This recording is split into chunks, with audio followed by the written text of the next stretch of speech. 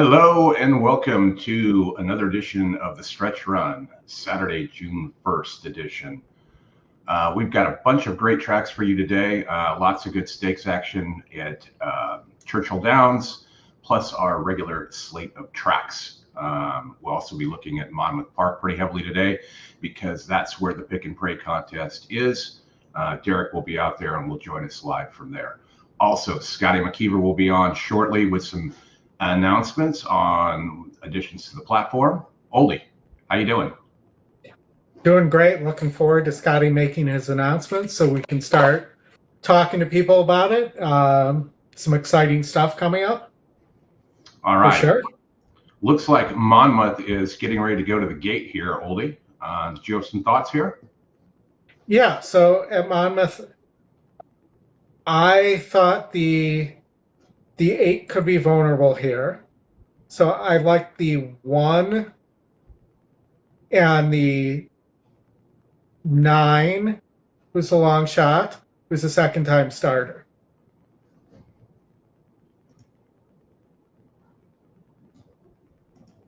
So those are where I would go here, the 1, the 9. If you're looking for kind of a messy try here, maybe a 1, 2, 9, 8. Well, the 8's not the favorite anymore. I apologize. Was, but 1, 2, 8, 9 try box. I don't know if he's getting married, Jeff. That wasn't a topic in our meeting the other night. All right, let me get the sound on here. TV man to post 5.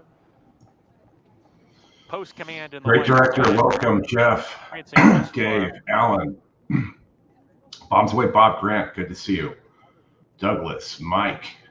Ranunculus. Holding on for a little bit. He's off to a concert. Lexi, Chuck, Scott, Joe, Buffalo Mike. Welcome.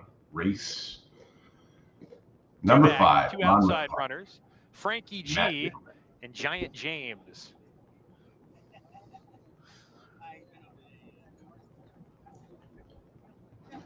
We'll definitely ask him that question. Frankie G goes in, and Giant James to the outside post to complete the lie. We're ready to go.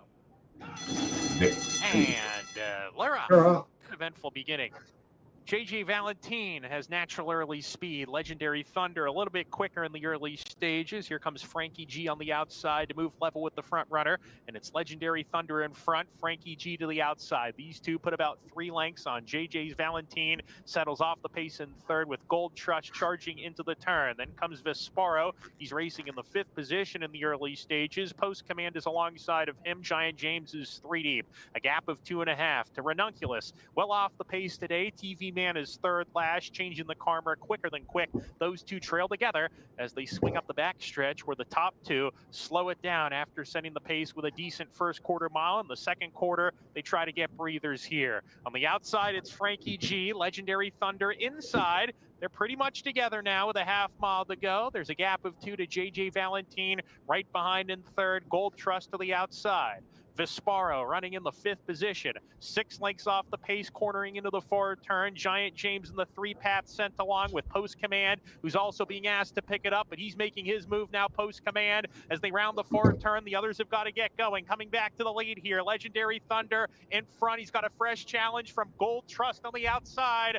Gold Trust and Joe Bravo soar to the front. Legendary Thunder behind in second, attempts to re-rally. J.J. Valentine third, 2.5 behind in the final furlong. Gold Trust. Didn't have the 7. Legendary Thunder with a 16th to go. That's a nice 8-9 exacta. Still third, plotting in place, and Gold Trust gonna do it at 5-1.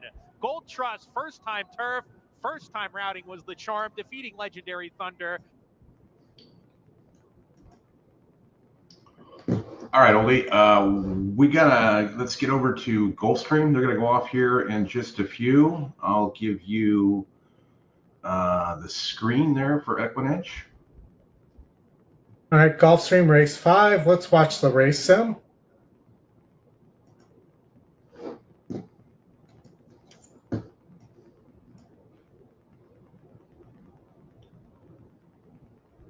The race sim thinks the 1 will show more speed than the pace number thinks.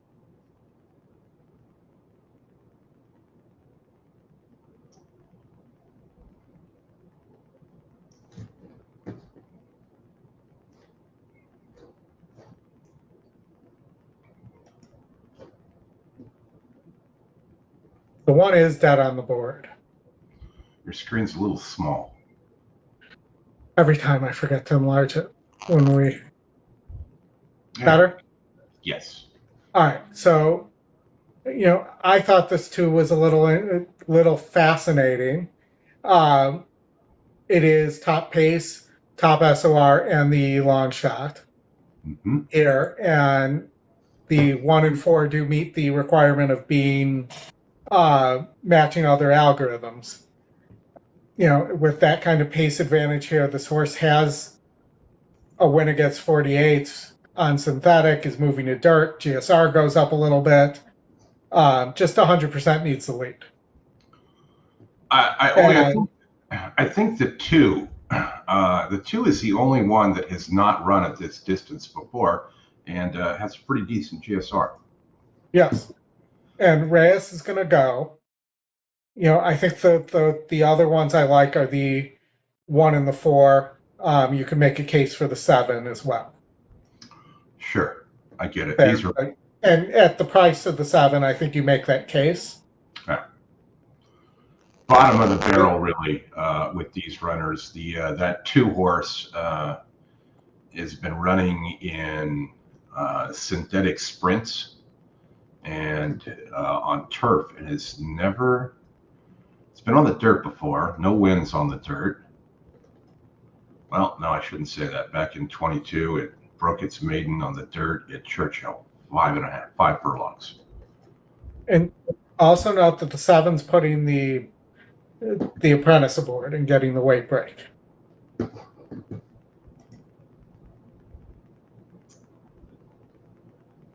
And so while the 4 and the 1 have done well at this level, that they both have wins, and the 4 is dropped last time, is off a claim. That's Jaramillo here. Those are the top 2 picks. They're likely to be your winner. Don't like the 3 at all. But the 2 I think is worth a look in your try and maybe a win place show. For sure. These are bottom of the barrel claimers here at Gulfstream, 62.50. And I also think it might be worth it just playing a 2-9 exacta just in case it happens. I'm sorry, 2-7, not 2-9. Yeah. There is no 9. All right, let's get out to Gulfstream here. Kenny, how you doing? Tony, welcome. No Naira racing this week. Taking a week off before the 4-day Belmont. It's Saratoga special. Marco, welcome. Jay, welcome. Yep. All right. Corey was at National last night and won both of the big races. So one of them was a gold badge with a plus 7% ROI on that one. So I think it paid 8 something. Had to sweat a photo on that one, but he got it done. I was talking to Scotty last night about, I mentioned this on the before the show started to Chris, about the lost art of the top 3 GSR angle, especially on turf. No, Scott, it's just a 4-day meet up there for the Belmont only. Thursday to Sunday, and then they're back to active. Saratoga will start up as normal in July. Hello, Mike. Welcome. Last 2 up are 77 Cat. 77 Cat. 70 Cat. 70. It's a lot of 70s. To the outside. Lots of 7s. They're at the post. And they're up. Good start. From between horses, it's Underlay who went looking for the early advantage. Sent through is the favorite. Boldness is up the rail. He's up to challenge. In between horses, Holiday Fantasy gets the spot he wants. He's in a flanking position on the outside of the favorite. Fourth is Dream Trap, then back to Zonic, racing ahead of BG Lee. And the early trailer is 70 Cat. Well, there's one gray. Side by Usually side, win. a length off the leader, Underlay, who went 24-2 for the opening quarter. It's Underlay in front by a length. Holiday Going Fantasy too fast. with the gray Boldness who's at the rail. Not Gap of 2.5 to BG terrible Lee for on my a mid-race move. Trejos angles him to the far outside to race in the clear and but fourth. for this level, Back to might be Dream quick. Trap. The two at the back are 70 Cat and Zonic. They make their way past the half-mile marker. So Holiday Fantasy is going to get the head start on Boldness, who got shuffled back pretty severely there as he did not maintain his spot toward the rail. BG Lee is up to third. These top four have a big margin on the rest of the field through a 47 4.5 mile. On the outside, Holiday Fantasy shoves a half length. I'm going to be wrong about that 3-horse. 5 is BG Lee. Down at the rail goes Underlay. Back to the outside goes Boldness with a 1/4 mile remaining. On the inside, Holiday Fantasy fights. Interesting trip for the one, for sure. BG Lee on the Yeah, outside. not sure what he was doing there. 113 Now and he's 2. like 12 BG Lee feet wide. gets away with the lead, and he tries to kick away from the inside. Holiday Fantasy Pretty down the center and tough. Boldness. They come past the 8th pole. Yeah. Go Trejos trying to get one He's gonna more get it. furlong from BG Lee. He's been doing Holiday it the Fantasy's opposite. coming back at him. BG Lee and Holiday Fantasy. BG Lee driven out. BG Lee.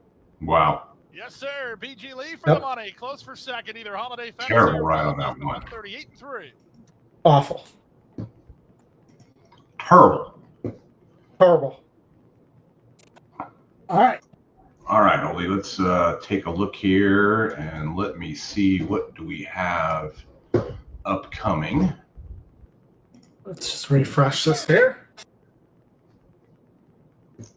We have Horseshoe race 10 in 5 minutes, it looks like. And we have Laurel race 6 in 7 minutes. Okay. Horseshoe is all quarter horses today, I believe. And this is a 400-yard stakes race. And they're off in the race sim, which has been pretty accurate today here. Looks like big pace number advantage on the 2. Also horse to watch. You know, has a win over 64s. Hasn't broke as well the last 3 times out, though. And I think the break is going to be critical here, as it is typically in quarter horse racing. The 9 from the far outside has a win over 68s. And, you know, looking here, this horse has overcome non-perfect breaks. The 8 at 11-1 was close against 72s. Let's see what else we have here. That's a grab bag. Nothing there. Now, the trainer on the 2 also, Oldy, he's 25%, 12 times first race with the horse here. So he's also second off. Grade 2 winner back in April. Yeah, no, I think it's the 2. I mean, it looks to me like 2, 9. And then if I were to throw something else in there, it would probably be the 8. 7's the long shot, 1 for 13 at the distance. The 8 is 0 for 4 at the distance. I would stick with the higher GSR horses, potentially even using the 4. I looked at the 4. The 4 is a little interesting. I just look at that Derby trial against 54s. And this appears to be, well, I guess it finished 6th against 66s, but didn't break well that day. It just doesn't seem to pass anybody, so it's going to end up where it breaks. Pretty much. Is what I'm seeing. Churchill, I believe they're still on the turf as of now. Yeah, I've not heard any. They're still listed as firm, even though I can see it's raining on their camera right now. Yeah. I think there's some interesting prices at Woodbine today as well. And, I have a Woodbine pick 5 for later, but if we want to take a quick glance, we have Laurel coming up after Horseshoe. How close are we getting to Horseshoe here? They're still in the paddock. So it could be a few minutes. Laurel, they're out on the track, 3 minutes to go. So if you want to flip over to that one, I'll see who's going to go first. Looks like they got. All right, Laurel. Started their late pick 5 on the turf, an allowance non-winner of 1. You have 7, who's a horse to watch. Your E top pick, top win, or Scotty top pick, top win. You have the 5, who's second pick, second win. And then you have the 1 who has a nice E morning line angle, but a drop in GSR. Mm-hmm. And is your long shot. And also is top SOR. A lot of top SOR long shots today, too. And you can see against 60s, you can see against 52s, this horse might be a factor if this was on the dirt.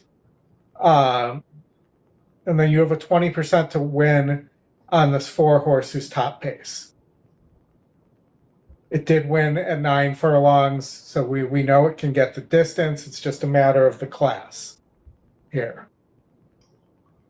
So let's run the race sim and see what the race sim has to say.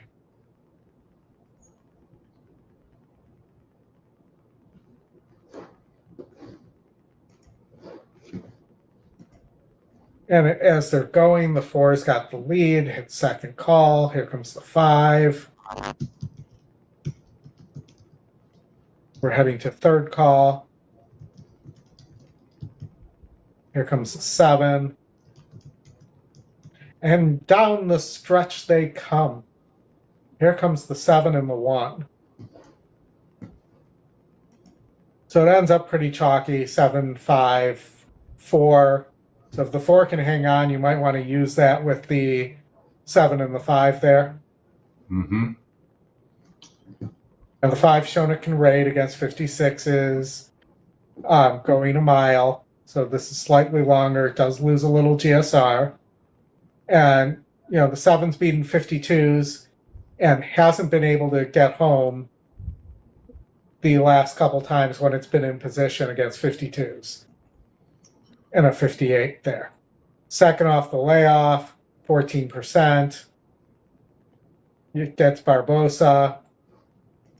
They are only 8% as a combo, so Barbosa doesn't necessarily end up on live horses for this trainer. So this might be one, based on the pace scenario, and there's not a lot of pace here, and that the horse has a habit of not getting up. This might be one to use underneath.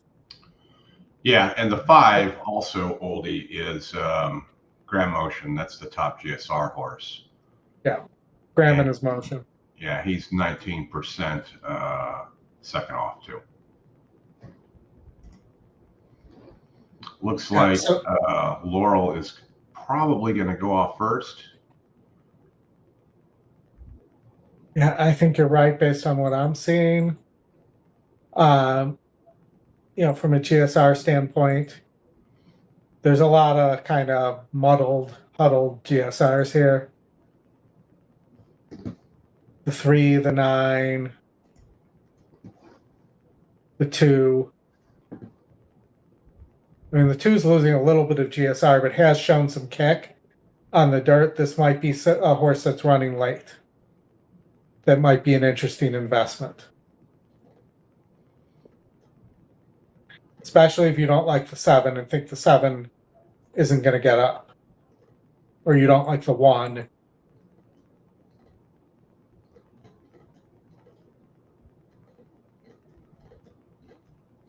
So I'm going to play, because I'm looking to make some money here, not just play the chalk. I'm going to play a 4-5-2 exacta box. Okay, Oldy, they are going into the gate at Laurel. Patrick, welcome. Rico. Loading in the girl from Ireland, Midsummer's Eve. Bobby. Scotty should be here shortly. I'm just looking. Oops, I didn't mean to do that. That is the contest leaderboard. Girl, Accept Temptation. Jamie Rodriguez up. Imagine the Odds. Congress Hall. 2 is now 4-5 at Indiana. At 318 entries. Beautiful, gorgeous. Oldy. The prizes look impressive. They are.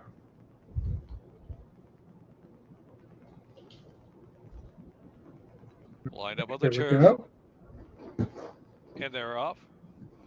A slight bobble there for the girl from Ireland at the start. Imagine the Odds and Accept Temptation. Midsummer's Eve on the inside, eager to go to. So I would describe that as sub-ideal. Accept Temptation. And the outside, Imagine the Odds is racing third position. Next girl travels in fourth. The girl from Ireland is next in fifth. Chalichna is sixth and Four's 7 ranked. lengths from the early speed. Congress Hall ground saving round the turn. And beautiful, gorgeous in the back of the pack, about a dozen lengths in the front. Midsummer's Eve shows the way. Midsummer's Eve leads a control length in front from Accept Temptation, and Imagine the Odds third out of the inside. The girl from Ireland out of the clear from fourth position, and Chalichna is fifth, 6 lengths off the pace. Next girl, then Beautiful, Gorgeous, and Congress Hall last of them all. About 9 from front to back now. Midsummer's Eve bounding along 3/4 of a length from Accept Temptation in second. Not much pressure on Midsummer's Eve. Accept Temptation, Imagine the Odds is third. The girl from Ireland, Chalichna, trying to get closer now, has 5 lengths to close in, is yet to be asked for best. Then to the inside is Congress Hall. They're followed by Beautiful, Gorgeous, and next girl trails the field. Round that turn, Midsummer's Eve tries to get away, but Accept Temptation is right there to quicken up and to grab the lead. The girl from Ireland is coming. Imagine the Odds is fourth, just in behind him, and Chalichna. Now ask the question, Chalichna. So about the 4 or 5 path, they're into the stretch, 360s left to go. The girl from Ireland from Accept Temptation. Chalichna trying to quicken up now from between horses. Big an opening fair for Chalichna to sneak on through, but the girl from Ireland's got the jump. The girl from Ireland, Chalichna, the girl from Ireland. Lucky she was today. The girl from Ireland from Girl from Ireland, and we're going in the gate at Indiana. Secret Horn has joined Keystone. The girl from Ireland, Oldy. That was the second pick.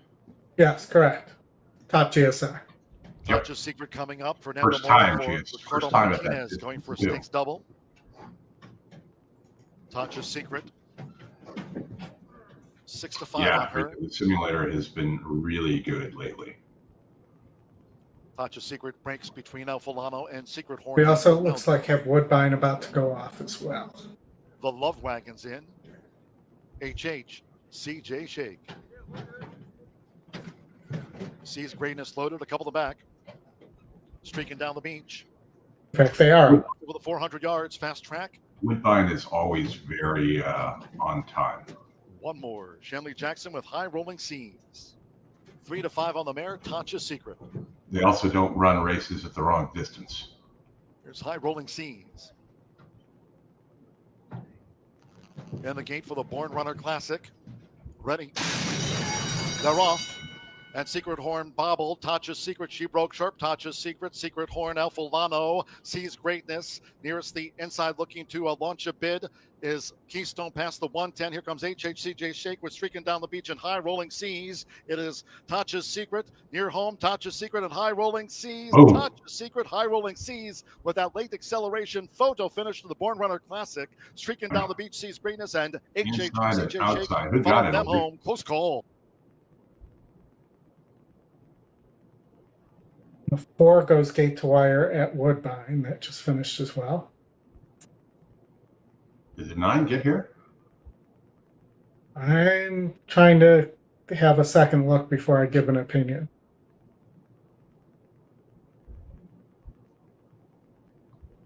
Trying to get a pause, my pause game on here. I'm not sure. It was really hard to see from, there we go. Inside, outside. Win photograph. 9's not even there yet. Oof. Here's after the post. Yeah, after the post. Yeah, that's close. What do you guys think? Really close. Who got it?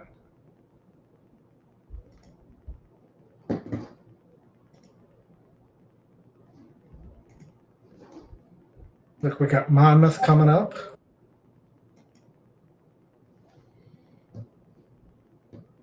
I think the 9 gets it. I like your thinking there.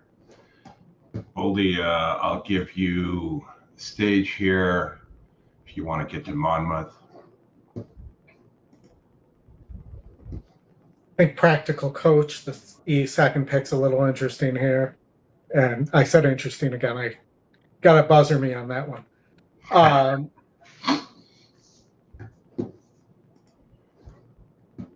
You see we're already at the second call to the stretch. System thinks the 3 is a little interesting too, if I repeat myself. Again, the 1's a horse that doesn't seem to get home. The 5 gets home. The 3 gets home. Sometimes. Brian likes the 8. The long shot. The Spotted Bull. Does have a win over 58. May get the pace to run into here. And I do like when you see a huge cluster of pace numbers like this, and then you have 1 outside of that.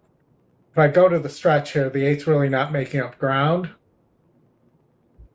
But it also thought that the 3 would get an easier lead, I think the 5's faster than the system is giving it credit for right now.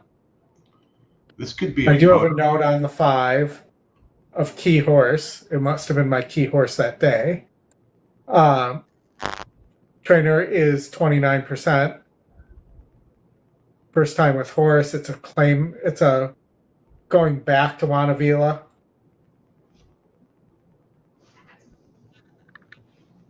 So let's say we drop the 1 there. Let's do a $6 pick 3. Let's add the 8 in there. We're waiting for Scotty to come on, and you will get that information shortly. 5, 8, 11 yes, we are here. covering Churchill. We just can't show the races, but we will be covering Churchill. They have a stakes race only going off, the Arlington Stakes race going off in 4 minutes. I laughed. You remember I laughed the other day about that. Dead heat. We were just chatting. Dead heat at Horseshoe. The 2 and That the was 9. the one thing we didn't think about. That heat.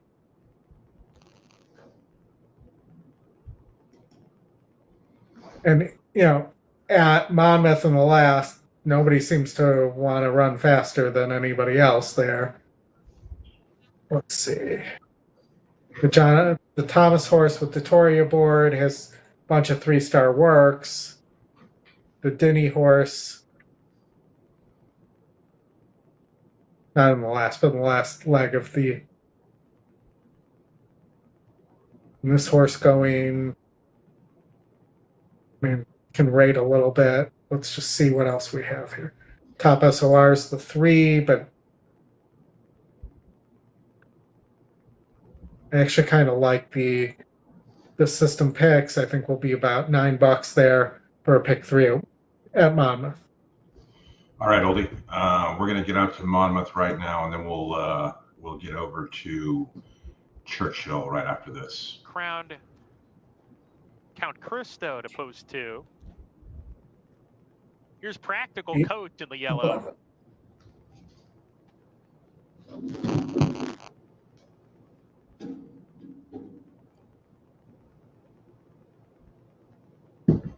Mundo Bix in the orange and black.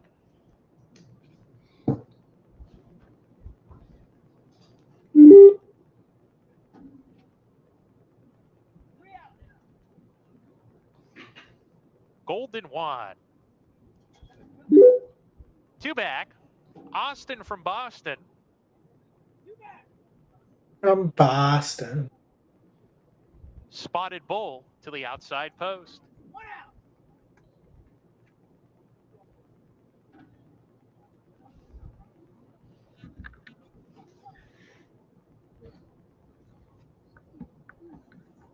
Waiting for Spotted Bull to take his spot. He goes in. We're ready to go. And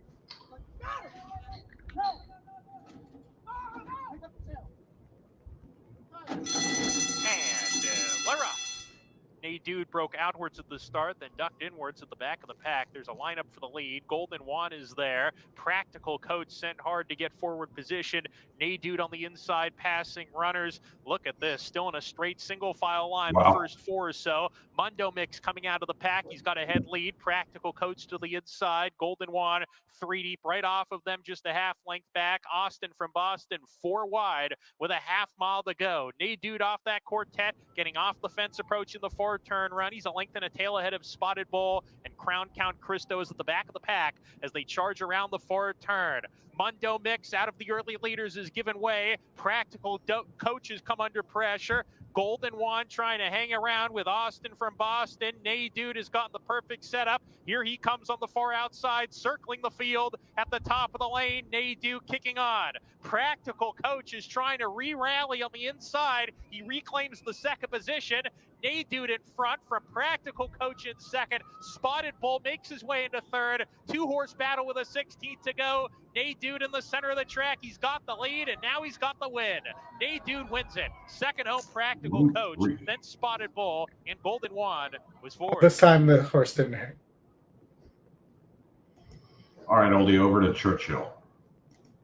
All right, Churchill. Scotty, I can tell you, loves the 2-horse Emmanuel here. You're getting 4 to 1.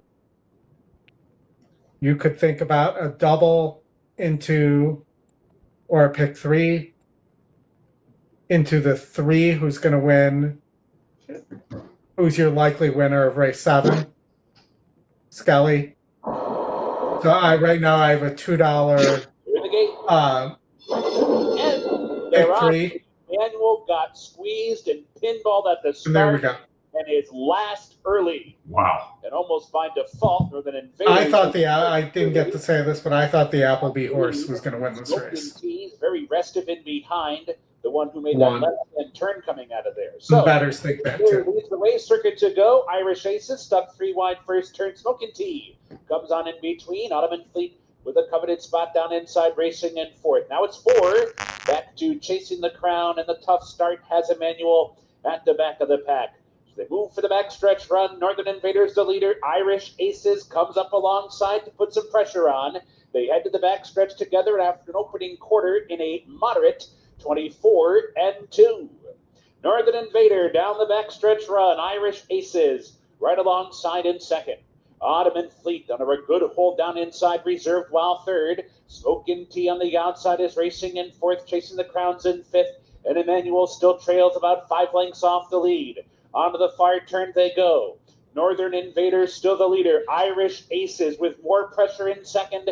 They round the far turn, still going head to head. 2 lengths back. Ottoman Fleet's given more rain while third. Smoking Tea fourth, Chasing the Crown. And Emmanuel off the turn. Irish Aces comes up to grab the lead. But in the meantime, Ottoman Fleet has been produced down the center and is coming with a run. And Chasing the Crown is rallying too. Inside the final furlong, Ottoman Fleet is up for the lead. Opening up by 2, Chasing the Crown's a bit green. Crushed by the 3 or crushed by the 2? Oh, the 1, I mean. Holds on to do it. Ottoman Fleet the winner in the end. Chasing the Crown was second. Irish Aces with... Chalk, Oldy. Yep. Gulfstream. Predictable. Chalk. There, I mean it. Race 6, 1 minute. It was Appleby. Race 6, Gulfstream. 4 is your heavy favorite. Well, we'll say pretty heavy favorite here. Let's look at the first-time starter. It's getting Edwin. Race GSR is by Oscar Performance. The trainer is over 1, so you can't really take much from that with first-time starters. But I'm at least, this is at least a horse that is interesting to me. See, I did it again. I gotta stop it. The Brandon Walsh horse is going from sprinting to this is a route here, getting a bump in GSR, has some nice works. Probably looks like might need the lead. You know, the rest of these GSRs are just clustered. The 3 as well has just missed at this level. And against at this distance. Hey, Bob. 6 is a set. They're off. Real quick, Bob. We cannot show any Churchill content. So you only get the audio when we have to go to Churchill. You could send them a tweet and ask them why. We don't know. Scotty just sent a text over about 15 to 20 minutes. He will be over here. So stay tuned. I will say the other thing to pay attention to on this too is that that it's getting back. And this is also the first leg of the Gulfstream Turf Pick 3.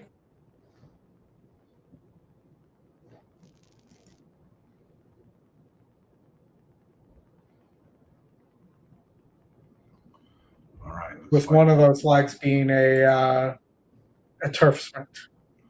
They are moving over to the turf, Oldy. I've got it all queued up for you, and the sound is on. So if you could just blast that up. When it comes up, I will be right back.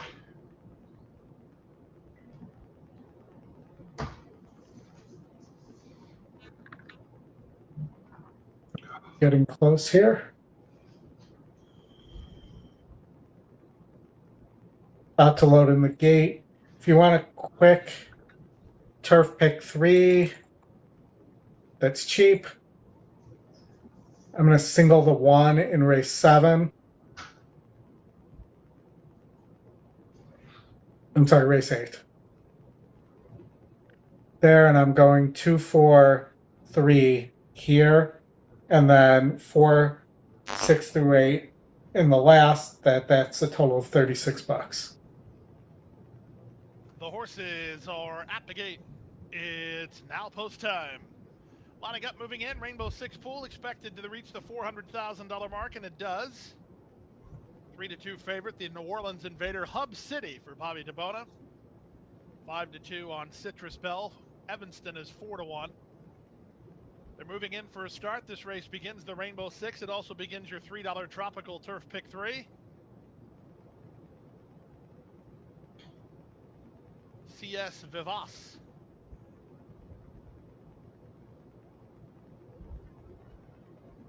Waiting for Roseview and Carnhill.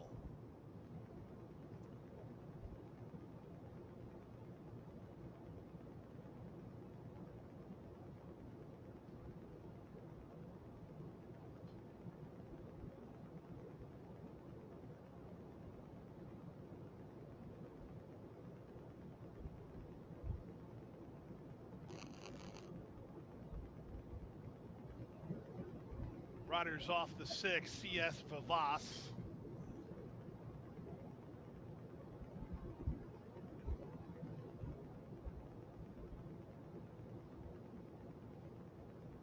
Stand by.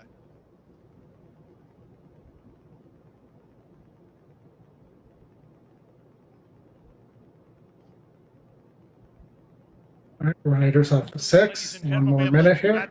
Late scratch of 5, Hard Spice, who was fractious in the gate. There is a scratch of 5, Hard Spice from this, the 6th race. If you had the 5 as part of your Tropical Turf Pick 3 or your Rainbow 6, please return to the window and exchange it for a horse who will be racing. The 5 will not. There'll be consolations paid in the daily double in the Pick 3.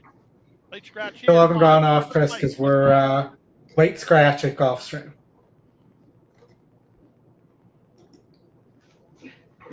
Marco going to play the 2. And 2's getting bet. It's 10 to 1 on the morning line. 5 at 60 to 1 is being scratched. No major loss.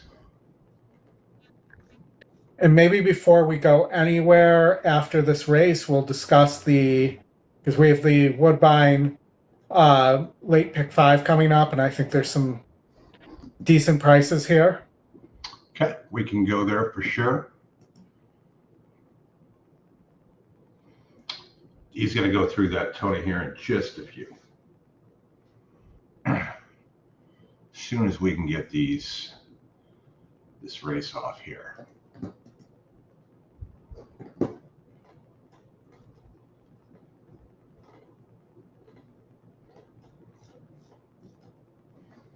Derek will be with us in about probably half an hour, 40 minutes, right after Scotty. He's live on site there at Monmouth.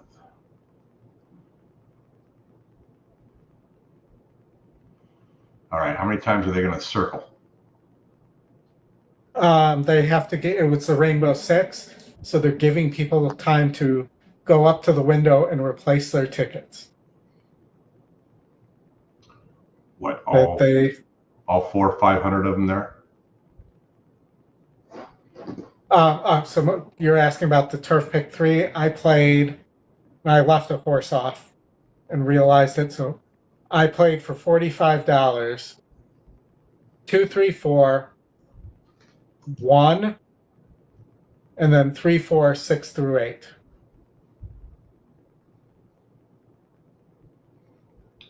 Two, 3, and the 4 here, huh? Yeah. Going inside. 7, good-looking gray horse.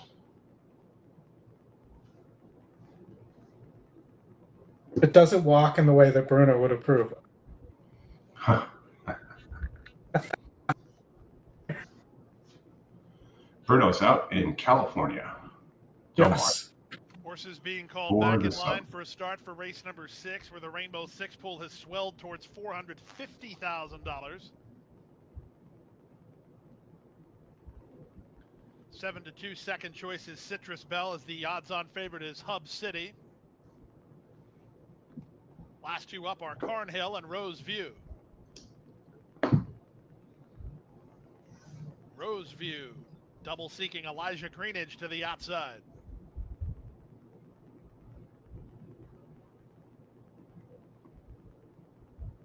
Good luck, Rico. Brandon, the announcement's coming. Scotty's about probably, what do you say? Probably like 10 minutes. 10 more minutes. 10 to 15 minutes. Off and running. Excellent start for Hub City and a good start for Carnhill. They're the first 2 to break. There's your good-looking gray horse. And third at the rail, it's Evanston in front of Citrus Bell, and CS Vivas is the early trailer. Carnhill, the early leader. Carnhill and jockey Hector Diaz Jr. over to the rail and on top by 2. On the inside, it's Hub City second, while angling to the 2 path to flank the leader now. That'll send Roseview 3 wide. Meanwhile, Gonzalez has Evanston 4th toward the rail, racing ahead of Citrus Bell, who's in the red cap, and 2 back to the trailer, CS Vivas. 23 and 2 for the opening quarter. The leader is Carnhill by a length and a half. Second is Hub City, 3 across the course after that. In the middle, it's Citrus Bell. Along the rail, it's Evanston. Out in the middle goes Roseview, and the blue cap of CS Vivas. Last of all, they go to the half-mile point. It's Carnhill in front. Carnhill to the far turn, leads by a length. In between horses, it's Hub City, 3 wide. Roseview trying to keep pace with them from third. Evanston patiently handled 4th at the rail. Stuck in traffic is Citrus Bell. CS Vivas tries to get a rally together as they reach the top of the stretch. Carnhill yet to be headed. She has the lead by almost a length. From the outside, it's Roseview second. Hub City needs to do a touch better than that. Off cover comes Citrus Bell. At the rail, Evanston. Over the top, CS Vivas. They still haven't got close to Carnhill. 1/8 of a mile to go. Carnhill by a length Rico is going to move City on. Re-rallies to the leader now. Second from the far outside. CS Vivas is charging on. Yeah, you didn't see that 6 coming, did you? Neither did I. Carnhill. CS Vivas and Carnhill. Here's the wire photo. Wow, that was close. Wicked close. Did Ferrer get up or did Diaz hold on? It's Carnhill inside. It's CS Vivas outside and 129 flat. Tony, Bruno will probably be off until we get to the summer, Del Mar and Saratoga. I think you're good. Rico. Yeah, nicely played, Rico. I hit the all on the next race. Nice.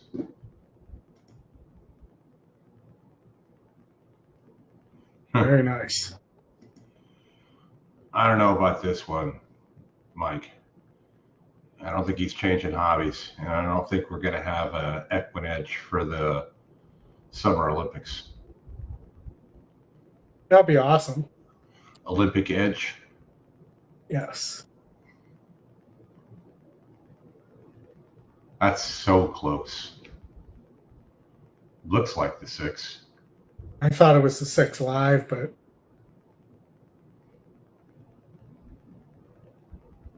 looks like that's just past the mirror. yeah. All right, Oldy, I'll watch on this. So you want to go through the Woodbine pick 5 there?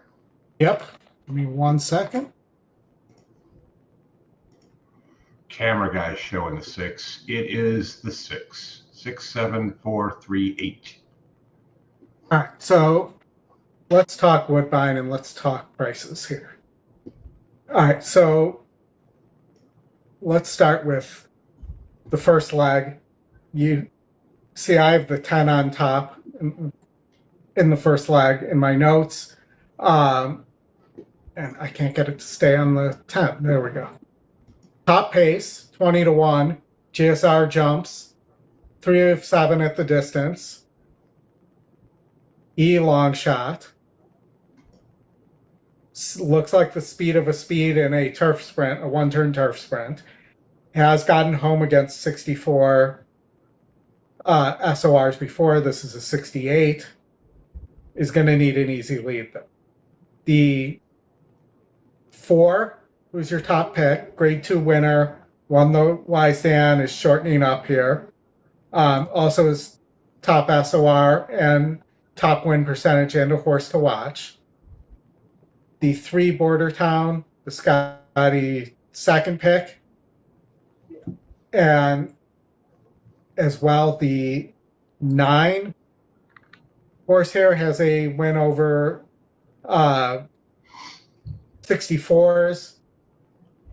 The 8 horse for Brissett, first, coming back to the turf, was grade 1 placed on the turf. So obviously this horse was pretty highly thought of at one point. So that there's some potential prices here with the 10, 8, 9 in there. The as I run the race sim as well. Yeah, Steve, I did see that, and you could see that in the photo at the wire there, that the 10 was the 7 horse jockey was standing up. It did cost him the win. Yeah. Good luck, Alan. Alan's alive to the 4 and the 10 here in race 6 from the early pick 5. Good luck, Alan. The race sim doesn't like the 10 here, but has the 3, has it the 3, 4, 8, and 9. All right, then on to the second leg.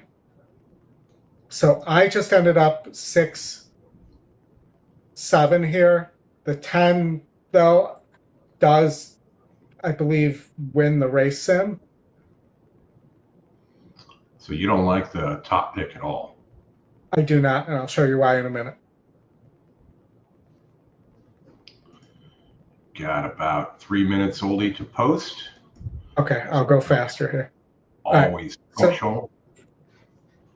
So it has the 10 winning, but the 7's a multiple grade 3 winner on synthetic, going longer. Has 1 at 7 furlongs as well, shortening up. I like the shortening up here. And the 6 for Kevin Attard, lots of yellow, top pace. I think there's a good chance, this horse is beaten 70s, has multiple wins at this distance. I think there's a good chance this horse can win this race on the front end. And if I look at the top pick for Cassie, it's beaten 56s, barely beat 64s on the turf last time out. I just didn't see why this would be a better horse than the 7 here. Yeah, Bob, you are not wrong. Just about every track internationally has the shutter cam. I mean, in Australia, they can show it to you instantly who won. All right, so let's march on in the interest of time here to the turf race here. I'll just start it to the stretch in the interest of time here. The 7 huge GSR of 91 is a square there, grade 3 winner for Brandon Walsh. The 9, who's the long shot, also top pace for Cassie, and his second win. And then the 5, who's your favorite, also for Cassie. Okay, the jocks are putting on the goggles, and we're getting close, Oldy. All right, one other horse I want to point out. The 6 horse, who is not the favorite on the morning line, is your King's Plate winner and King's Plate trial winner from last year. Already won earlier this year, is going to be lone pace based on the scratches, even though, Cassie may send the 7. I don't think he sends both horses, though. And if that happens, the 1 should clean that up as well. And then the last race is an absolute grab bag. I want to call attention, because the system doesn't have a high win percentage, to this Cassie Firster for Mendelssohn with a 76 GSR that has excellent works. All right, let's get out to Woodbine. Okay. That's the ticket. Late money coming in for Bordertown, who's at 3-1. 5-2 for Stitched. Roaring 40's about to step in. So not quite there with horse 4 Stitched. And then Oldy, after this, we'll go straight to Monmouth. Yes. Straight out of Monmouth. Straight out of Monmouth. Goes up now. Joining the line is Roaring 40's. Clear Destination will be next. And Jose Campos on Skies Not Falling.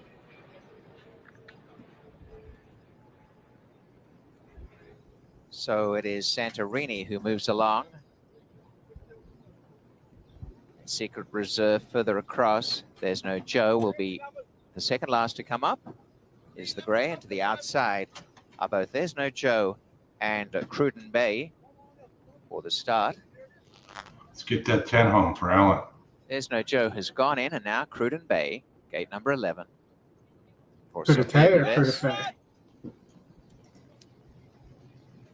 Now they're set to run all in, locked up. The reaction there. Yeah, Mike, we went over that. The 7 did Skies Not stand up Falling. right at the end, cost himself the win. Settle. On their way, tossing the head Cruden Bay. There's No Joe, won the start nicely. And going out in front of Santorini, Roaring 40's and Stitched on the inside. Bordertown on the rail. Just behind them is Skies Not Falling. Cruden Bay drifting back early in the stages of third last with Clear Destination, Olympic Runner, and about 3 away last, Luckman. There's No Joe has gone out in front. And now Secret Reserve pushing up on the outside to second spot. A length to Bordertown, Stitch. And Roaring 40's is 3 wide just behind the top 2. And a couple of lengths away came Santorini from Skies Not Falling, Cruden Bay, Olympic Runner, Clear Destination. And last is Luckman. 23 and 3 the first quarter. And they head down the side with There's No Joe and Secret Reserve, the top 2. A length away third, Roaring 40's. Bordertown is over on the inside from Stitched. A length away, Santorini coming into it, as is Skies Not Falling. A break the others, then Cruden Bay, Olympic Runner, Clear Destination, and Luckman turning, and now Secret Reserve throws down the gauntlet to There's No Joe. 3 wide, Roaring 40's as Secret Reserve has gone to the front. Stitched and Bordertown the centre, and down the outside, Santorini, Skies Not Falling, and Cruden Bay. They're wide across the track, and Skies Not Falling and Cruden Bay go up with Bordertown and Secret Reserve, and down the outside, Cruden Bay has gone by all of them. Cruden Bay deep on the track has shut them out at a big price, and what a beautifully turned out horse to win it. Cruden Bay, 3 to Skies Not Falling, Bordertown and Secret Reserve 3rd and 4th. Cruden Bay, Oldy. Cruden Bay. don't see anything in this horse's past performances that would have indicated that kind of performance there. 1 point GSR increase. The 4 got stuck inside with traffic, couldn't get out. Yeah. But all right, yeah. Monmouth. All right, Monmouth. Turning the page, moving on. I already have Monmouth up.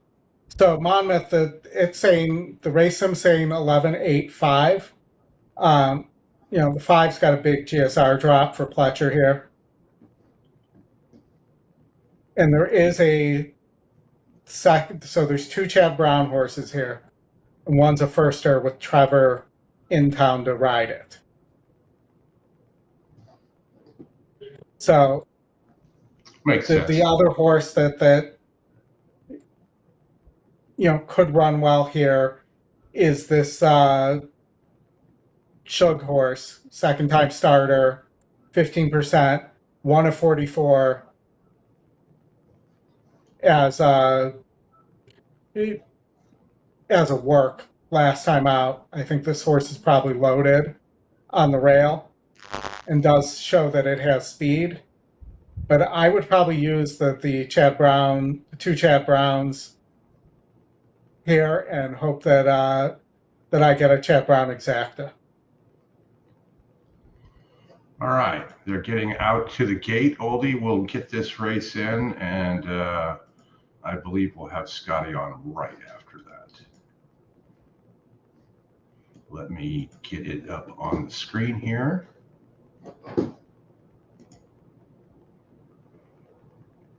Attempted to hammer a Churchill Down race 7, race 8 double.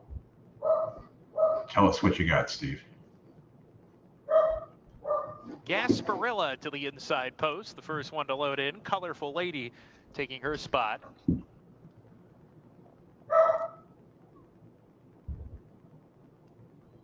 Here's Celestial Express going forward. The 2 Chad Brown entrants catalyzed. Positive Carry goes in as well.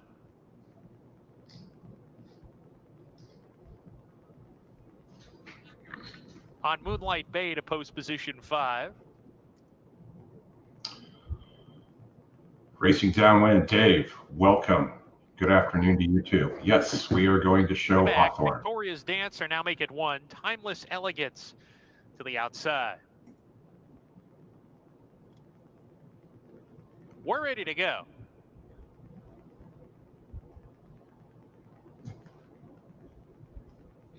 And we're off. Victoria's Dancer had to take up coming out of the gate, drops to the back. Wrigleyville has early dash, catalyzed from the inside, takes second.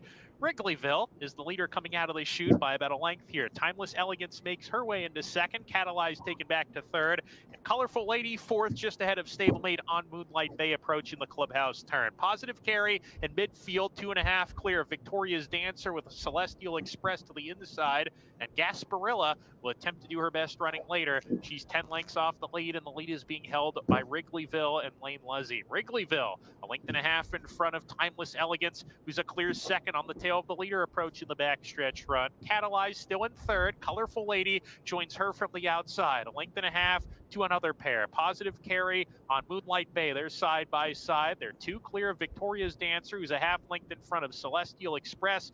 Gasparilla joins that rival. Get off the rail now, is 8 behind as they start to pack up just a little bit. Approaching the 4-turn run. Wrigleyville with the ears pricked up. Approaches the 4-turn, a length and a tail ahead. Timeless Elegance asked for a little more by Frankie Dettori, now second. Catalyzed third. Colorful Lady to the outside as they sprint in the final 3 furlongs. Positive Carry in the 5th position. Attempts to reel in the front runners, is getting going. Positive Carry swings to the outside for the stretch drive. Wrigleyville off the turn is kicked away to a 3-length lead. Wow. Catalyzed taking the second spot. Timeless Elegance calls it a day. Positive Carry into third. 16th to go. It's Wrigleyville in front by 2.5.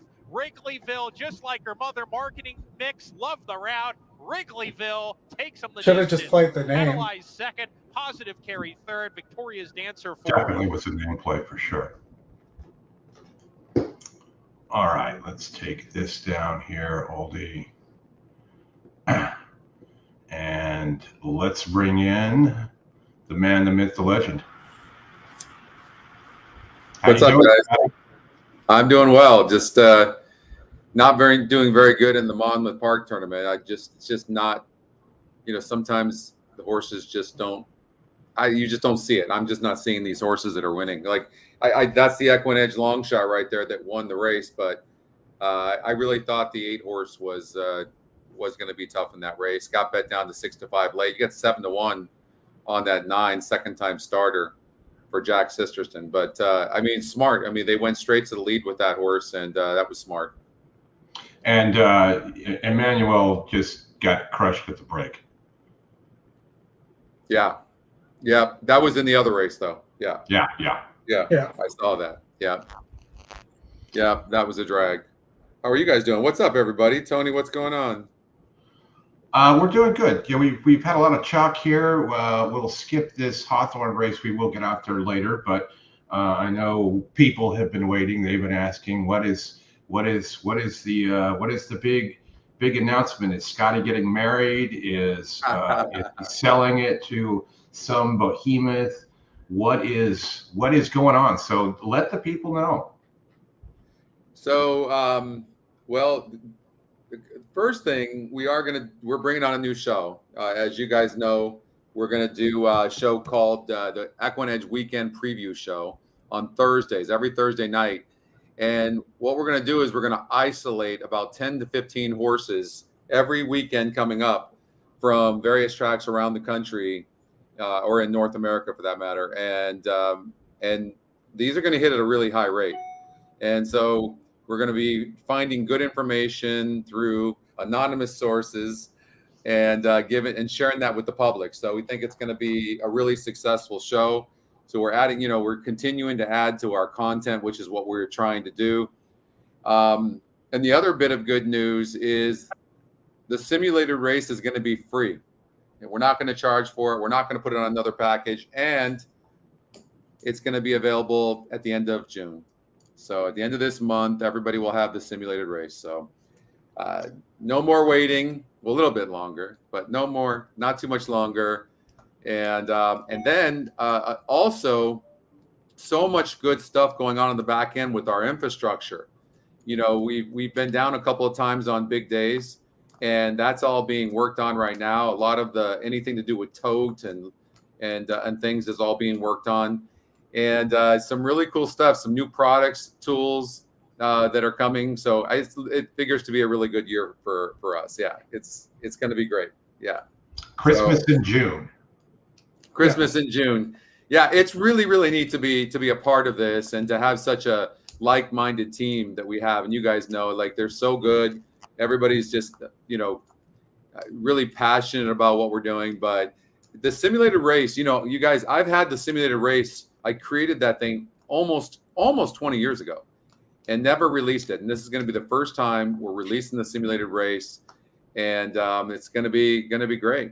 And so excited to share it with the community. No, I think people have been waiting for this for some time. We all get requests. Derek was going out to Monmouth today. He's like, can you send me the screenshots of all the finishes from all 12 races? Because he's playing in the contest. He's going to be on a little bit with us live from Monmouth as well. But it is good. I talked about this a lot in the coaching classes. There are some things that you can't just believe everything, right? No. I was going to say that. You've got to handicap when it disagrees with the top picks. And then you have to kind of do your homework even a little bit more. When they agree, then man, it's just money. But when they disagree with you still have to use the metrics, which is great. And so you what you want to just be careful for the simulator. I will tell you the winning simulator horse wins 35% of the time, and one of the top two finishers wins. I think it was 52% to 55%. I don't remember exactly, but it's pretty high. But you guys know that it gave me a first time starter at 51 to 1 or 53 to 1 at Aqueduct that I used to do really well over there. So and gave me another NHC berth this next year. So and then there are some first-time starters that it just completely misses. So you have to look at all of them together. But man, once you use it, you guys will agree with me. You don't want to be without it. No, and like one good one that it had yesterday with that mile race on the turf at Penn National, the one for 3-year-olds that Frankie won. That was a gold horse to watch with a +7% ROI, and I think it paid like $880. I mean, yeah, you had to survive the photo, but it did win.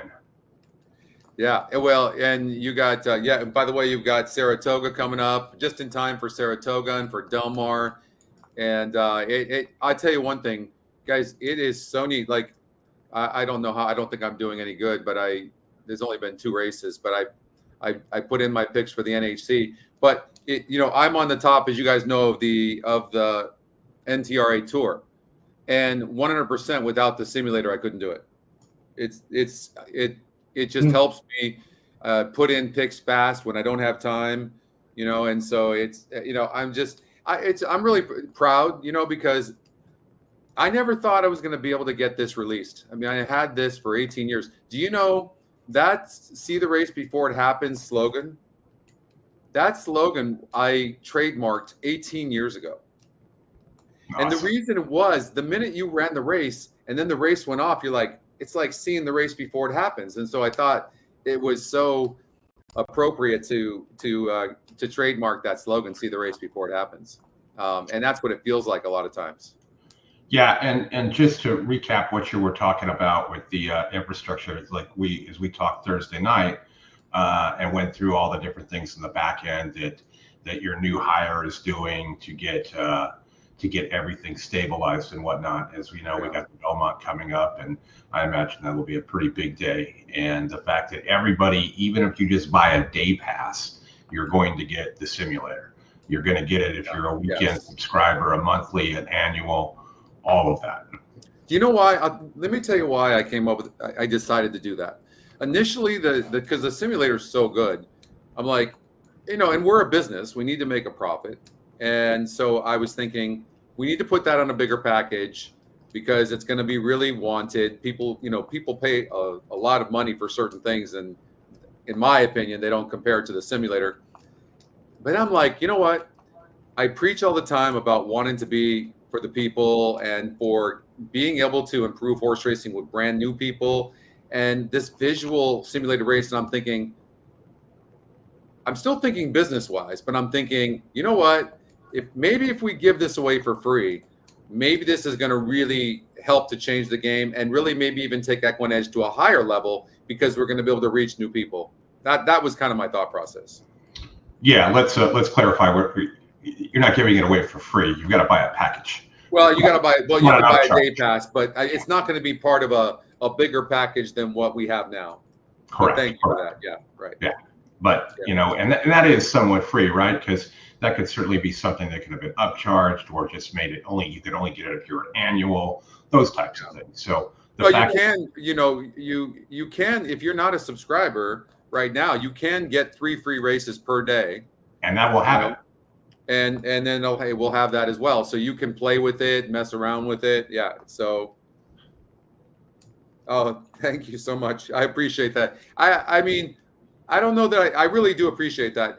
And I like to believe that I think of other people, but it was a business decision too. I'm thinking it could really help the business by reaching more people. And I think it makes EquinEdge more valuable to have a lot more customers and a larger community. And I think between all the shows we're doing, these are kind of tied in, right? Like adding new shows and creating that content online. And what a blessing for all the different tracks that are now letting us have the simulcast feed. Mm-hmm. You guys have Hawthorne now, I think, right? Yeah, Hawthorne, Emerald, Indiana Grand, right? Indiana Grand. I mean, always Keeneland, and of course the Stronach Group we have to give a lot of love to because they started it off by being selfless and having a broader mind and letting us show the the simulcast. This is not normal. What you guys are starting to see online is not normal. Like, you know, it's been a, how do you say, you know, they're not generous with their content and their simulcast feed. And I think the online side of this is reaching more people. And I just think because a lot of people are watching stuff online, they like being part of the community, they like being part of the chat, they like giving their opinions, they get to know people a little bit better as well. There's some damn good handicappers, you know, and so it's pretty cool. And I think, and hopefully it brings some credibility that I'm doing well on the tour. It brings some credibility where people go, well, he's using something to be able to do that, you know, and they would be right. And I'm using the simulator and the metrics, of course, and it's just been, the growth of the company has been unprecedented over the last 3 months, guys. So it's been fantastic. Yeah, we appreciate all the new followers and everyone else. So if you're not following the channel, please do it. It helps us out a lot, and like the show as well.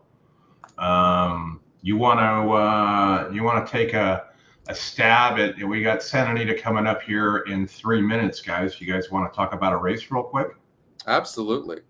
Okay, Oldy, let me give you the stage here. And Santa Anita race 1. 8 furlongs on the turf, maiden special weight. All right, so Scotty, let me ask you first. Do you like something here?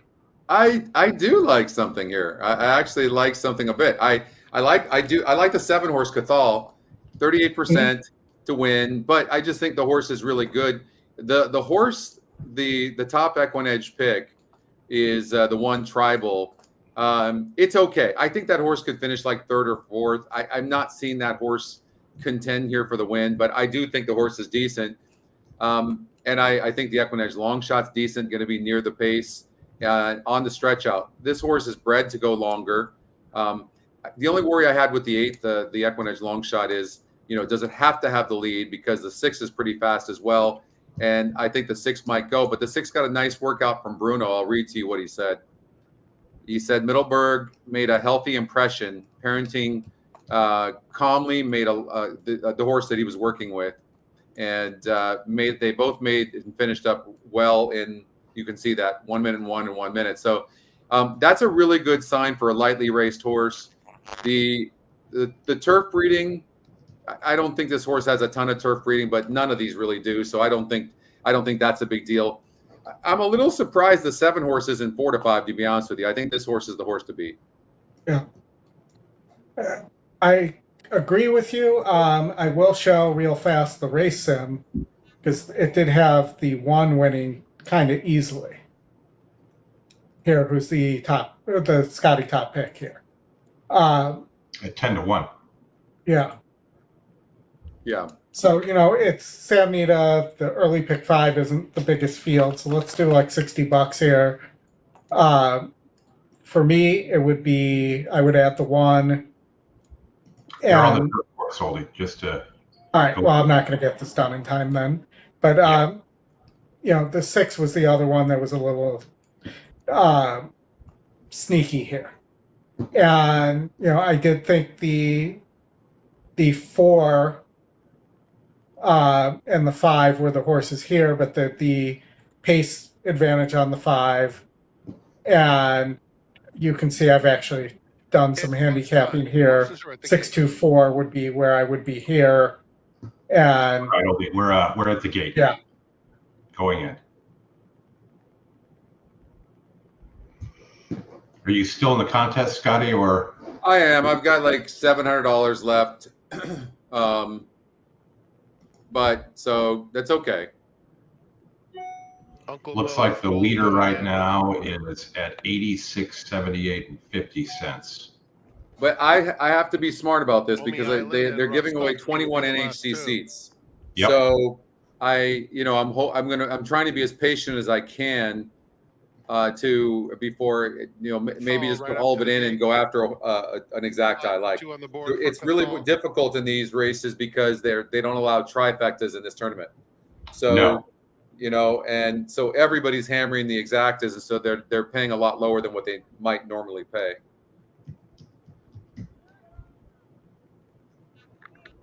In case the system is right, though, and that the race sim is right here, I did play a win play show on that. The one on that one. Yeah. I did a 1-7 exact box. And they're off. Good luck, everybody. Goodfella broke alertly, as did Uncle Mo's Gold. They're joined at the rail by Tribal, who's hustled up just behind the top pair. Middleburg is fourth in the early going, and Omi Island outside of them. American Glory is 6 lengths off the lead. Cathal is next. Rostovsky is outside of him, and Fausto trails. Into the first turn, and Tribal has been motivated to come through on the inside of Uncle Mo's Gold. Uncle Mo's Gold does maintain the lead. Goodfella 3 off the pace in third. That's a really fast pace, you guys. Yeah. Island is 4 off And the pace. where the 7 is sitting right now, Glory, if he's okay, then that's going to be a good position because they're going to go about 45 and change for the half. Stuck inside. We already had one of those today already. By 2 over Tribal.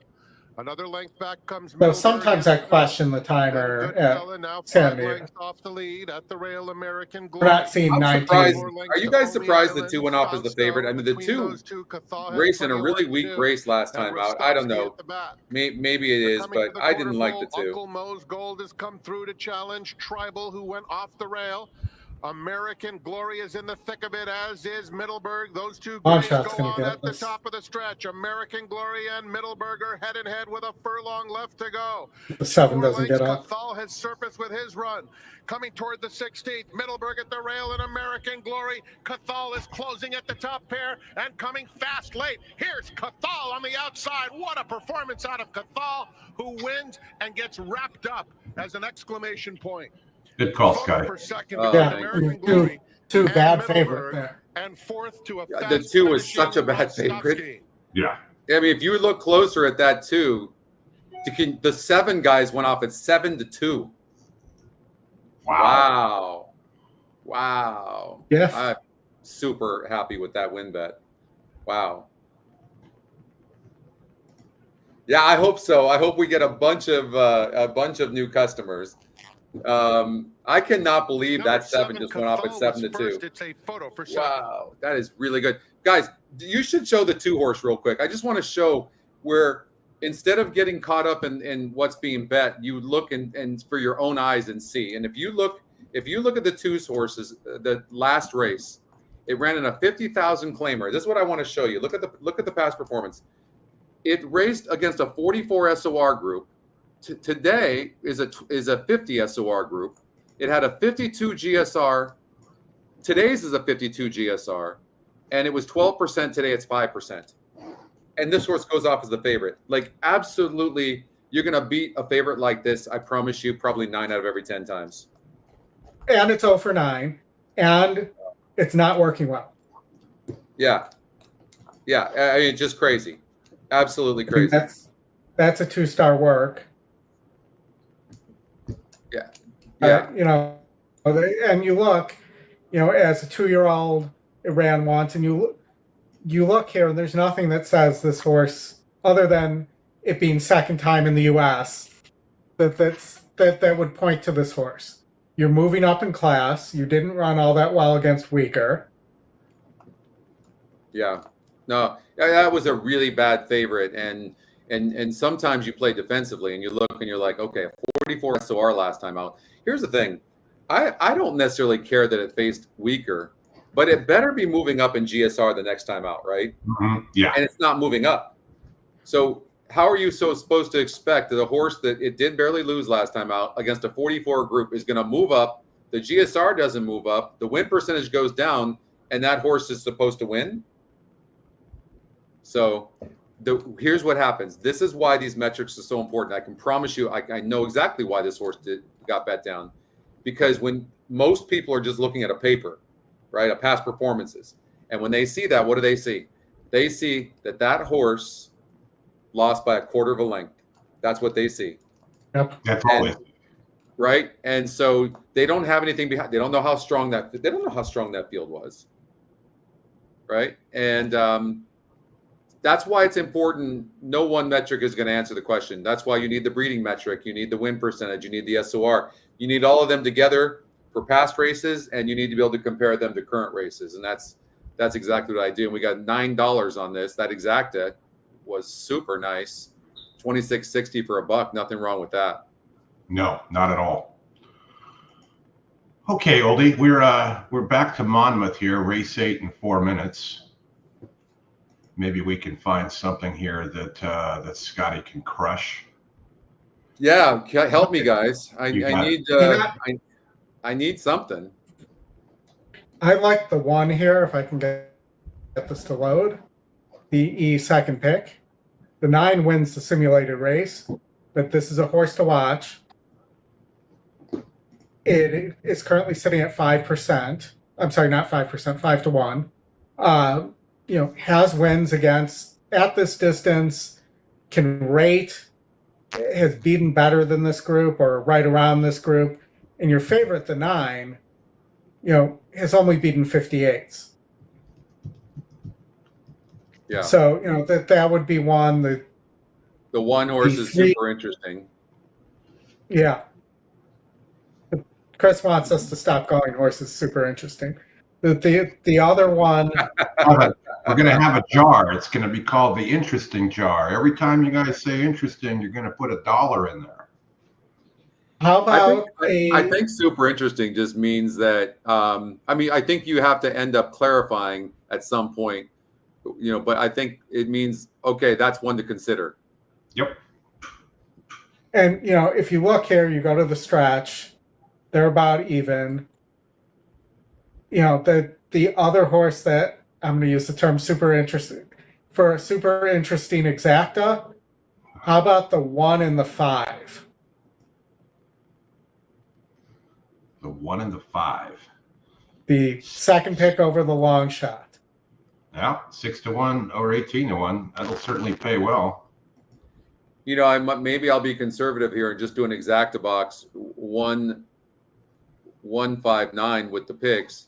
What I need to do first is look at the 3 horse to see whether that horse is getting over bet or not. So when I look at that horse, it won a maiden special weight, $100,000 race over at Parks. Barely won, but there was 11 horses. Then it drew the rail against an optional claiming for $100,000 allowance.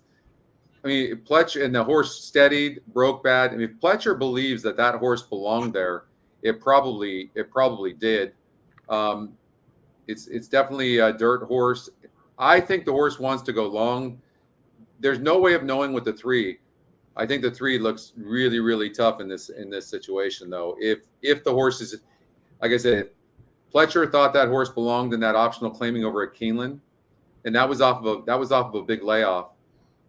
Yeah. And even with the trouble that horse had at the stretch, it was only 5 lengths back against some much nicer horses than this. I think the EquinEdge top pick is somebody you have to strongly consider, though. And the main reason is because of that post position. I mean, that horse can sit or show speed the entire time. And so if you're a trip handicapper, you're loving the 9 right now. So what are you doing are you going to play something in the tournament here? Yeah, that's what I'm trying to figure out right now. 0 minutes to post. They'll be turning around and going to the gate here. It's like Bob Ranny went out with a super interesting horse last night. Good for you, Bob. I will say on this. I'm trying to figure out what that means. Yeah, I don't know. That's a whole separate show, I think. Yeah. The one thing I think Bob needs to elaborate, or maybe not. I'm not sure. Yeah. Devin, nice single of that 7, by the way. Devin singled that 7. That's pretty phenomenal. Yeah. Guys, I'm just so struggling over at Monmouth. I think the races are super, super tough. The 3 horse, if the 3 horse is okay, then it's best. But here's what I'm going to say: why is this horse only at 11%? Why doesn't the win percentage algorithm like this horse that much? I mean, and also the other thing to consider, it was 41% to win that race over at Parks, and it barely won. Well, and Scotty, why was it at Parks as a Pletcher firster? Yeah. Or front Pletcher maiden instead of staying in New York or going to Gulfstream. Yeah. I'm sticking with your first thought, Scotty. The 159, the top picks, the exacta box. I played the same. There's no way of knowing what the 5's going to do. I am a little concerned about the 8 horse, but I think the 8 horse is more of a front runner, and the 8 horse is going to put a lot of pressure on the 6. They're going to be going, but the thing about it is the 9 can sit off of them. The 9 sets a perfect trip off the 8 and the 6 dueling, and then the 1's going to come on the inside and run good. I don't know what the 3 is going to do. I'm leaning towards the 139. That's what I'm leaning towards. But I think the 9 will probably win the race. I'm going to do a 139 exacta box. And the runners have now reached the starting gate. It's post time for race 8. Hopes and Dreams to the inside post. I will say this comment about the late rush on the 8. Nice late rush. On the Bruno work from April 13th might tell me that maybe this horse can rate. Bella Queen coming up. Where they've been trying to get it to rate. Right. But granted, after it ran the same way after that workout. They are getting ready to go. Good luck, everybody.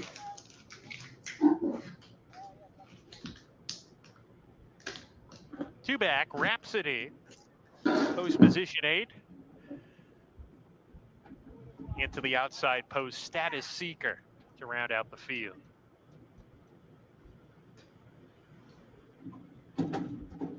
We're ready to go. And let off. So I'm hoping for the 9 on the outside, but I don't. In the 3 broke really good. Has the most early lick, by the way, the 6 won at Woodbine that I had mentioned, Rhapsody, which is herself between that pair. It's Kaye Amata with the lead a half length. Status Seeker runs in the second spot. Hopes and Dreams moves forward on the inside. Bella Queen moving with her, and Rhapsody is between horses. I'm gonna pin that to the chat here. New capability. 4-turn run. Arozan in the 6th position, and she's running 5 off the pace into the turn, a length and a half in front of Utopia. And hello, Deb. How are you? Challenge as they round the 4th turn. Kaye Amata, the leader a half length. Hopes and Dreams finds the opening on the rail, sent after the front runner. These two get acquainted on the lead, and they put a length and a half on Rhapsody, who's being asked to pick up the pace with Status Seeker, who swings 4 wide off the turn. Battle continues between Kaye Amata outside of Hopes and Dreams. Kaye Amata with a half length edge right now. They ain't going away, and who's going to win? Can't quite match Kaye Amata's stride. Kristen was right about the 1 running, though. Yeah, it was, and I bet it wrong. I did 3-1 and or 3-9 and 1-9. Bella Queen 3rd, and then Rhapsody, who checked in 4th. I did have the 1-9 over 3 if that 1 could have won, but unfortunately I didn't get it. That would have been nice. So I'm out. Hey, Deb Martin.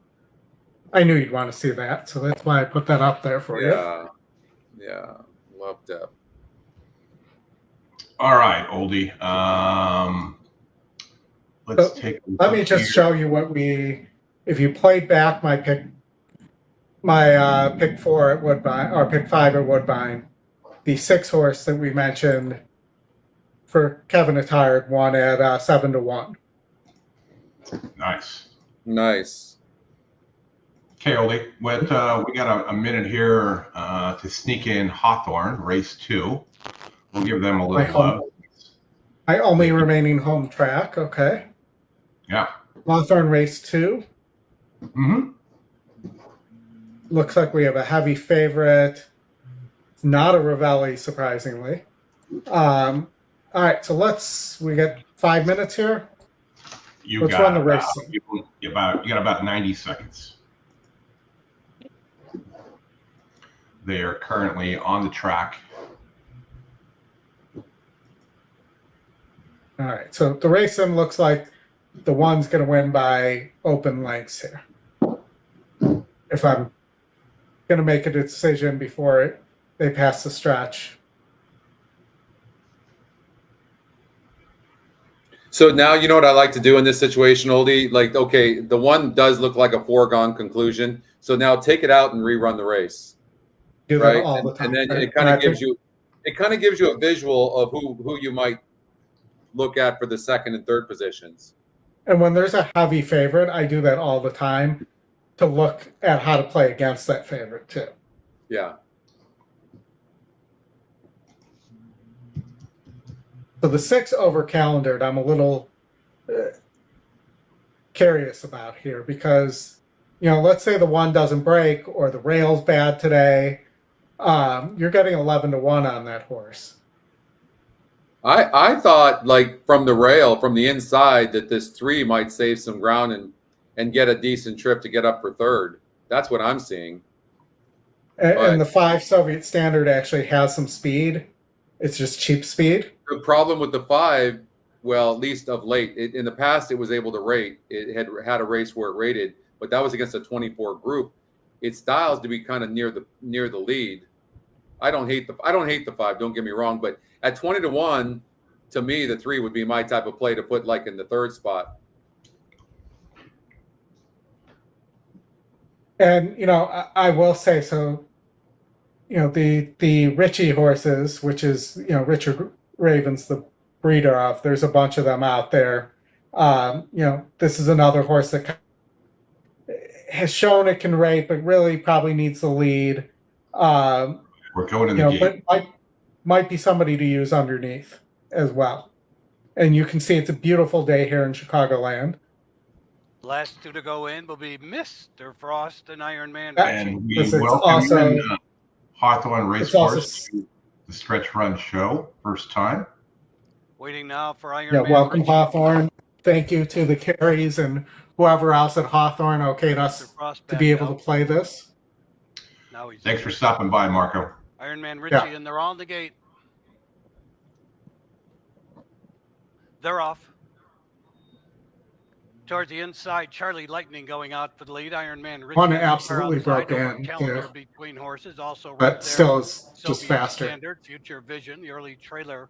Tony liked the 7 to beat the up 1. on the outside, Iron Man Ritchie moves. I don't know if they'll be able to last on the lead here. It's a length and a half back to Future Vision, then in between horses, Soviet No, Standard. Race Sim didn't have that. Mr. Frost looking for racing room over calendars, 3 wide, 6. They move around the turn less than. We're going 5.5, 22. Iron Man Ritchie. And 1 is pretty quick. Charlie Lightning starts to re-rally. Hawthorne. Future Vision 3 wide. Around the turn, they're in a stretch. Iron Man Ritchie comes off the turn. Charlie Lightning coming to him again on the outside. Future Vision in the yellow cap on the center of the track. Behind that one comes Soviet Standard on the far Yeah, we're going to have an inquiry. A little more than a 16th to go. Charlie Lightning up to take the lead again. Iron Man Ritchie second. I'm kidding. There was a bump, but I don't think you're going to get it. We have 7. Charlie Lightning. Yes. Iron Man Ritchie second. That 3 get third? Third and Soviet Standard 4th. There you go. Were you joking about the inquiry? Tell me there's no inquiry. Well, I thought the 1 and 7, there was definitely some bumping, but I don't think it affected the outcome of the race, so I doubt there'll be an inquiry. Now you got him all worked up. He's Well, I've got a nice try. I didn't even put that horse in the second spot. I did one with 4, 5, 6, 7 with 3. Oldy calls inquiries when there's any slight bit of contact. If there's too much staring at a horse, at one horse to another, then he gets concerned. And Chris, in fairness, if one jockey knocks another one off the horse, you say, well, that jockey should be suspended, but the horse should stay up. Well, I'm just a firm supporter that they should never change the order of finish, no matter what happens. And I think it should be just like any other sport. If you commit a flagrant foul, you should be disqualified. Sure. Like a helmet-to-helmet hit, a flagrant in basketball where you throw an elbow and the guy starts bleeding, instigating a fight in hockey. They're all things that don't necessarily impact the outcome of the game, but are flagrant enough that there should be a penalty. Can't take out. There you go, Scotty. 1, 7, 3. There's not going to be any inquiry. Nothing to worry about there. Oh, that's a nice hit right there. A nice trifecta. Excellent. All right, Oldy, you want to get over to Gulfstream Park, race 8? I will, yes. Gulfstream Park, race 8. Here we go. We're 4 minutes away. This one could get an easy lead. This is a pretty decent group here. You do have the GSR raises to look at, like the 4 is going from 55 to 70 here. And again, this is why the surge indicator is a big deal, because normally you might have looked at this horse and missed it. Just because, it doesn't have that good of a profile without looking at the GSR. I love the surge indicator because, and I do too. I love keying. What's up, Bombs Away, Bob? Been a while. Thank you. The surge indicator, I can tell you how many times that even if the horse doesn't come back and win, that these horses improve, and you get these 30, 40, 50 to 1s where you see the surge indicator and they come in second or third all the time. And that's what you're looking for. Looks like we got Derek here. I'm going to bring him in. We can talk some Gulfstream here, and then we can also talk some Monmouth contest. Derek, how you doing?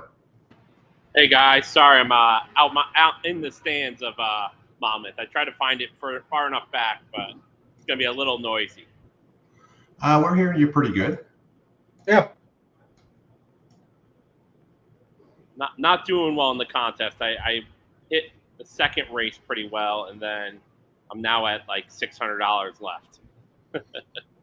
That's, I think, 600 more than Scotty. He went out in the last one. You're doing good, Derek. You got him right where you want him. I am. I just keep my horse that I put him up first. I should be boxing exactas, and I'm not. And my horse keeps finishing second. All right, Oldy, go through Gulfstream Race 9. I've got it all queued up for you. You've got 2 minutes to go. I will be right back, and then we'll get over to probably Santa Anita next, and then start on with one. I'm going to put this up there to get that horse back, but for me, I think there's a cheap pick, a $30 pick 4 play here, 1348, and I mentioned the surge indicator on the 4, and then the 9 and 10 do really well in the race sim here in race 9.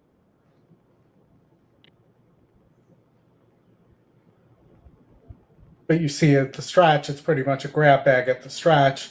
I'm going to spread here, take a chance. Maybe the long shot gets there. And then I was just 167 here. I think the 1 Marshmallow Clean has a chance to steal this on the front end. Beaten 54s is going to have a little bit of a pace advantage. And then the 6, who's your top pick, and then the 7, who I think gets a good setup here as well, Star of Saturn. And in the last, I just like the 8 horse who I'm going to try singling here. In the last, it is top pace, it is top GSR, and it's in range, and it makes sense in the with a 22-point pace advantage here. Any thoughts, guys? Why am I wrong? Tell me why I'm wrong. I know Scotty probably likes something different. No, I struggled in this race because I like the 1 horse possibly to go gate to wire, but I don't like how this horse is dropping 15 points in GSR. But it just seems if the horses that do win in this situation are always, it seems, short 5 furlong sprinters on the turf, right? It just seems like your speed does make a big difference, and it has a good win percentage. Again, if you try to beat horses like this with the surge indicator going down, you're probably going to beat them more often than not. I think the one's going to be in the money no matter what. But as far as a win goes, man, I will tell you this. I thought maybe if this pace fell apart and with a good break, considering the one horse is dropping so big in GSR, I thought the 5 horse was super, super interesting. Omaha City to be in the money. But 14-1. I just think this horse is going to be too far back. That's my thought on it. Because it looks like it has no early speed. Doesn't. No, it doesn't. But there might be some cheap speed up there, right? If you look at a lot of the horses, they're near the lead and they stop. The 8 fits that profile. The 4 fits that profile. The 1 doesn't necessarily fit that profile, but is dropping big in GSR. So that's what we could see here, and that's where you find long shots. Is not necessarily with. It's not that the 5 is going to be finishing any faster than he normally does. It's the other horses are going to be backing up. Oldy, show your ticket real quick, and then let's. Yeah, and there's another way you could play this. You could play this. We're going in the gate. All right. Well, I know a couple people like the 6 and 7 in the last. For $60, you could play it that way. The horses are at the gate. It's now post time. Or you could make a choice between the 6 or the 7. On the turf on the return try. For me, it would be the 7. It's High Limit Room who will go favorite at even money. One last quick look at the ticket. There you go. We'll be off here in a minute. In the line goes Oxymore, joined in by Magical Warrior. Our Legal Tender and Omaha City, the next duo. Okay, and we have the comment of the day. Yes. Yes. Well, Yes. we'd also need one called "Let Me Tell You." Well, we have the EquinEdge Silks, and then Galicia Spirit, of course, is going to be coming back to the track over at Monmouth off of a layoff, but and doing super good. So, yeah, definitely. All right, listen, guys. I put the 5 horse in the 2nd and 3rd spots. I'm hoping there's going to be a lot of speed, and that horse just finishes in the money. That's what I'm hoping. Are you going to put Galicia Spirit in a turf sprint? I wouldn't be surprised if he would run good in the turf sprint. He's so athletic. Well, based on the GSR, I thought I saw that the horse wants to sprint on the turf. To the far turn they go, Inevitable Connection, and on the outside here comes High Limit Room, boldly now, 3 wide and on to challenge. Checking hard was a Magical Warrior on from 4th Oxymore, but he got. Watch out for that too, flying backwards. Ground, both our Legal Tender and Galaxy Music and Omaha City's at the rail. You're moving, Scotty. Yeah, that's what I was saying. Like, right? And who's the best closer in this bunch right now? But the 5, you got going in the middle of them or something. Oh, I hate when they do that. I mean, he's just giving this. He's killing this horse. Go, dude. Go. Late run from Omaha City from a mile He's back. gonna get second. Hard, but time is ticking away. High Limit Room has the Oh, lead. he may nail him. Rolling, I don't know. Oh, He did nail him. Oh, I didn't bet it to win. But he was rolling. High Limit Room is the win picture in 55 and 3. What just happened? He did everything you said he was going to do. Yeah.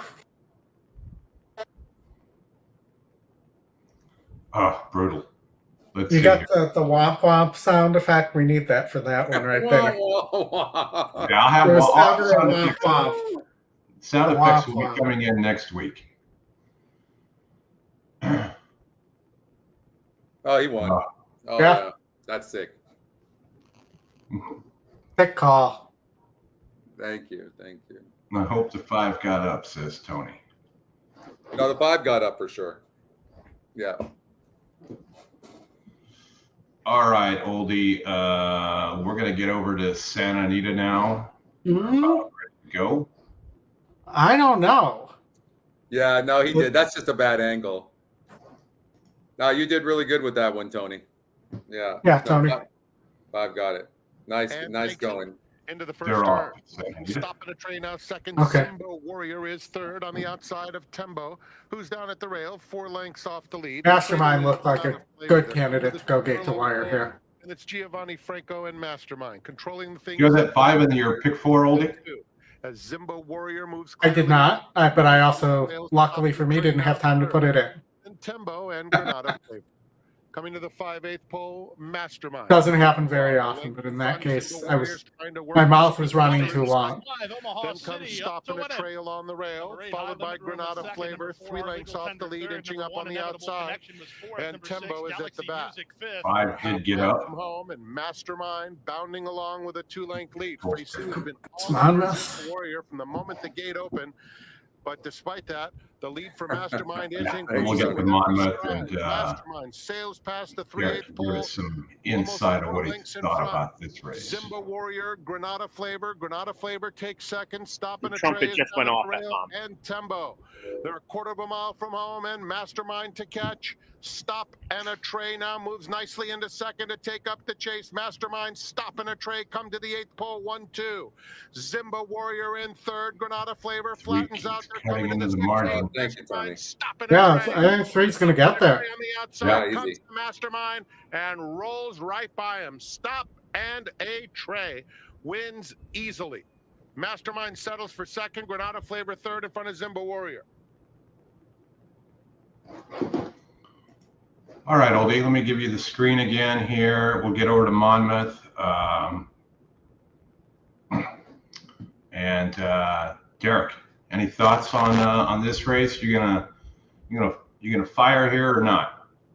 So yeah, I do. I mean, I have the long shot on top of the 1, 5, and 10. So I have the 8 on top of the 1, 5, and 10. And then I did a double with 8. And I think it was 8 with. I'd have to see the next race. I don't have it on. Guys, I talked to Kathleen this morning. She has the 4 horse and she has the 8 horse, and they're both doing very well. I don't know if she'll listen to me because she's not very technical and she doesn't really believe in my system. But I told her, I said, don't try to send the 8 because the 9's faster. That's what I told her. I said, it looks like you can rate a little bit. Just sit back there. And I said, your 4 should be sitting on the inside, just getting a perfect trip. And so the 4's getting first run here. So I do like her 4, and both horses are doing well. And the 4's getting bat hard. Oldie, where did you go? You're not on camera anymore. I don't know where I went. Oh, my camera decided to lose its position. There we go. It started aiming up. All right, so let's take a look at what the simulated race thinks too, since we have time. And the simulated race agrees that the 9 is faster.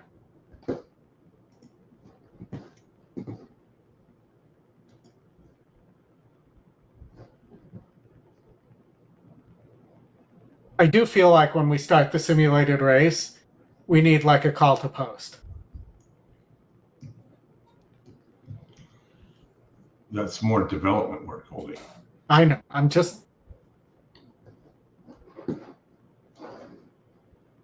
And after like the 15th time hearing it, it probably would get old too. So the 1, 5, and 4 looks like. Scotty, that try at Gulfstream paid 200 to 1. Whoa, that's incredible. That's why the pace number is so important, you guys, because you have to be able to see, okay, and you have to look at the past performances. If you really want to detail your handicapping, you have to look at the past performances to see, okay, what's the horse's style? And when we look back at all those horses' style, like we did, you could see that many of those horses had to have the lead, and their style was to lose ground. Well, of course, it's an optical illusion. When you like the 5, people, if they watch the video of that 5, the next time out, they're gonna be like, that horse was flying, but then they can't do that next time out. Well, also let me point out that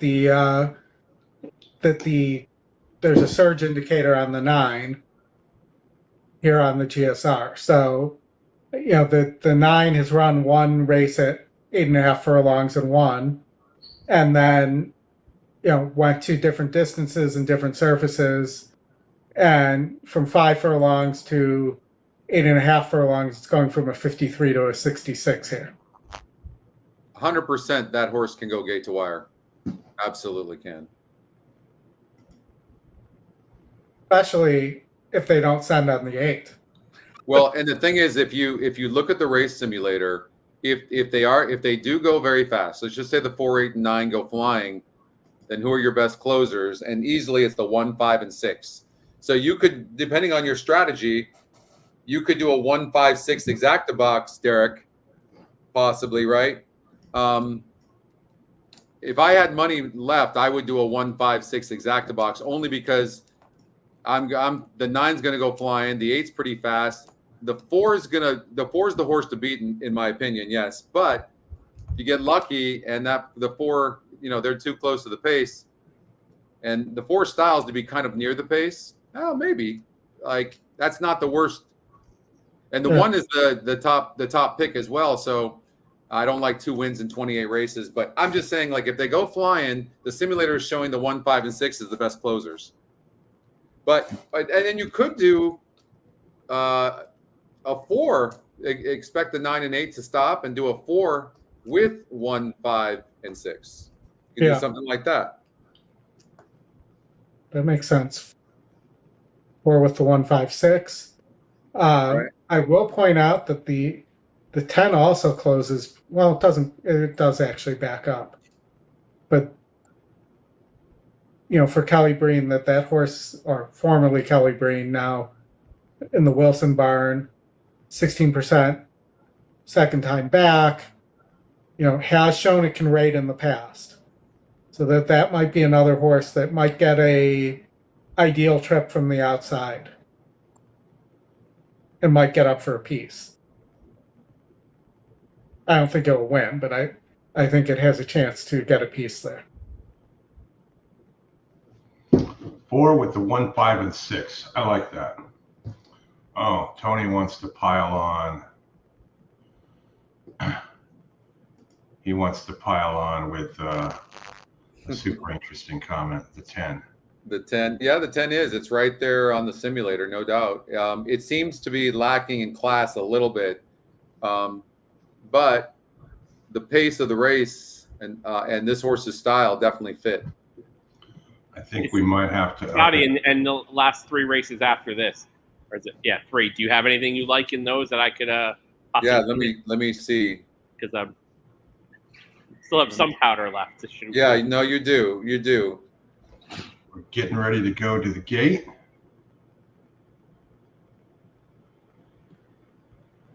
It's this race that I.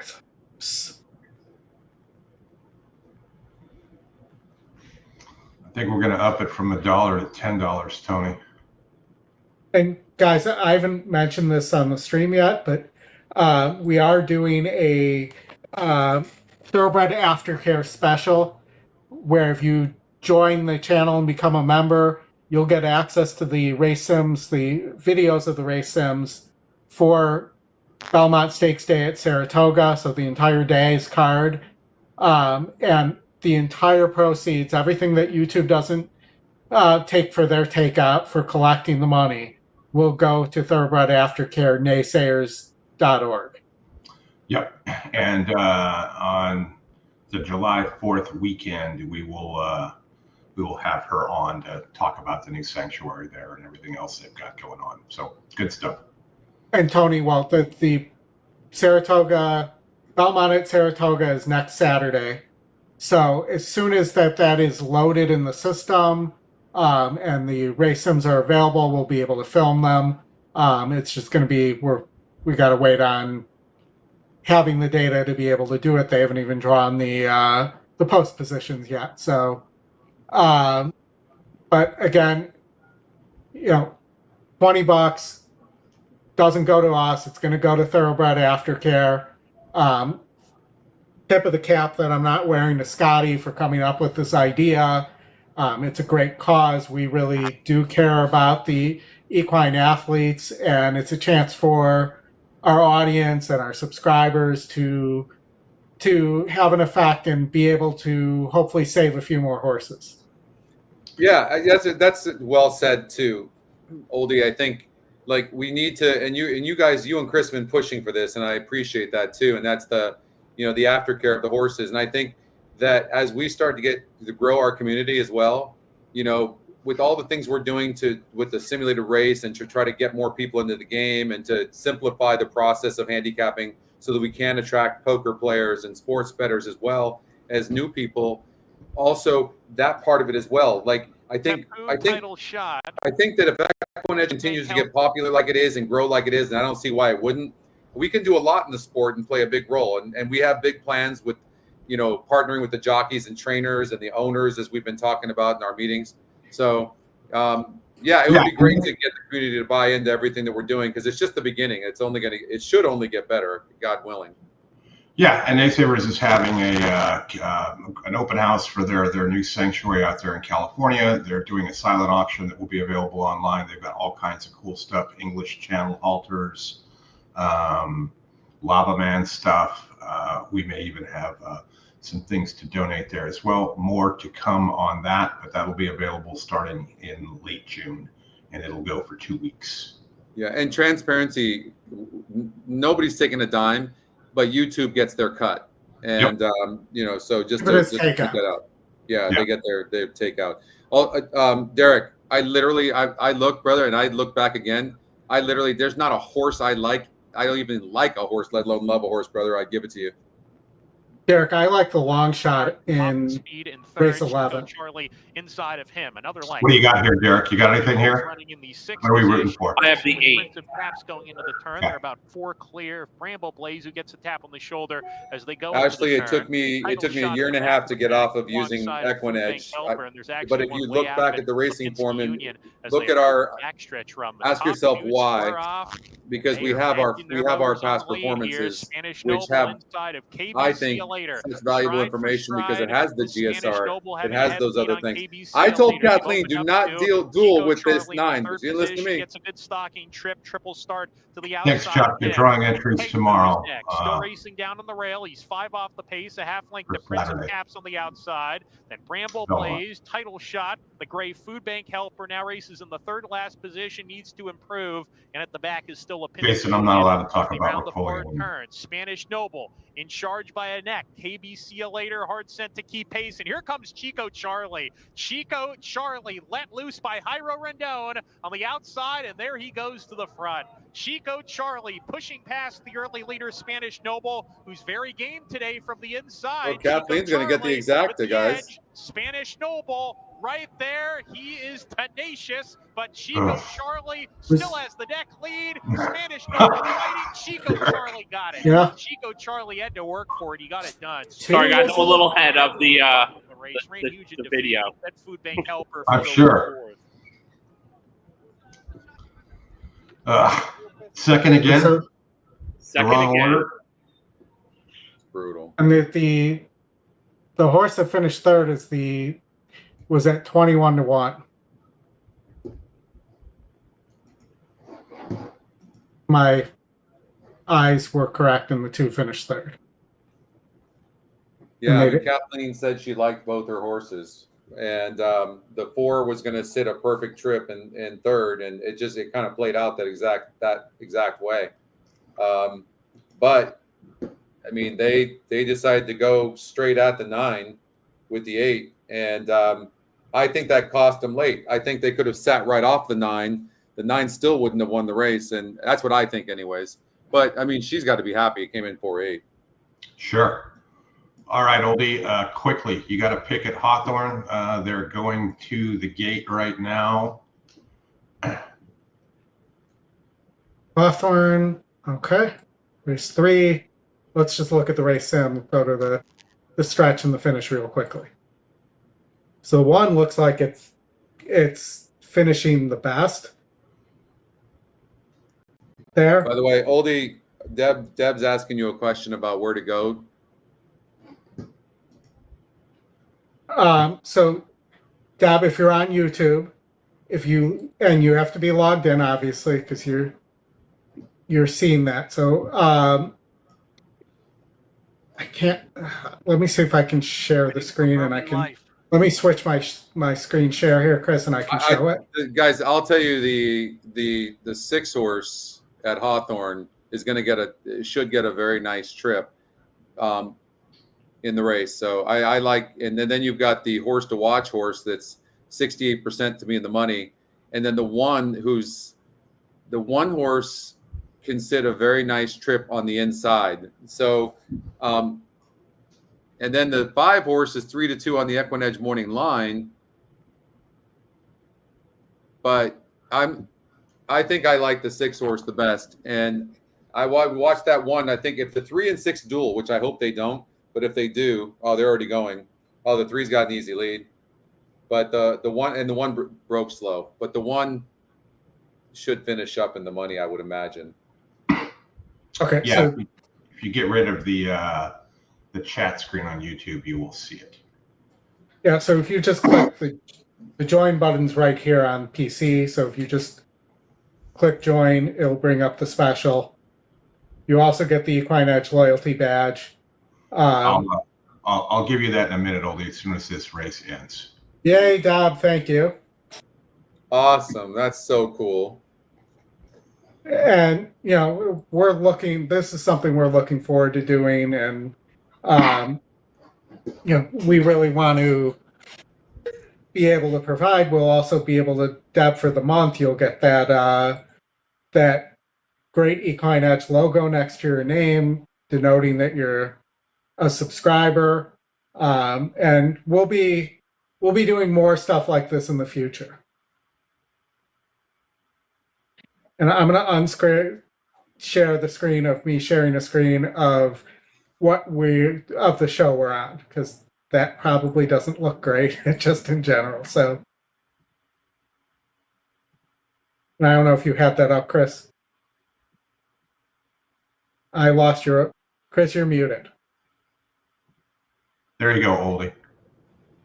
All right, so this is I just have this pause, so I do that. You just click on the join screen here, or the join button there, and you'll see the notes here, and you'll get the E logo, which you'll see next to Deb's name now if you're on YouTube. That's it. Nothing too fancy, but we appreciate it, and the horses appreciate it, and we look forward to happy betting with the race sims next weekend at Belmont, or Saratoga at Belmont. All right, we got 6 minutes to the Regret Stakes Oldie over at Churchill Downs. So if you'll give me your screen back, I will get the EquinEdge up there. Yeah, Anthony, Justin is coaching baseball today, but he will be with us next weekend. And let's also, kudos to Justin and his son, who are playing for the city championship today. Yeah. Hey guys, I'm gonna jump. I'll try to get back on later if I can, but I gotta go make some bets now. So I'll let you know what I did. Go get him, Derek. See it. All right. So we were talking about Churchill. Yep. We can't show the race, but we will put up the audio. This race looked like Bushu on the with the scratches on the race sim. Huge GSR, top SOR. 3 of 8 lifetime for Bauer, second off the layoff here. May have not liked the yielding turf last time out. Gets a much easier group. It makes sense as your favorite. If you're getting 5-2 here, though, I think that's a gift. And I would run to the window with that.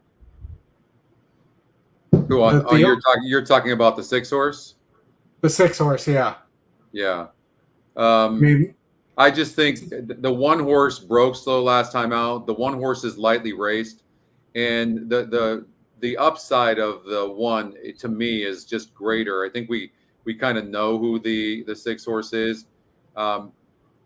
weekend. It got beat pretty handily by the one last time out, who's lightly raced. I just think there's more upside. So my vote would be for the one. All right, and then I do think that there's a significant amount of pace too, and that's another reason why my vote wasn't to the one here. I might the one's super tactical, though, Oldy. I think, anyways. I mean, well, no, for sure, the one is tactical. The simulator has the 6-horse winning pretty easily. Yeah, but I mean, don't ignore the fact that you're getting 4-1 on IRAD on the 7. And I will tell you, the 3 for Albert Stahl, I thought could outrun its odds. And the 2, if the 2 were to take to turf, that's your classiest horse here. It is off a huge layoff. Or not, actually, it was in the Oak. Sorry, not a huge layoff. But the 2 horses dropping from an 83 GSR to a 53 GSR against some up-and-coming horses. I mean, that horse that's an also ran. I've got $1. I've got $10 that I will donate. I've got $50 I will donate to the Aftercare if that 2 horse comes in 5th or better. All right, I'll take that on. Okay. The 6 is the first time at this distance and top square GSR. Yeah. 6 huge GSR here. And I think this race sets up very well for the 6. All right, I have another $50 that says my 1 beats your 6. Either if the 1 beats the 6, you donate $50 to the Aftercare. If the 6 beats the 1, I will donate. All right. Okay. All right. All right. How close are we getting here? We're 2 minutes, so we still have a couple more minutes. I'll just mention that the long shot looks like it needs the lead. But that doesn't mean it couldn't get a piece.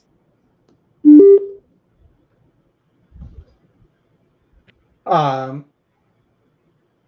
we get closer, I mean, by the way, guys, just to make a point on the 1 horse, wait to be Marie. She broke from the 10 hole last time out. That was not a good place to start, and was only 6% to win, jumps up to 29%. And I think she's looking pretty good. The workout on her seems like Marie always does well in this set, so she looks really good. All right, well, they're both chalk. I'm going to take the 6. You'll take the 1. Let's see what happens. All right. And I just need the 2 to finish 5th or better. Well, Irad's got Harley, the pony horse, which is usually a kiss of death for me. So I wouldn't use the 7 in the win spot. Looks like they're working their way over to get on the turf course. Tony likes the 8. He likes the long shot.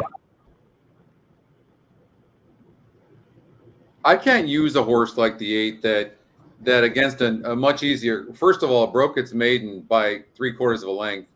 It was against 11 horses though, so you have to give credit there. But then moves up 10 points, barely loses, but and now is going to be moving up much tougher. Drops in win percentage from 26% to 6%. Yeah, I think the horse is just going to be part of the speed. And just in case I'm right on the 2 or the 3, I'm going to play a 6 over 2-3 exacta. He's really not liking your 1, Scotty. Tony doesn't like the 1? No, Oldy. Oh, Oldy hates the 1. Yeah. I don't hate the 1, but I think the 6 is better. Oh, I will tell you this. My prediction is the 8's going to have a really, really easy lead. I'm gonna call a 1-8 exacta. Actually, the more I looked at this race, the more I don't hate. But I do think that the 1 Winning for Sassy Princess and Pit Up Betty. Here we go. I think they go fast, and the 6. This sets up perfectly for the 6.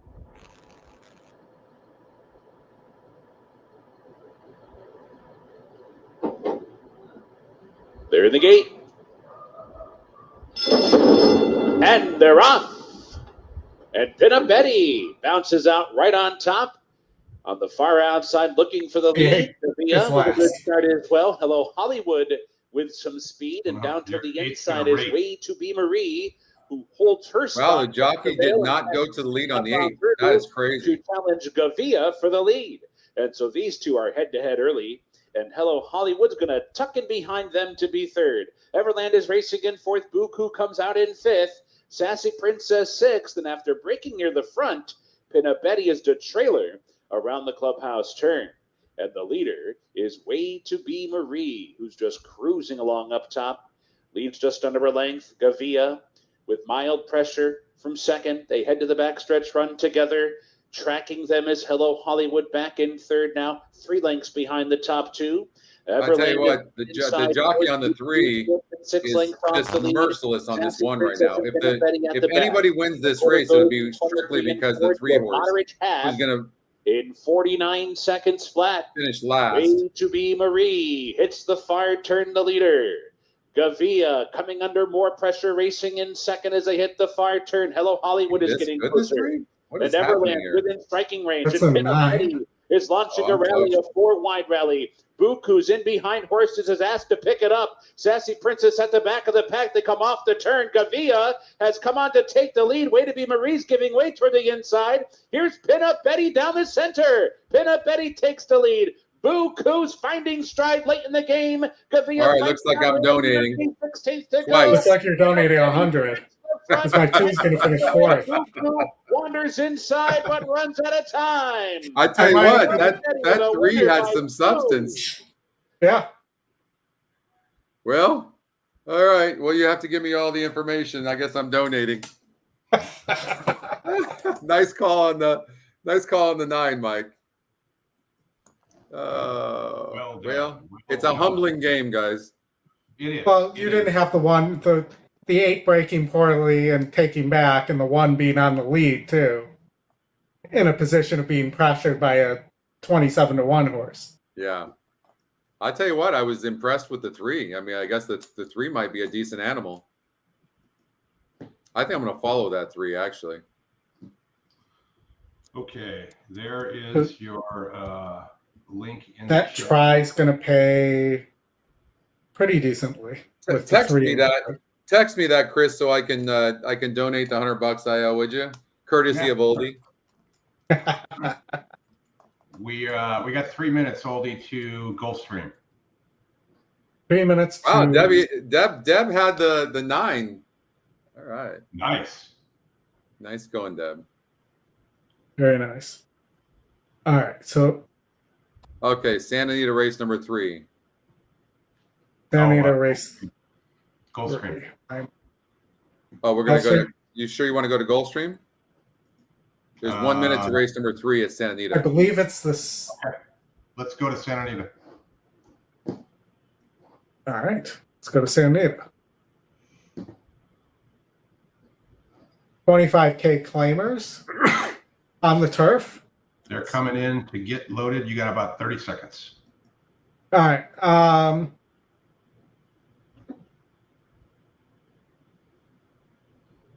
I have this as 215, which is pretty chalky. I think I like 215 as well. You know, the 6 does have a little bit of a surge in GSR, but I just don't think this horse is good enough to make a dent into those top 3 horses. But you need the 5 or the 2 or the 1 on top pretty much to make any money.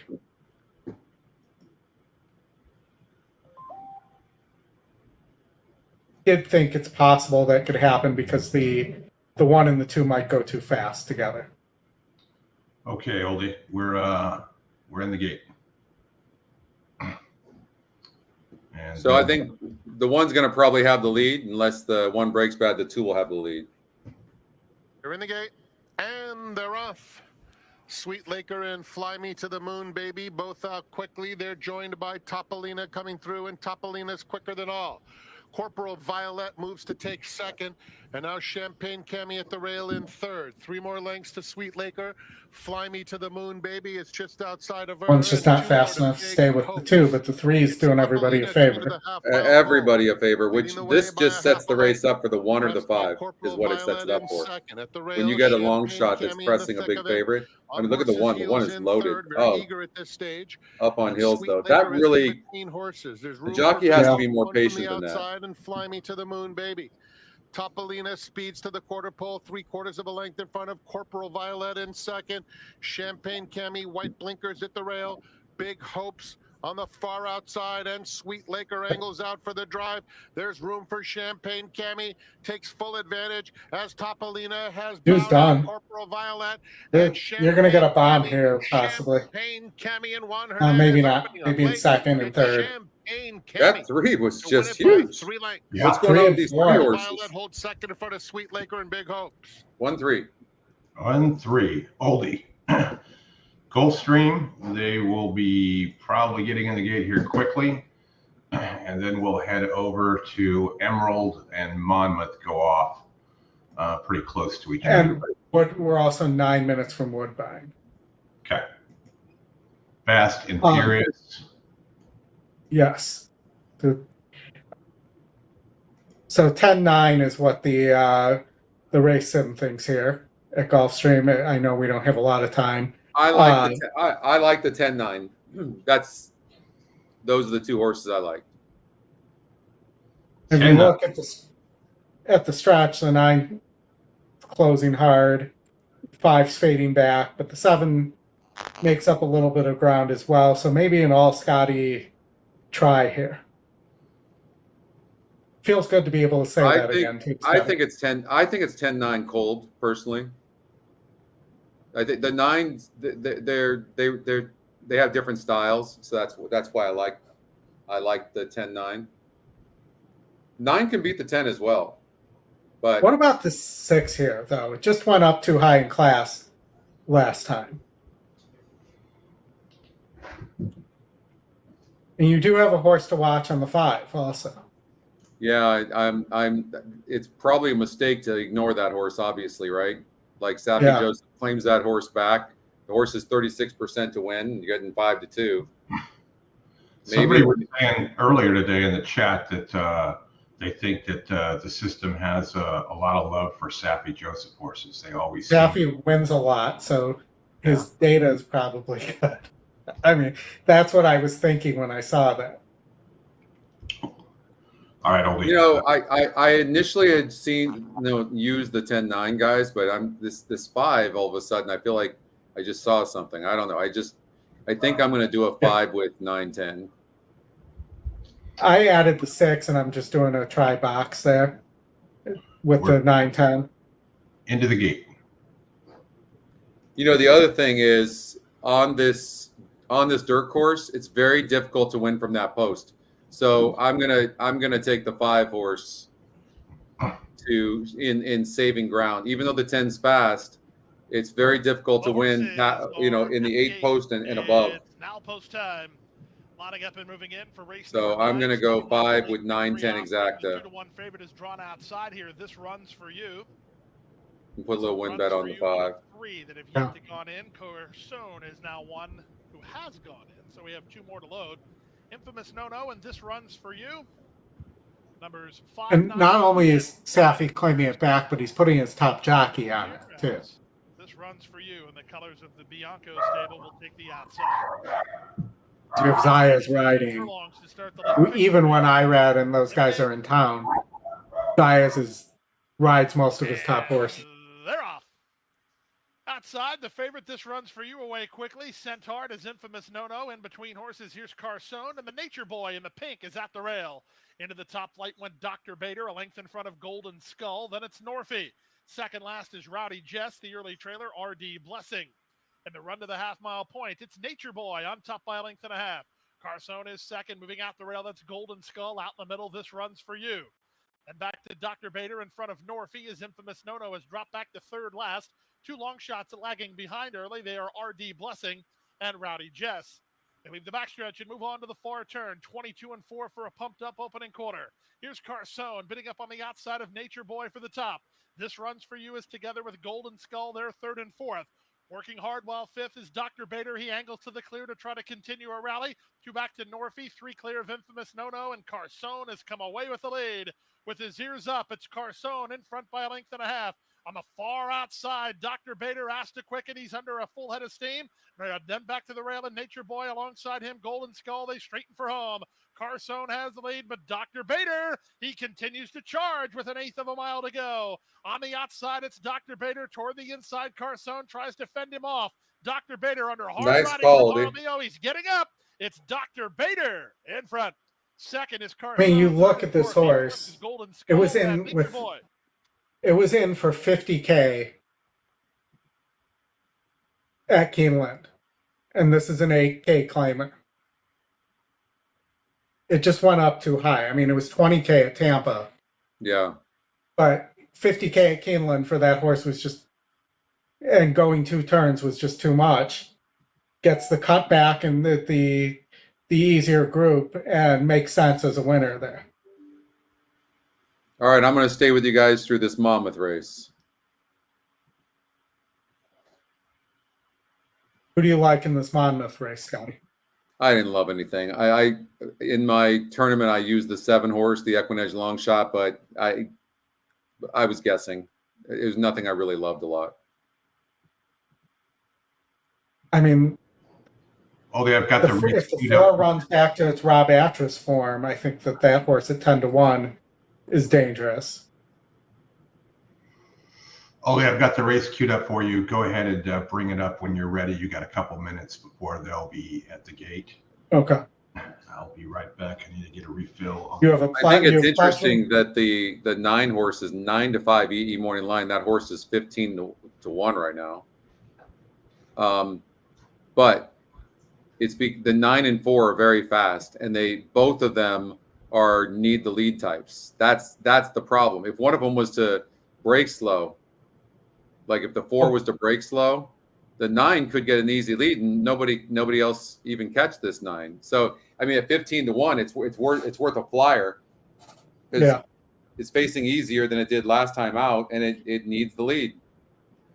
But so that's just a thought. But the race kind of sets up for the race does set up for the 11 horse. It also sets up for the 7.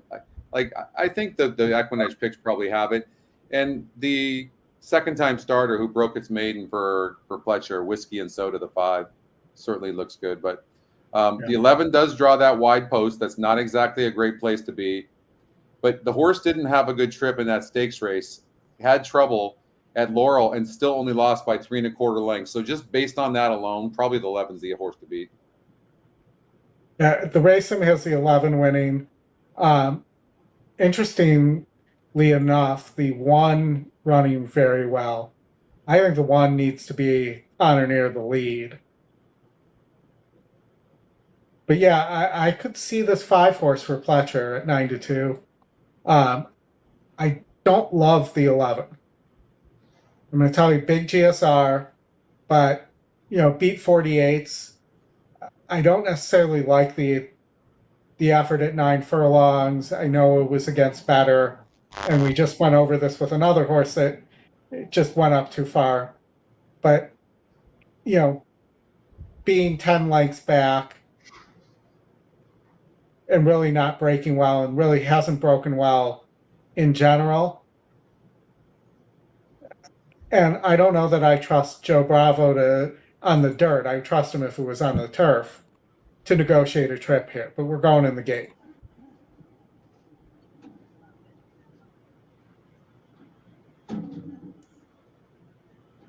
Who'd you guys end up with here? It's a tough one. I mean, I'm on the 7. I'm rooting for the 7 for my tournament, but and the runners are now I don't have a facing up strong to the opinion. gate. They've loaded anti-gravity. What a blast. Real sensation. Reddington goes in. Mr. Swagger and Aztec, the next 2.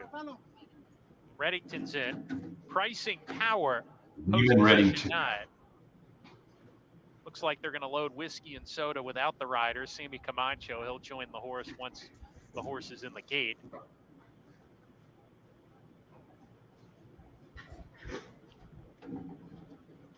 Two back.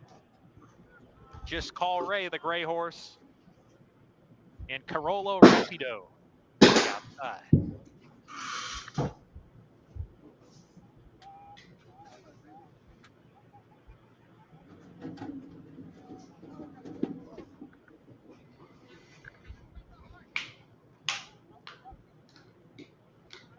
Carolo Rapido to the outside post to round out the field.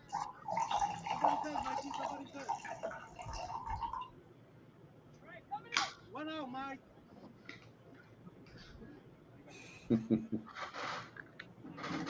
We're ready to go. And let off.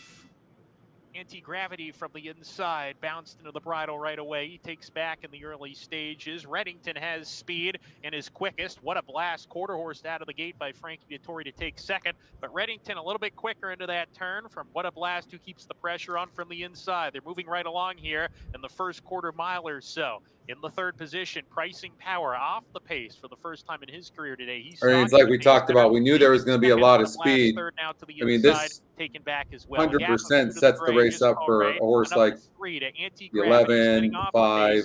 Aztec alongside of him, then Real Sensation inside of Mr. Swagger, and a deep Oh, Carol. 10 is really running well within Soda at the back with Denied himself. as they head down the back stretch, and the leader is still Reddington, and the white blinkers 3/4 of a length ahead. Pricing Power there to the outside to press the pace with a half mile to go. What a Blast tucked in third to the inside. Just Call Ray joins him outside on the two path, charging into the turn. Then a clump of runners. Anti-Gravity fifth, now sent along going into the turn. Carolo Rapido is following his move on the outside. Around the forward turn they go. And then comes Real Sensation plotting in place with Mr. Racing said this one was going to run. As they come to the top of the lane. Here's the gray, Just Call Ray. And Just Call Ray, Paco Lopez took a confident peek back, and Just Call Ray kicks away. Just Call Ray by 5 in a blink of an eye here. Anti-Gravity second, Carolo Rapido third. There's a 16th to go. Just Call Ray for the Rob Atras barn, drifting to the center of the track. And having a day is Paco Lopez, wrapped up late. Just Call Ray wins at 5 for Paco. 5. Wow. Good for Paco. Can we hustle the Woodbine real fast here? We sure can, Oldy. Yeah. We gotta have the or did we miss it already? We have 5 minutes. All right, so we have the 6 horse here, who is the King's Plate. Still want to call it Queen's Plate. Winner from last year for Mark Cassie. You also have, let me pull up the right screen here. You also have the one horse coming from a little bit off the pace, Tyson, you have top Scotty, top GSR, and top SOR, and wins by a nose or a neck on the race sim. But it does look like the 6 could be only pace here. I don't think that Cassie's going to send both the 6 and the 7 here. It seems like the 7 is more distant speed, it looks like to me. Though, has gotten the lead at a mile. So we'll see what he does here. That really will decide whether this sets up for somebody like the 1 or the 2. I like the 2. 2 Skyro. I like the class of the 2. The last couple of races, this horse has just broke bad and had trouble and still been finishing. This horse has earned the most amount of money on the synthetic. It's getting off the turf in those 2 races. The race before that, nine furlongs, that race fits here. There's a lot of cheaper speed in this race. You're getting 5-1 right now. I think the 2 is Skyro's the horse to beat. I think if Paramount Prince gets the lead, he will win. But if they do go too fast, I like the tactical ability on the 1, who I also like the class on, in terms of has been in with better than this group at this distance, has a grade 2 win, didn't embarrass itself in the Jockey Club Gold Cup at Saratoga either, on dirt, and has the GSR for that, is by Tappet. There's nothing wrong with the 5 horse either. I was going to bring the long shot up as well. Yeah. 3 of 8 at the distance too. Yeah. At surface distance. The question for me on this horse is more class based. Well, if you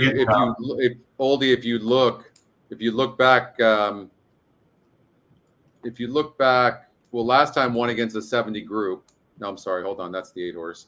If you look back 3 and 4 back, it was facing this type of competition, and there was 11 other horses in each of those races respectively, and this horse ran huge. So I think this horse fits here, especially if there's some speed in here. This horse is tactical. I think this horse deserves a really big look in all the spots. Well, in a race with 2 Cassies, it's always the 3rd Cassie that kills you. So I just want to make a note of the 3rd Cassie, the 3 horse here, 13-1, has a grade 3 win, but that was over turf. The GSR is pretty good, and was grade 2 placed. This 5 horse, the long shot, is also a horse for course here, having won at this distance 3 times, and the 2 horse is also getting Lasix. Yeah, so I think the 3 is going to finish better than we think. I think the 3 is going to run into the money here.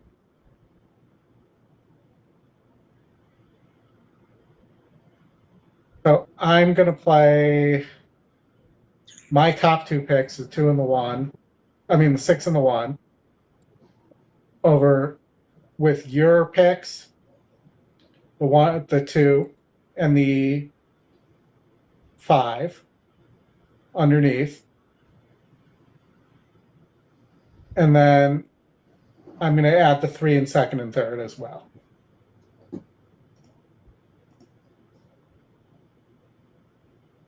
Remember, it's a 20-cent try at Woodbine, so you might want to bump up your base.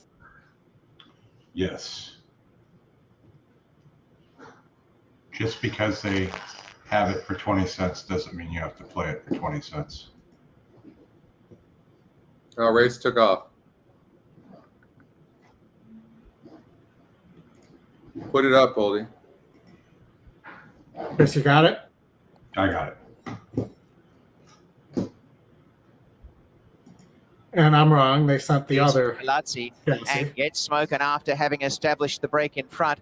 Relaxing just a little bit by a length to Paramount Prince, the neck down, traveling easily in second. Now going further ahead, though, Get Smoking by 2 lengths. A couple away third, JP Hellish. Rondur is fourth, shading Tyson on the inside. A length away, Sky Row, and about 5 away. Last of all is Palazzi. The first quarter, 24-2. And the leader remains Get Smoking. Paramount Prince and Patrick Husband stalking this leader every step of the way. A length and a half away, JP Hellish coming forward. Rondur is fourth, getting back a bit now. Tyson and Skyrose on the outside. And 3-way last, Palazzi. Out in front, Get Smoking as they race off the turn, heading down to the 3/8 in the Eclipse by a length and 3/4. Paramount Prince second.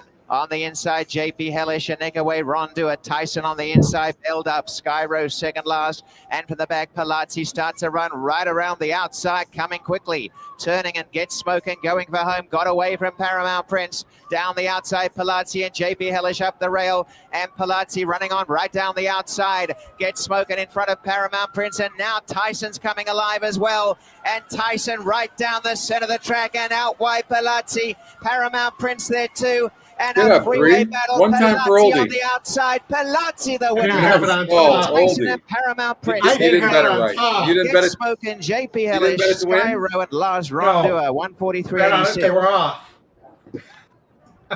Oh man. I did the same thing you did there, and didn't put it on top.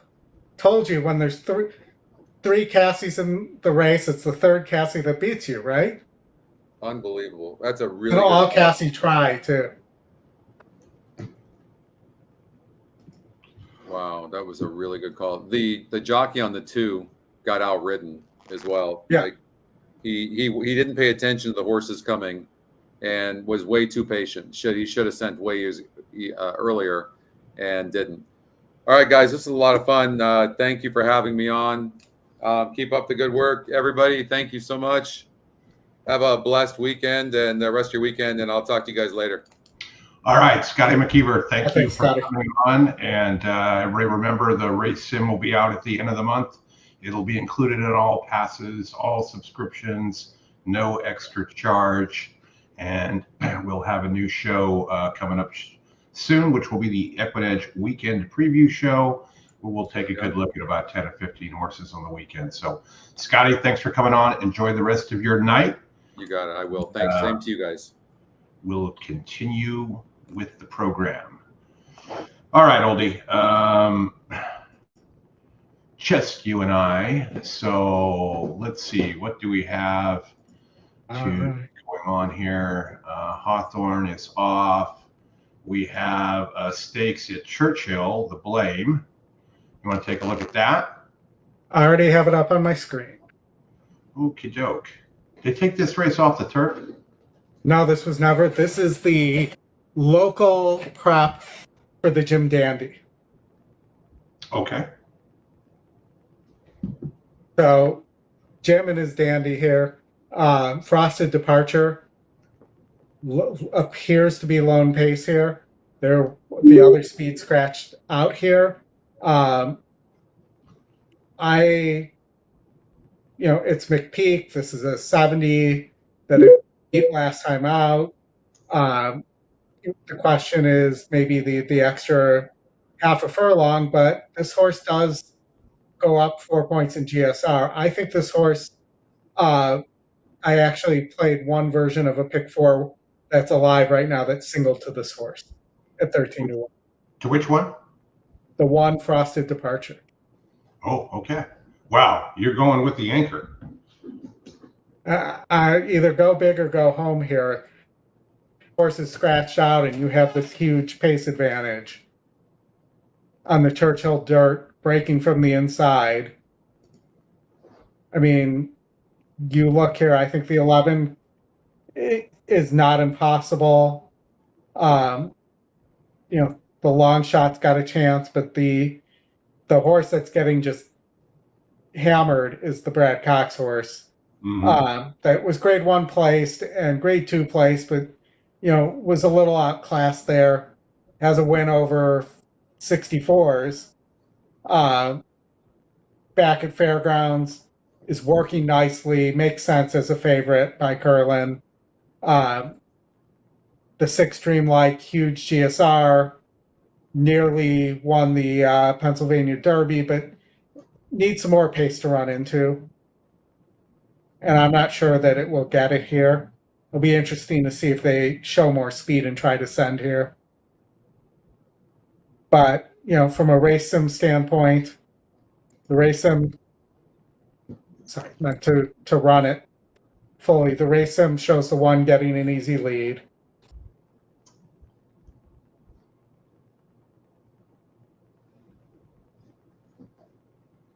It does have a big pace advantage for sure. Yeah. And maybe it's just not good enough. It's very possible, but at 13-1, that this is the chance to take.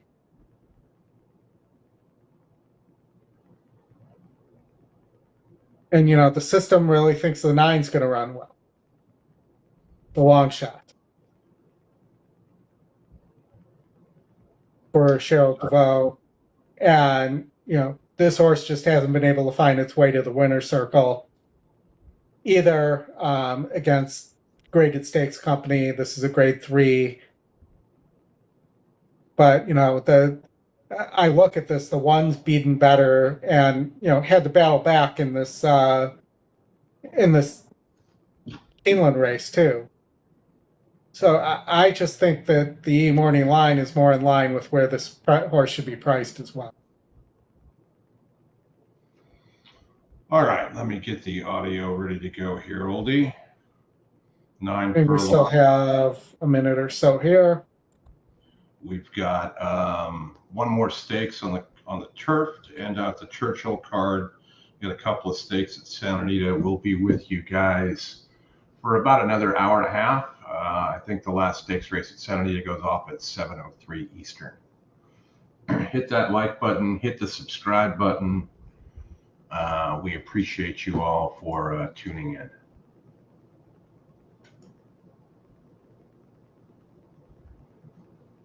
And, you know, it was really, if this was the way, you know, if these other horses were in here, I knew Classic Causeway was out from the beginning, and 5-Star General just ran as well. So with taking those out, there just wasn't speed here. The 4 was the other speed and scratched.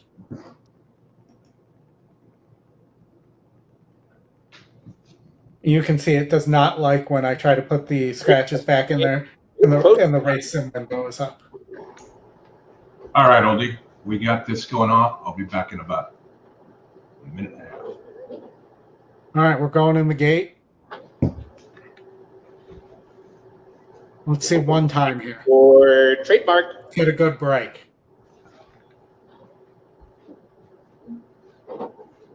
There. Come on, Julie. One time for me. And they're off. Frosted Departure with an alert start toward the inside. And for the outside, here comes Cagliostro. And Highland Falls gets a forward spot between them. And so those three. That was not what I wanted. Under the opening turn, and Frosted Departure for that inside post cuts the corner there and grabs the lead. But Cagliostro is right alongside in second, floats a little bit wide to try and back off in this opening quarter mile. 2 lengths back to Trademark, who comes out racing third. Highland Falls settles in toward the rail fourth. Last Samurai 3 wide fifth. Dreamlike is at the back with War Campaign. They're about 7 lengths off the lead. They turn to the backstretch run. Frosted Departure, a solid opening fraction. The opening quarter in 23-1, leads by a length with 5 furlongs to go. Cagliostro's a stalking second midway down the backstretch run. Highland Falls sneaks through underneath and grabs third from Trademark, who's now fourth.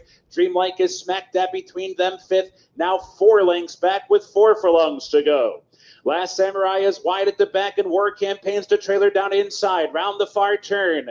Frosted Departure. Cagliostro. With more pressure now. These two head and head with 3 furlongs to go. Trademark is back into third. Highland Falls coming under a ride fourth. Dreamlike is launching a rally while wide.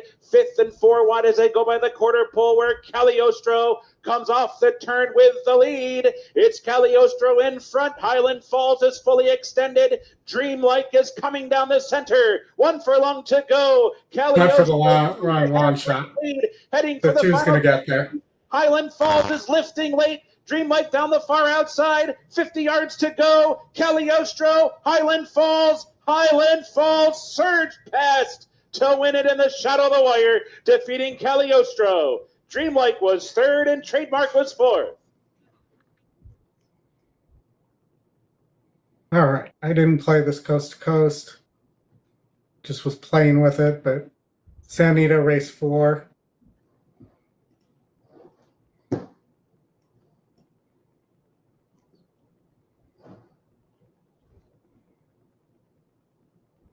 You kind of are all over the board here in terms of the metrics. And I want to make sure you're seeing what I'm showing. So let me. Yes, you are. Okay. So the 4 is a horse to watch. It's also top win.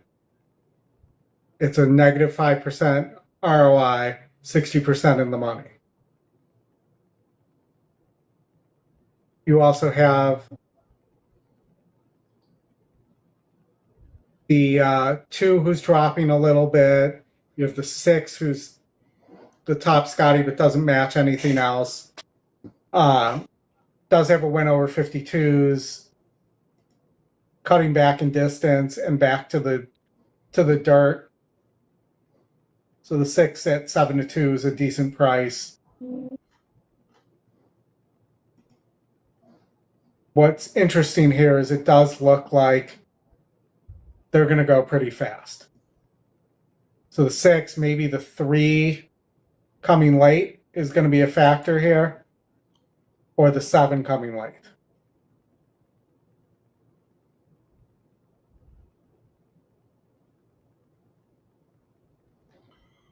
Well, I think the 4 is going to try and wire them. I think, but the 4, 2, 5, 1, and 8 are all within 11 pace points of each other. Mm-hmm. So it could be one of the lower ones maybe closing, like the 6. That's why I was saying the 6, 3, and 7.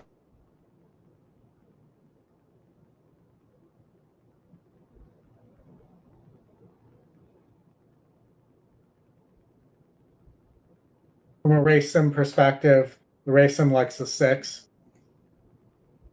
Okay, we are loading into the gate here, so let me get the race up. Getting to 100,000. Here's Crowning Gold coming up. I'm just going to go with the 6, Oldy. Man Overboard. Rogue Sun. Recipsa Locatura.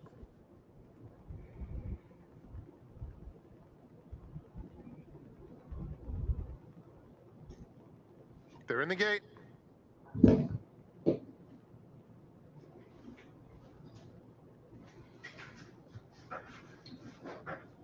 Sun moving around.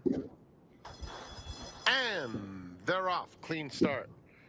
Soul of Midnight in the center of the track is the quickest. Man Overboard comes away in second. They're followed by Elector. Erebus is racing in fourth. Down the back stretch, and it's Soul of Midnight, and now Elector comes through on the inside to challenge and take the lead away from him, with Man Overboard a length and a half off the leaders in third. American Cat is racing on the inside of Erebus between rivals, and Crowning Gold 4 lengths off the lead. Recipsa Locatur is second to last, and Rogue Sun, the back of a fairly compact group, 7 lengths front to back, 3 furlongs to run, and it is Elector leading the way. A half length in front of Soul of Midnight, who's asked to keep pace second. Man Overboard outside of that pair, a length and a half off the lead in third. Then American Cat, and Crowning Gold is in fifth, followed by Rogue Sun down at the rail. Soul of Midnight with the white blinkers in charge at the top of the stretch, opens up 2 lengths now. Man Overboard chasing from second. Rogue Sun is making headway in between horses late. Outside comes American Cat, a 16th to go. Soul of Midnight, Rogue Sun along the rail. It's going to be good enough, and American I think. Cat continues to make headway, but it's Soul of Midnight. Soul of Midnight wins by a length and a half.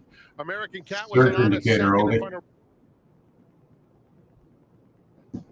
Did not see that in that horse's past performances. It had been stopping or getting caught. But I guess the cutback maybe helped there. Mm-hmm. As I look here, you'll see had the 1 win at 6 furlongs, went back, didn't get the lead, but seemed to have been kind of third place-ish up until then. All right, what do we have next, Ollie? Let's get out to Emerald, race 3. We got a minute to go here. Why don't you pull that one up and take a quick look? I'll get it queued up. We got a decent field at 8 here. Looks like 4, 3, 2, 7, but let's look at the stretch. The 4 and the 5 are going to be in the lead, and then the 2, 3, 7 are closing. 4 beat 52s. 3's been beaten better than this, but absolutely needs the lead. Good hit, Tony. Tony hit the try there at Santa Anita. Boom. And then the 7's shown a little bit of ability to close. but probably is a use underneath at best. And then looking at the 2 at a price also looks like it won't be good enough. It needs this group to go fast enough, but it is the second pick. So at Emerald, I'm going to just box the top picks here and see if I can catch something. I think the 3 might be better than you think here.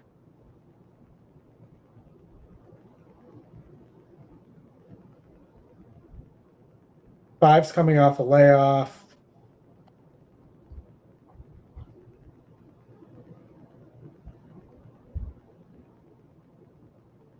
I think that horse might run. That 3 horse might run pretty well. I mean, it's getting back.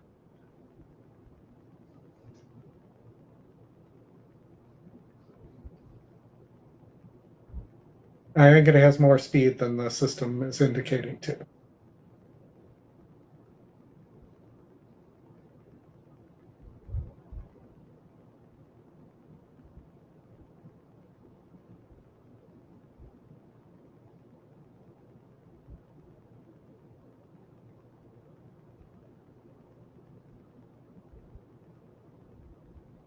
And you just gotta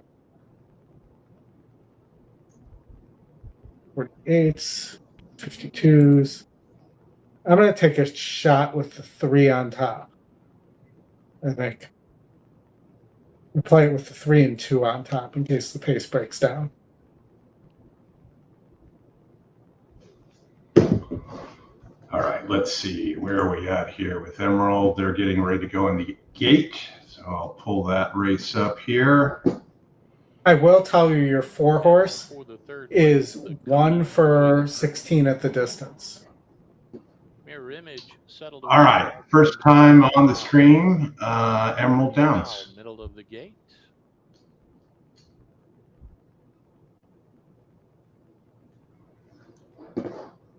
Up comes Mischievous Holiday and Third Will.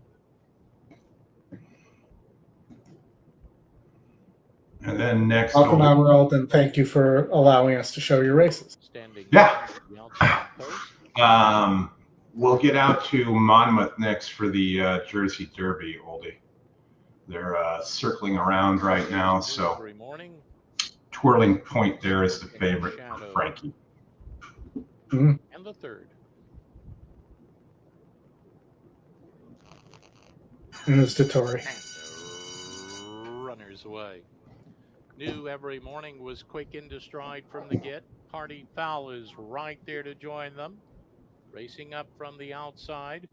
Smoke and Shadows right up with the leaders. Clear 2 of Mirror Image at the rail and Roman Rush alongside. Length and a half to Bedrock. Mischievous Holiday. Third Will's at the tail.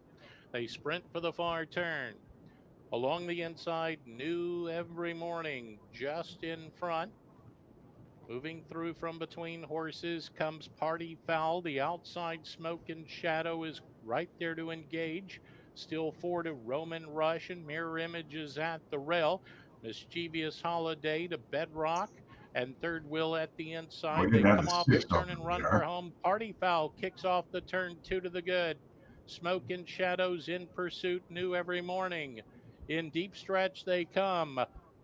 Out front, it's Party Foul on the lead. Third Will is gaining at the inside. Bedrock is flying middle of the racetrack. Here comes Bedrock. It's Third Will, though. Third Will surged in the final yards to win it from Bedrock. Those 2 flying in the terrible trap, too. New every morning to Party Foul. Then back to the 3. Still 3 to Mischievous Holiday and Roman Rush. Just look like cheap speed here. Back with that set. Time of the race, 1:10 and 1. But I will tell you in classic small track fashion, what was the 2 when it went in the gate? Yeah. Okay, Oldy. Actually, it ended up working out better or good because the 3 went off at 5-1 and was 7-2 at the gate, but it was like 9-1 on the 2 and went off at 5-2 as the favorite. All right, they're loading in Monmouth, Oldy. All right, well, then I probably don't have time to give you a horse here.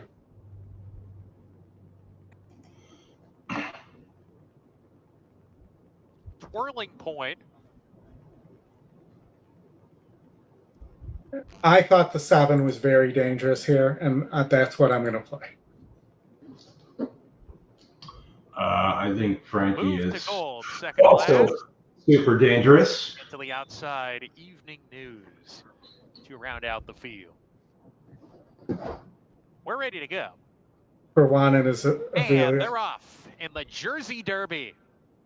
Evening News on the far outside gets the first call of the race, strides to the front. Fidel Light Cayute matching him, now takes back to second as Evening News leads the way from Fidel Light Cayute. Doesn't want to get this leader too far away.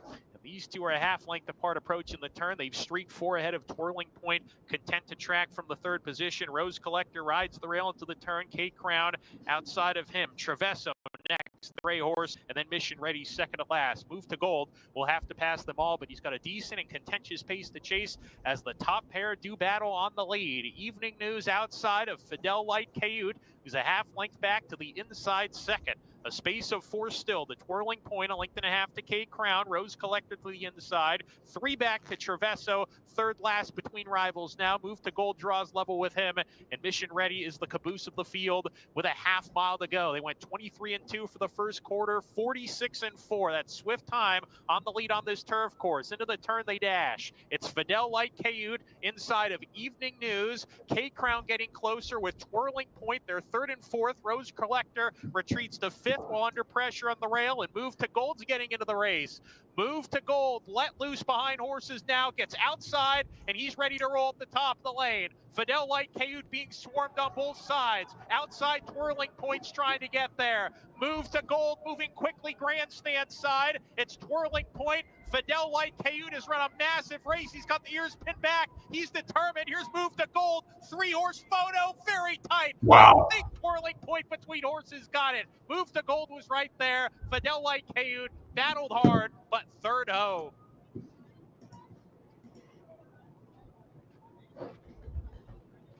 That was super close, Oldy. You're on. I think you're on mute. I can't hear you. Can anybody hear Oldy? I can't hear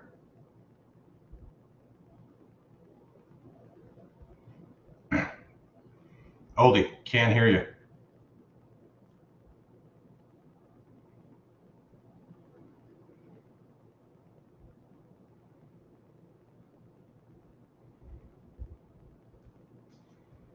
I think Frankie got it. That's the same ride he did last night. Are you back? I can hear you on here. Can you hear me? Yes, there you are. I wasn't gone, but I threw the headset on because for some reason you couldn't hear me. No. Let me just make sure everything's still not set up as it's on my microphone. Well, the camera guy thinks Frankie got it there. And is it Tori? Yeah. That horse had a long neck. So 8-5 for Frankie over, I think, the other 8-5 over 9-2. Wow, it went off at 8-5. Yeah. Your 7 looked good for a long time. Imagine, I just wish that the we didn't have the 5, the 9 up there with the. Second, number 5, Move to Gold. Second, Fidel Light Cayute. 4th, number 1. Brad had the 5 of the contest. 5-7-1, your top 4. So did Tony. Not in the contest, but.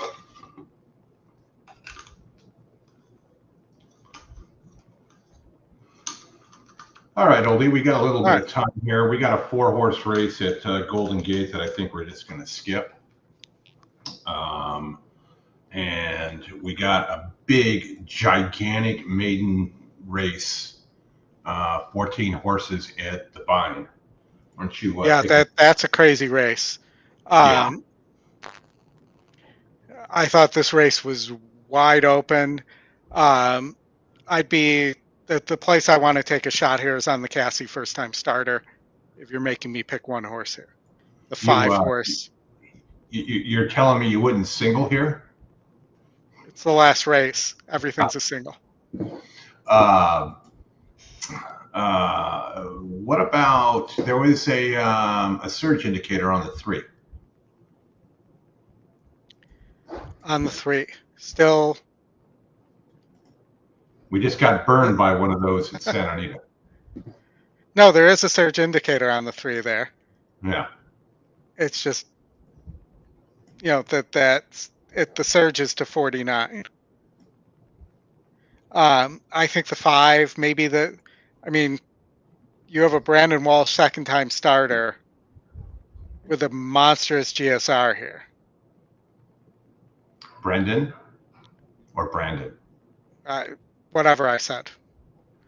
But it's the guy who's the trainer. So, you have that. You have the Cassie Firster here with the works with the 3-star works I like that are all, 2 of 26, 2 of 14, 3 of 24. I think this horse can run. And you're getting 5 to 1. And the race sim likes the 2 and the 11. Okay. So if we pop this up here, this is where I can't fit it all on the screen. So the 2 is the 2 winning. And the 11 in second. You're getting 9 to 1 on the 2. So that is something to pay attention to. There is this nice turf work here for the former Pletcher horse by Street Sense. That's now with Kevin and is attired. And looking at the jockey trainer combos as well, Cassie 23%. You have Kevin and is attired at 18%. You have the third Cassie, and I did mention always bet the third Cassie. You have the 10 horse here. I just don't like it as much as the others. But what was the other Cassie you liked? The 5.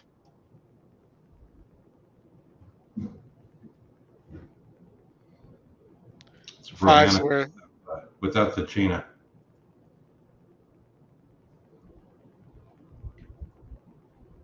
All right, so 5 to 1, I think is a square price there.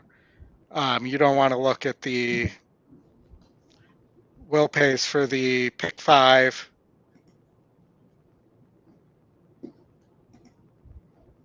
But the 10 is actually the favorite in the pick 5s, if I'm reading this correctly. So I'm wondering if that's actually a 4 or 5 payout, or if it's just a oddity there. All right, they're getting ready to go into the gate here, Oldy.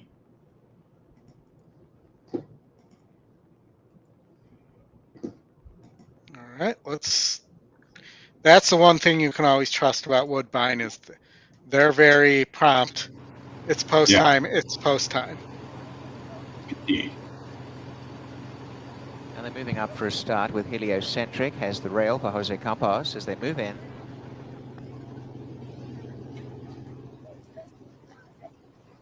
Just behind the gate is Encourage Each Other. Moves forward. Pulling back, however, number 2, Encourage Each Other. Now guided to the gate. Not quite there yet.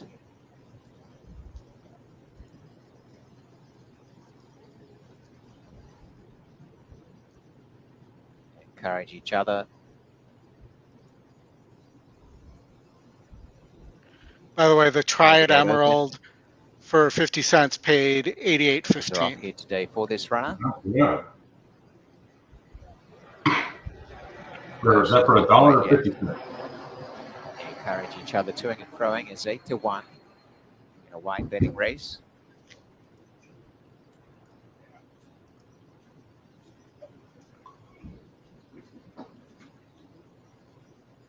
So far, Rafael Hernandez still in the saddle, lashing out a bit now. Horse 2. Encourage Each Other Nearly there. Moves up. Not quite staying in the gate. So another tactic is necessary here to get this runner in. Oldy stable and St. Elias stable with this runner encourage each other as the others wait behind the start. Almost there now. Horse 2, the gate to be secured from the front and back.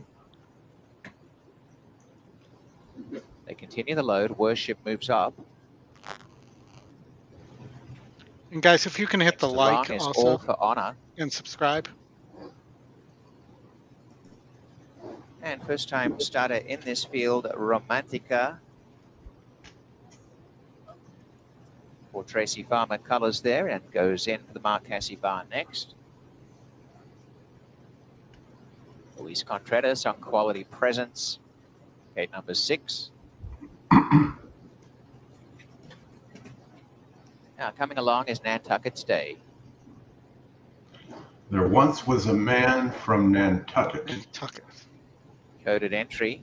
You're going to get us in trouble here, Chris. Saint Michel and Alex Achard. Are you sure it's not Alex and his Achard? Coming along with Anti-Hero. Could be.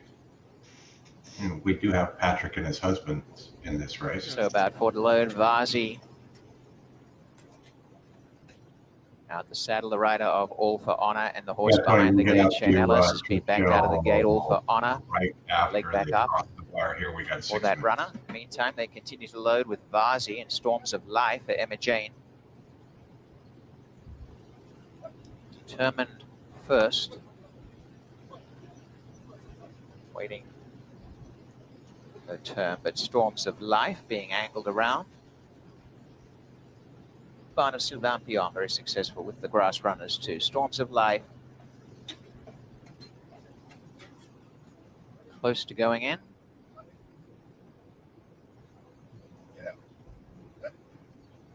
So we still have Determined first. Man, these maidens take a while to load, especially when they're Honor to follow. Determined first for Pietro Maran.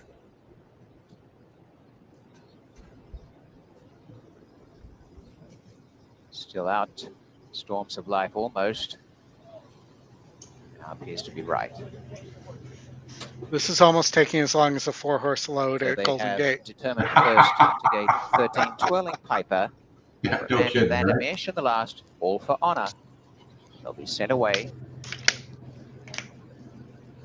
Vazi down to 5 to 2 at the jump. They're ready to run. Locked up. Thanks for not using the other word, Tony. Yeah. Well, not quite. All for Honor obscured. So coming up to gate 4, just behind the start. Out of my view there for a moment. All for Honor halfway in. Now fully in. This field about to be sent on its journey. Off they race. And back to last as they break was Heliocentric and Nantucket's Day, and encourage each other well back, and a good start out wide. Twirling Piper. Away well, Mont Saint-Michel, and on the inside is Worship and Racing Handy Determined first. Vazi the setter with coded entry, and on their inside Handy is Quality Presence.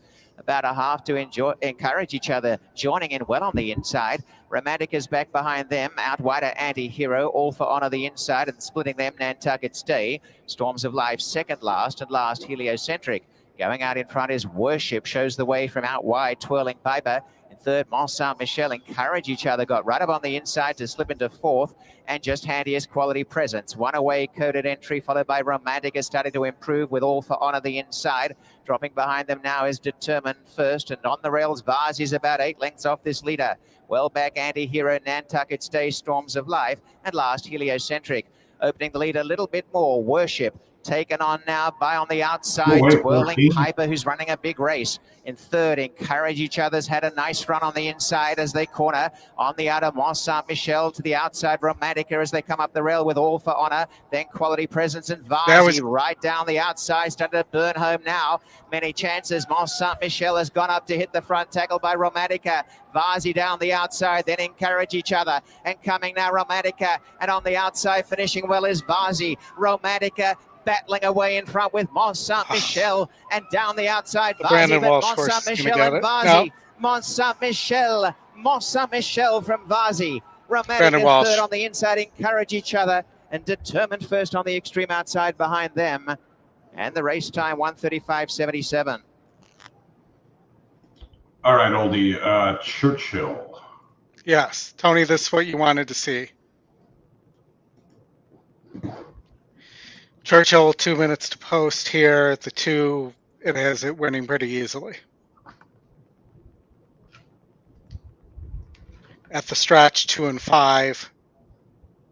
And then the 2 finishing strong. Might be time for a 2-5 exacta.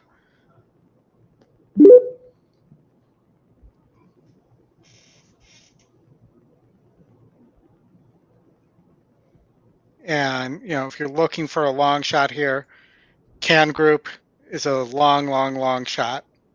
But if there's enough pace here, could run into that. Has shown that it can rise up in the past. I will say I think this horse does not like any moisture in the turf. Well, Oldie, Brendan Walsh is hot right now, and he's got the 3 horse here. Well, and Brandon Walsh from 90210.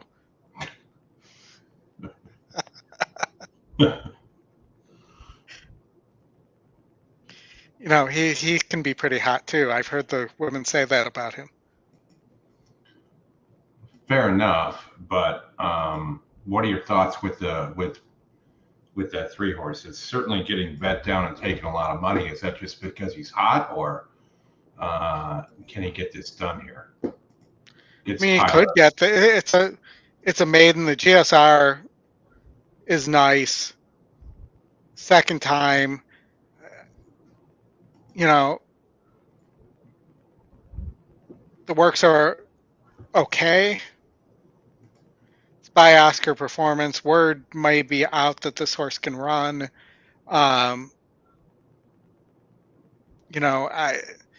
It wouldn't, not at that price for me, but it's not impossible. I could see it. If it was good enough, it might get first run on the 5. They're ahead of the 2. You could just do a 3/2.5 try here as well. Or you could throw the favorite out.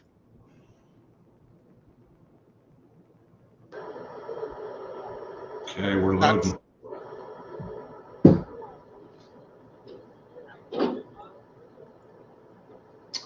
Nine furlongs on the better than Winning last year. For Thomas Aquinas, Churchill Turf Course. Lagudos and Can Group. Tony's going big on the 2. Tony. They're in the game, and they're off. Formidable Man mid-pack brushed with Camaro Z coming out of there. Nonetheless, both are out near the lead, and Thomas Aquinas with some speed as well. And Cugino down toward the inside is up there as well. So they move by us for the first time, and Cugino comes on through to take a narrow lead. And Formidable Man is going to stalk the pace. I did not have the 2 on the lead. Off them into third. Thomas Aquinas over to the inside is Safe Ground Racing. 4, 3 lengths back, Cameo Performance and Longinos. They're running together and about 8 lengths off the lead in 5th and 6th, Nomos. And at the back early, Rockin' a Halo and another. Somebody want to tell the 2 that this is a 9 furlong race, not a 5 furlong race. His opening quarter was 23-4, but he's pulled out to about a 4-length lead down the backstretch run. I slowed it down a little bit the second quarter. Formidable Man is a stalking second, and then it's Camaro Z on the outside third. Thomas Aquinas coasting along inside fourth. Cameo Performance is racing in fifth. Logino sets up outside sixth for the run to the far turn. Nomos is buried down inside of Horses. Rockin' a Halo's alongside of him. Can Group is starting to catch up to the pack as they round the far turn. Cugino continues to roll. The lead is 2.5 lengths. Formidable Man is targeting him by the quarter pole. These two, 1-2 off the turn. Cugino, the one to catch. Formidable Man is set down for the drive now. Second, Laginos is cut loose. Rockin' a Halo Cameo Performance is struggling in behind. There's a furlong to go. Cugino kicks away. Wow. Cugino by 4. Camaro Z comes on. What a performance. Rockin' a Halo on the outside, but they're down to the wire. And Cugino took them all the way to score by 4. Nice. And it's tight for second. Laginos or Camaro. Way to go, Tony. I tailed you on that. Not for 250 though. Pratt gets it done. Oldy, Santa Anita. Santa Anita. Coming quickly. They're on the turf. They're getting to the gate. Going as fast as I can here.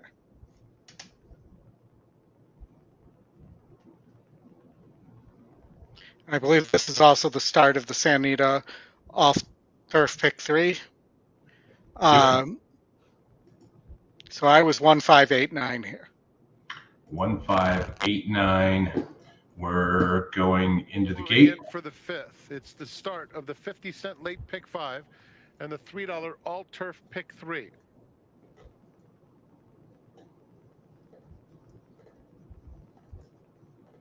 Next up, Oldy, will be Monmouth Park, race number 12. All right.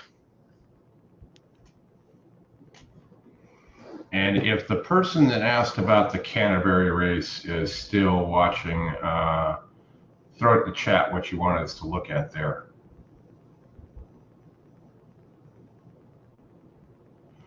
Oh, looks like Topher got the pick 5 there at Santa Anita. No, at Churchill. 2 more. Joey Ryder, Bartoldi to the outside. Right up to the gate is Bartoldi. They're in the gate. And they're off. Sir Maximus bounced out. One-time mark, has good speed, in suspense. Joins them in the center of the course, and Bartoldi comes away and forth. Big Juanito is an absolute handful. Wrangled back by Tyler Bays as Nuclear goes by him. Sienwa get it over to the rail. Niti second to last. Here was Tyler Bays. Back of the field. In suspense will set the pace. One-time mark in the red. On the outside of them comes Bartoldi and saving ground Sir Maximus, a joint second as they come past the 6-furlong pole. Then Nuclear mid-pack 5 lengths off the lead. Big Juanito. Sienwa moves up easily inside of that pair. A gap of 4 to Joy Rider. And then it's Niti at the back of the field. Down the back stretch. And it is in suspense. Carving out the fractions, one-time mark, perfect trip, second. Sir Maximus rides the rail in third. Bartoldi, Big Juanito is deep on the course, but only 4 lengths off the lead. He's been wanting to go for some time, and he's let loose now. They're followed by Sienwa racing on the inside. Bartoldi is out there. Niti and Joy Rider has trailed most of the way. Around the far turn, in suspense, still there. Has it by 2 to one-time mark in second. Bartoldi puts his head right into third. Big Juanito flattening out a bit. Sienwa looking for a spot, finding a nice seam, and moving up in between horses as the field. Grandma in the house. In suspense, 3-length lead. Sienwa comes through on the 6 inside of sure. one-time mark. They're in the final furlong. In suspense, clinging to the lead. Sienwa is going to take a late crack, and it's a good one, too. Here's Sienwa, traveling well throughout. Runs right by in suspense in the shadow of the wire. One-time mark might have nabbed. Then the one got up for second to the 6 finished third. Behind them, it was Bartoldi. And another photo, and one thing to keep in mind, Joy Rider was picking it up. All right, Oldie. Out to Monmouth. Race 12. Monmouth, race 12. You got 4 minutes. I'm going to cue this up. I need to go deal with the dogs real quick. All right, Monmouth, race 12. Yeah, Alan, that 6 holding up would have been super for your pick 5. Yeah. So the race sim says the 3. We got a couple minutes here, so we'll watch the whole race sim. But it's also showing that there are other horses at better prices that are going to finish similarly. You got 3 minutes, Oldie. Just yeah, I got it up on right. another screen.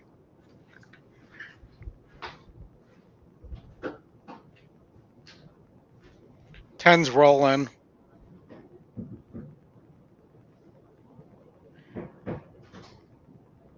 So is the 8.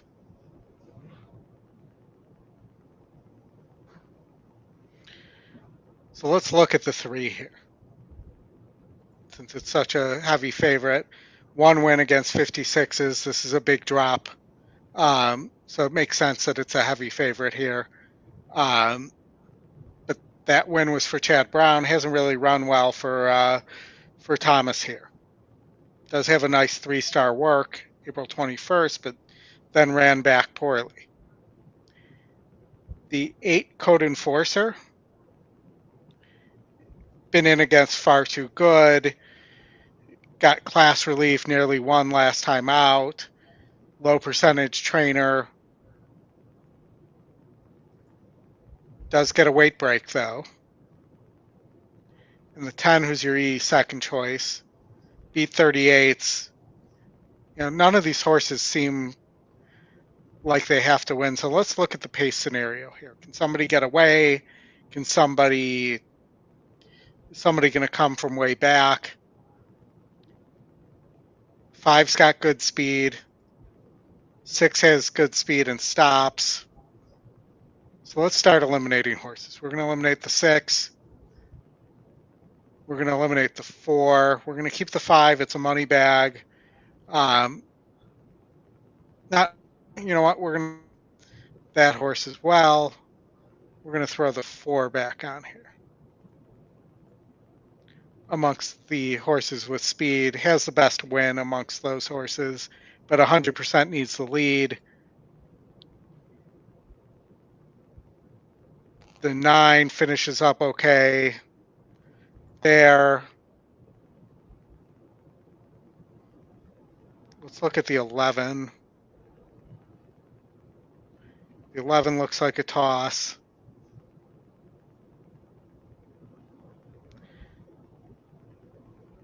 Seven a toss. So I end up with your contenders are the 3, who's your likely winner, the 10, the 8, and then there are races good enough for the 9, like this one here where it finished second. That was needing to be on the lead though, so I'm going to toss that one too. And maybe you use 3 with 4, 10, 8 with 4, 10, 8 as a try.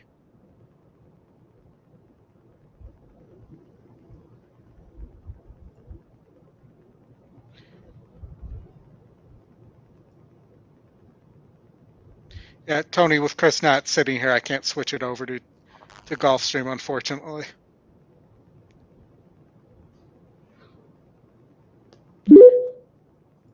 But we're nearing the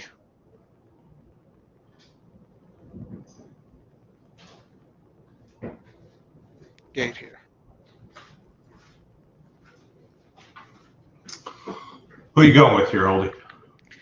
Well, the favorite looks pretty solid. So I'm going 3 with 4, 8, 10, 4, 8, 10 try. 3 with 4, 8, 10? 4, 8, 10, yes.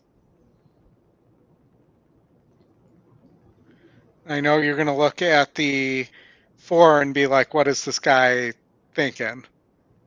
Thinking, well, you need that for a price. No, it wasn't that. There are other prices here I didn't like. I'm looking back at the maiden breaking race and thinking, okay, if this horse can be on or near the lead, it might run to those races. Got it. Scotto loading into the gate. Dr. Schuster. And the other speed is so cheap. Dr. Schuster goes in. I add the 11 to that. Trainer's hot. Fire and Code Enforcer. McMagic. Rancer to post 6. Here's Succeed in the purple jacket.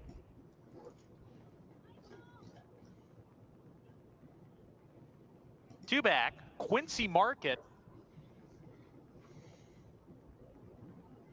Well, somebody just got away. Outside, McMagic to round out the field. Looks like Quincy Market actually decided to do a little bit of a U-turn there and trotted about 50 yards behind the gate. So they're going to bring him back over towards the gate. The others waiting patiently. That would be the 10 that decided to, I think it's the 10. Yeah, Quincy Market. Live racing Looks like we resumes got tomorrow, ladies Golden and gentlemen. The Gate first up post next, will be only 12:50. 6-horse Another field. 12 race card for you. Looks like we just missed a Gulfstream race as well. Yeah, the last. And again, Quincy I don't think the Market 10's going in the gate. the jockey there, and now he is running the So, other direction. Looks like they're going to maybe add Chris's 11 and subtract the 10. Here. And the horse is running loose on the course, so we're going to have a delay. Stand by.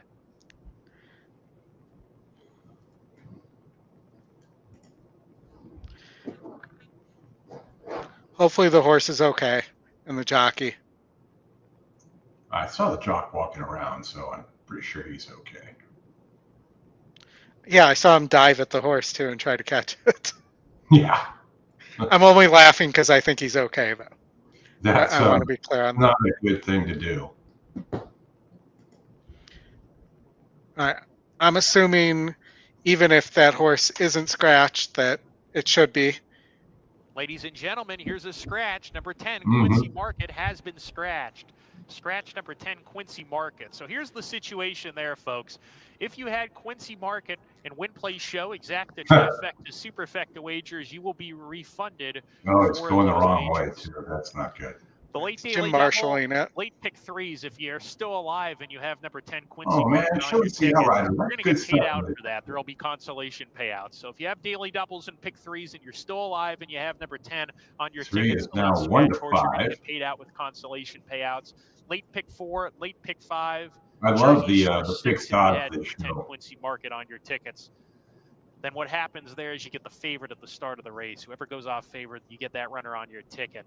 So Whoever for goes example, off favorite. if It's going number to be the 3, is Matt. going to go off favored, Come on. Valentine in this race, you're going to get him if you had number 10, Quincy Market, in the late pick 4, late pick 5, or Jersey Shore 6 wagers. Again, a late scratch of number 10, Quincy Market, who has been corralled. By the way, they have caught him on the back stretch. Guy's like, damn it, maybe work today.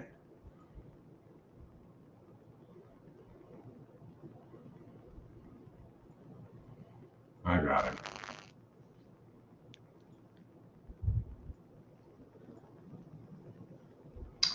I don't know if you caught that, Oldy. They opened all the front of the gates there in case that horse did come through. No, I did not see that. Yeah, they opened all the gates, which is pretty much standard protocol. If they got one running, it could potentially be running towards the gate. So we got Golden Gate coming up. We do in 2 minutes. They're probably going to walk on over each other here, Oldie, so we can skip that. We can go and look at Golden Hawthorne. Gate's probably more like 6 minutes away, I would say. Could be. We'll see how it goes after this one goes off. We do have a Hawthorne race. Well, I want to point out a inside horse post. at The Golden loading Gate process that has begun. The reloading is process. dropping in GSR, Dr. but Schuster, post position going from 4. turf to synthetic Fire has is beaten Scotto better next than this to. group, and you're getting 9-1 on the 6 horse. Okay. To maybe use it with Code the Enforcer coming up, 2 and post 5, gate. who are the favorites there. And you also have the 3 horse, who's 10 of Rancer. 27 at the distance, 2 back, succeed. and bid in the money 18 of those 27 And the times. last one to go in will be McMagic. Here's McMagic. So I'm going to put that together first. 2-5, We're ready to go in the finale. 2-3-6, 2-3-6. And clear off in the nightcap. Prince Fire gets the first call. Rancer shaken up by Fernando Hara to get out there. Dr. Schuster on a hold, a little bit keen here, but he's taken back. Fernando Hard Hara to settle back in the in the early US. stages. Third approaching the turn. Prince After, Fire is first spending from 2 Rancer. years out Clearly there happy in to the track Middle from East. second. Dr. Schuster third, now settled down around the clubhouse turn. A length and a half Cup back to Classic Code with Enforcer. Silver. Valentine, the favorite, inside of him. 6 lengths off the lead as they're pretty strung out here. Another 2.5 to Scotto, who's third last. Succeed, Big Magic. Those two trail together as the runners swing up the backstretch where Prince Fire is the pacemaker in the nightcap. Leads by about 3/4 of a length. Rancer on restraint running in second. Dr. Schuster third. Valentine getting closer. The big favorite taking the third spot away from Dr. Schuster, who's to the outside of him. Code Enforcer is in a good position. inside of that Try. rival in a gap of 6 They now. can, The get two at the back past make its, magic and Succeed as they Breeze approach the four improving as turn well. run. Prince Fire into the turn, a half length in front. Rancer right there, a lot closer on the throat latch of that leader. Rancer comes looking for the lead. Prince Fire sticking to him. Valentine has come under a ride. He's 2.5 behind. All in now with Vincent Cheminade as they hit the quarter pole. And then comes Dr. Schuster, Code Enforcer passing him, but has 6 lengths to gain at the top of the lane.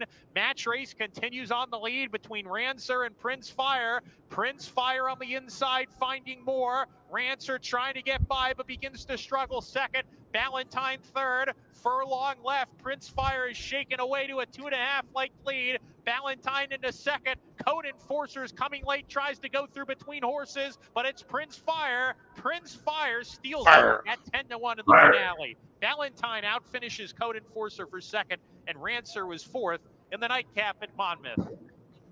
So do we have time to go to Golden Gate?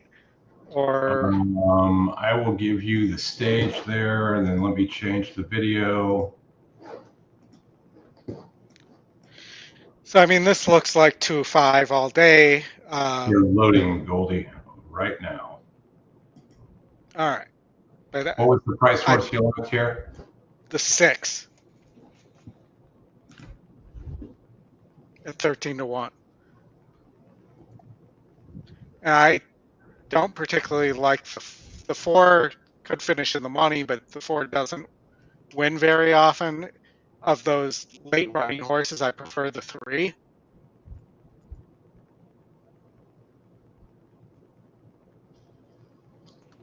Gerlach's going up. Trinidad to the inside.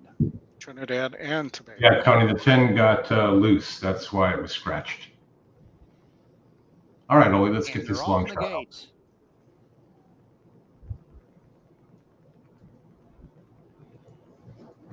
And they're off.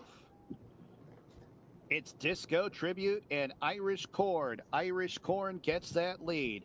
As it's Disco Tribute who As races expected. second. Gerlach's outside third. Doo-Wop Don in amongst horses fourth, 3.5 lengths off the lead. Satanta towards his inside and a gap of 5 lengths to Trinidad, who trails the field. It's Irish Corn up the backstretch, who has lead by 2 open lengths. Disco Tribute in pursuit in second. Satanta Disco up Stew. the inside picks up a position in third. Gerlach's And his lead tribute. into the turn, and then a length and a half to Doo-Wop Six. Don, who's Doing 2 well. lengths in front of Trinidad. First quarter mile clicked off in 22.66. 2.5 furlongs to go. Irish Corn, the lead to length and a half. Disco Tribute nudged upon in second as it's Gerlach's who sweeps up 3 wide third. Doo-Wop Don and Satanta fourth and fifth. Judy Trinidad Fitch. at the tail of the field as they reach the top of the stretch. Oh, Irish Corn has that lead. Disco Tribute, a stern challenge on the outside second. It's Gerlach's who loses third to Doo-Wop Don. They run to the 16th pole. Nope. Irish No. Corn, but it's You Disco cannot. Tribute. Disco Tribute wearing down Irish Corn. Disco Tribute prevails Disco over Stew. Irish Corn and Doo-Wop Don. Trinidad was fourth.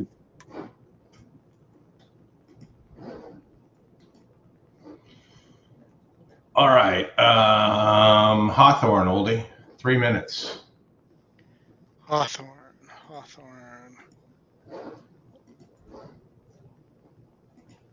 on. Hawthorne race 6.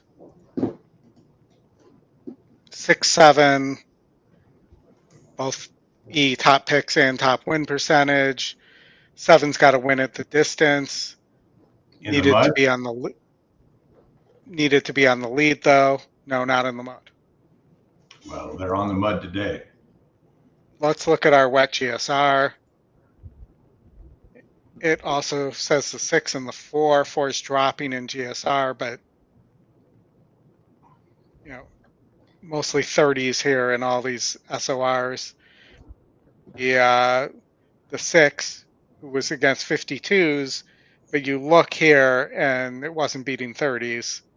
And the 6 has not won in a long time. No. So let's pretend like the 6 doesn't exist. Let's see what the race sim has for us here. Come on, see what the race sim has. There we go.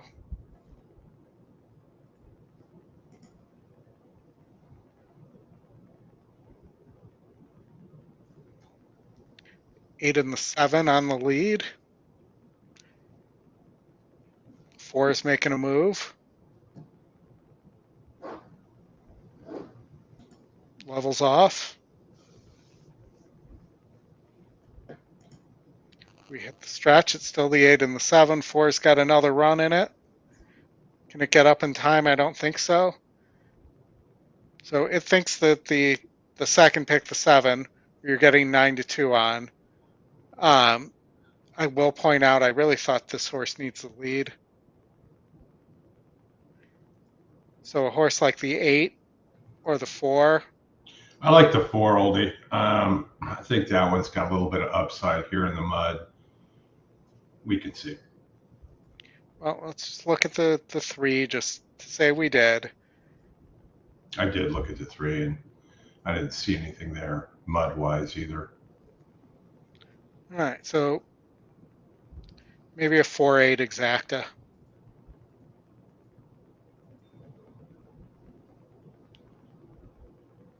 I mean, I don't see anything on the 5 either. The 5 does have a big SOR, though.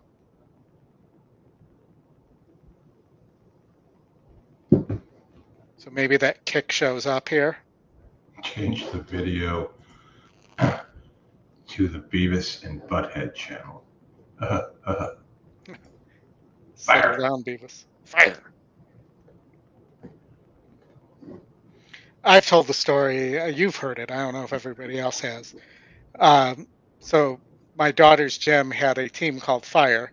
Every time they would be mentioned or we had to go watch them compete when we were at a competition, I would get all the dads to do the Beavis Fire.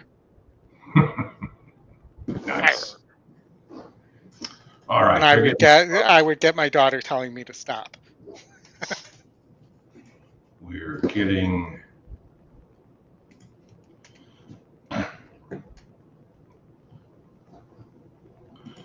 Thanks, Paul Getty, for signing up for the Aftercare donation. We'll have content in there soon, and we'll update that with probably some Aftercare stories and things like that, along with some hidden Scotty plays as the days, weeks, and months go on. But thanks for signing up. Appreciate that. Yeah. And for those of you who missed the Scotty announcement, the announcement is that by the end of June, everyone, regardless of what plan you have, will have access to the race sim. Yes, including the 3 free races for each day will also have access to the race sim for those 3 races. So think like when Oprah was giving away cars, but it's you get a race sim, and you get a race sim, and you get a race sim.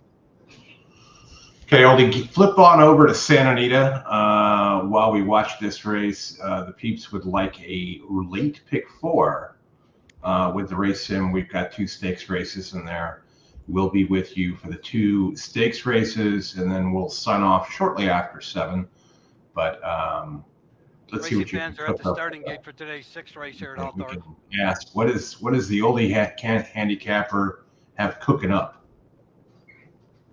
Well, if it's a stakes race, I'm having chicken. Okay. Well, sometimes I just can't help myself. I know. These jokes write themselves. Mm-hmm. Well, I know I don't like Happy Jack. I know that for sure. Okay. Who's your current second choice? I don't don't love Dr. Venkman. Waiting for Pagliasso. Coming up here, so I'm gonna probably Daniel play the Baffert and the and the morning line favorite there. They're off. Masquerade Ball trying for the lead from the outside. Here's Hawaiian Hideaway. Far outside, Palyasu now fastest of all. I do love Palyasu Peter takes the lead. Calassia's race Masquerade car. Ball second. Ancient Man between horses third. Hawaiian He can Hideaway do all three the wide. race, all the Stillage different came away kinds of fifth. Plain or Peanut sixth. And nearly Trailer Armavir as they move on to the back stretch. 6 furlongs to go, and Palyasu has a 6-7 length advantage. The opening quarter, 24.36 100ths. It's Palyasu leading up the back stretch by 7. Masquerade Ball second, towards the inside, Ancient Man third. And then on the outside, Hawaiian Hideaway fourth. 3 more back. Thanks, Jay. Very kind. Armavir Appreciate finding a good stride and moving up, trailing Thanks, the Jay. field. Stolage. Daniel, thank you They for. have a half mile to go, and they're still chasing Palyasu. And around the turn, Palyasu by 3. Hawaiian Hideaway now moving it closer. Second, Armavir continuing that run while 4 wide. Then in between horses, Masquerade Ball dropping back. Ancient Man dropping back. Masquerade Ball from the back of the pack. Stolage tries to come on. Around the turn, they're in the stretch. Palyasu's trying to take them all the way, still in front. Hawaiian Hideaway racing second. 3/16 to go. Palyasu, Hawaiian Hideaway, Plain or Peanut picks up the leaders 3 deep. Armavir on the far outside. Inside the final furlong, Plain or Peanut on the outside with a short lead. Palyasu fighting back. Then it's Hawaiian Hideaway and Armavir coming down to the wire. Plain or Peanut has the lead. Plain or Peanut, Rachel Slavinsky for the first time since 2022. Palyasu a second, Armavir third, Hawaiian Hideaway fourth. Hope you don't have a peanut allergy. All right, Ollie, let me give this to you to look at. I was not expecting to get what you're getting on Big City Lights here. So I'm going to actually make this, for me to be the Baffert, because I needed a price here with Big City Lights. But with the price you're getting here and the fact the horse can rate a little bit, and, you know, I don't really think Dr. Venkman's any good. I don't think Happy Jack's any good. I like Big City Lights here. I mean, he's been running second to the Braun, chosen Braun, a lot. And I don't buy the 80 SOR on. I don't. He's also a horse for course that. Yeah. For. And does have a graded stakes win, and has been very effective away from the chosen Braun. Yes. So $40. I'm trying to find Anita, which this has been happening a lot to me lately. That on our friends at Twin Spires, you don't touch the favorites, but the favorite tracks disappear. I don't know. I closed that account over a year ago. I'm just saying. I know you did. 3, 4, 5, 7. The race that for me is really a, how do I want to state this? All over the place is race 8, which is also the start of the golden hour. And the reason I'm saying that, if you look here, you know, the 9, I got it dropping here, or staying at the same level, just missed. Has some nice pace. The 10 has been missing a lot, is 0 for 11, been running mostly at this level. I dropped the 10 because of the amount of times it had run. The 3 for Glatt, dropping from maiden special weight. Good GSR. The 1 a second time for Jeff Bondi or Biondi, or however we pronounce his name. And Jeff. Steve Knapp is 24% with first time starters. Or is it Steve Knapp? No, it's Nap. I'm just kidding. So I had to have that horse as well. You do have a Peter Erden horse here as well, but he's not going to have a good horse in for attack, by my theory. And Ryan Hansen as well. This horse is working well. Can't use all of them, though. I mean, you could, but you're going to have to go narrow elsewhere. So hopefully I have the right horses there. The race sim likes the 9 and the 10. The 10 has kind of shown us, I think, who he is, and he's going to finish third or second here.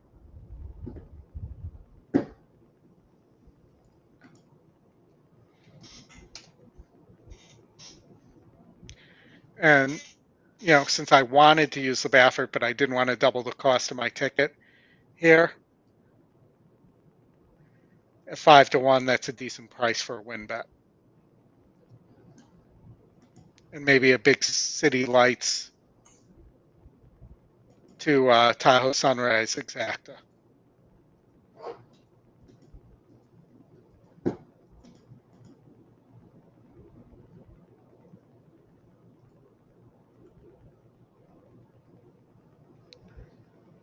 All right, Oldy, I'll show you what I got cooking here. How much time? By the way, guys, that's the race sim.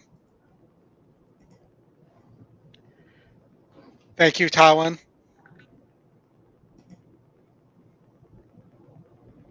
Also, Daniel. TVG, I've had the account for, I don't know, since the third week they started.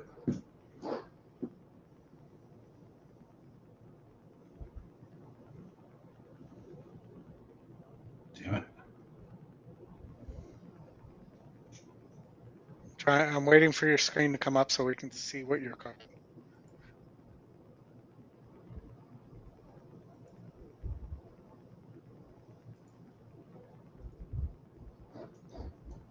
I'm working on it, man. I'm working on it. It takes a little while.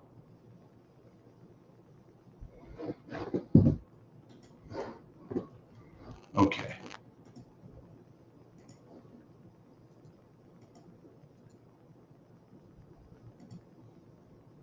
Let me lock that. Lock this.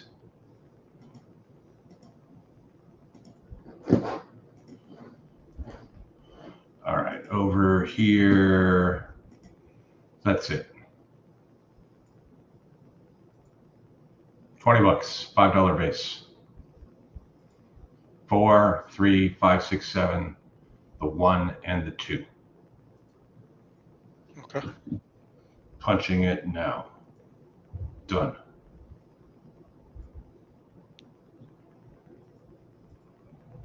And win bet on the 4. Okay. Okay. For the man, Dr. Venkman returns. He walks into the gate solidly back from the moment wagering opened. Happy Jack in the Calumet colors will be next. Tahoe Sunrise. Big City Lights. I would imagine Big City Light's going to be on the lead here, right, Oldie? Yes. And they're off in the triple I think so, but he doesn't need the lead. Tahoe Sunrise. The Baffert's going to be on the lead. Go out to battle it early, and Big City Lights is close up as well. Comebacker Dr. Venkman is at the back of a very compact group. 2.5 lengths covers them. It's Tahoe Sunrise ahead. At the rail, Happy Jack going with them. They're on even terms with Big City Lights on hold 3 deep. Dr. Venkman is eager to get after this group.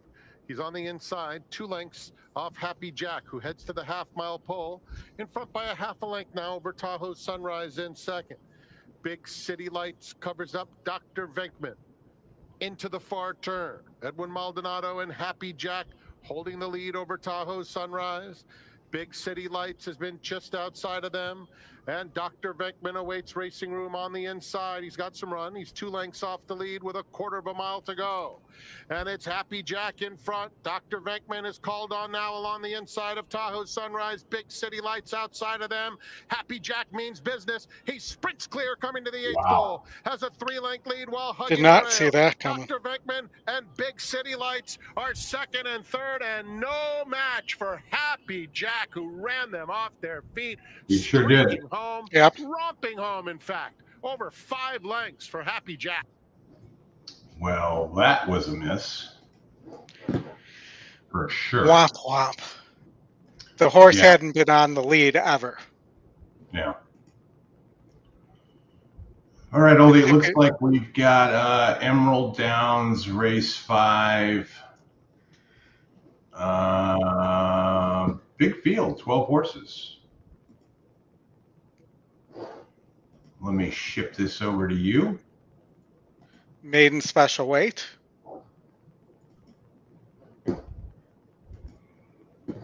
We did not like Happy Jack there for sure. Yeah. So now we know Happy Jack needs the lead. Yes. Your favorite is currently at 7-2. It's the 2 horse here. Also tied for top GSR with the 7.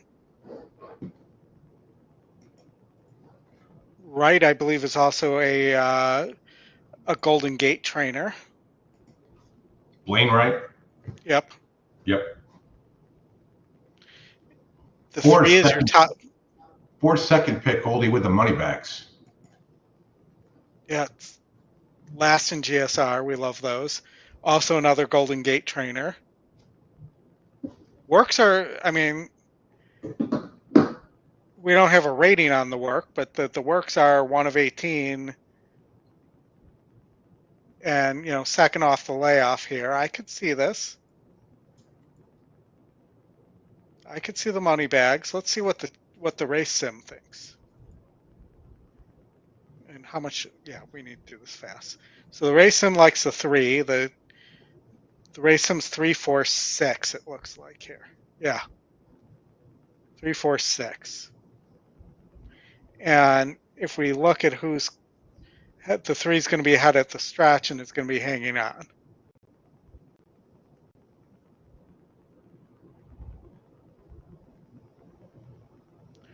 Three, 4, 6.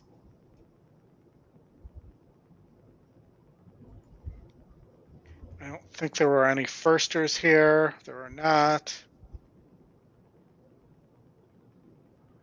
2's your favorite.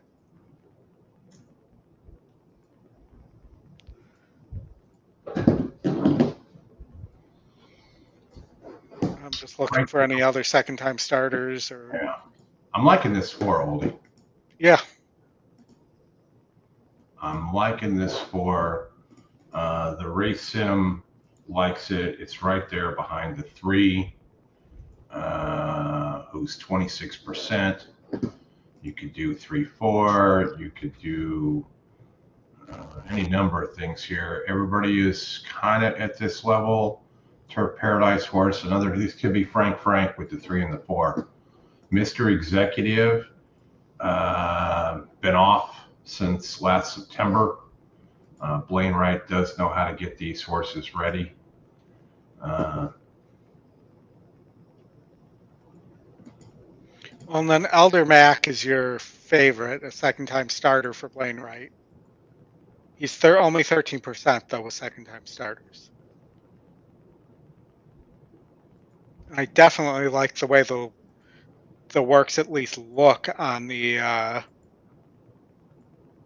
4. You do have a former Mark Glatt horse that was running at Santa Anita on the 6.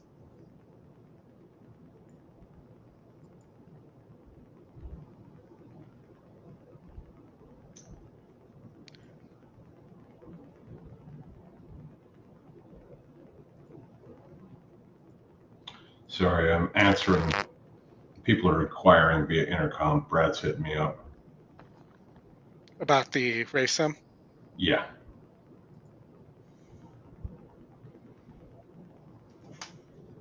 There's an exact link that I can send To Brad. 4 is 11 to 1 on this 4, Oldie. That is a nice price. Let me see if I can come up with the join link for Brad.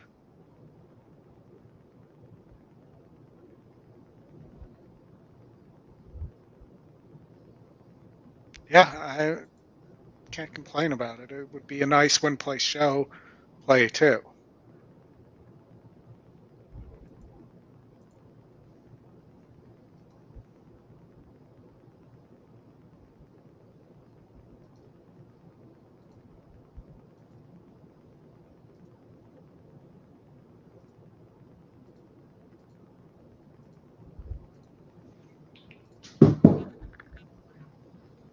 Hold on, I should be able to pull the... They are getting to the gate here. Let me pull this up. I'll let you do that. We'll try to find the join link for the... Road for the 5th race. First one to go in, Mr. Executive. Dynamic Secret inside post position. Now comes Elder Mac.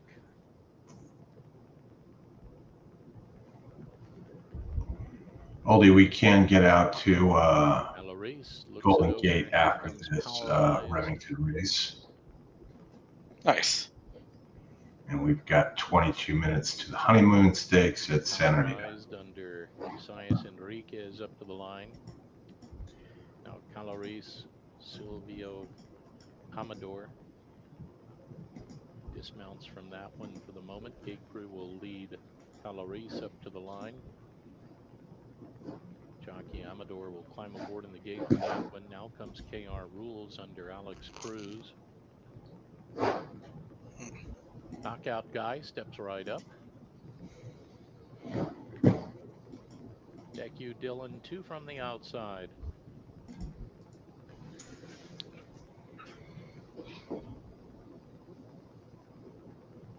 Nightline looks it over, strolls to the mark.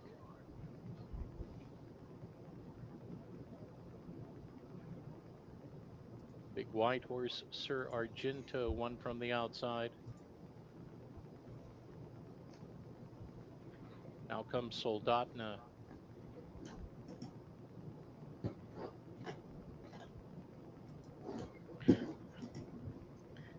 I'm going to throw the join link in our WhatsApp chat, and you can text that directly to standing by back Brad. The gate yet.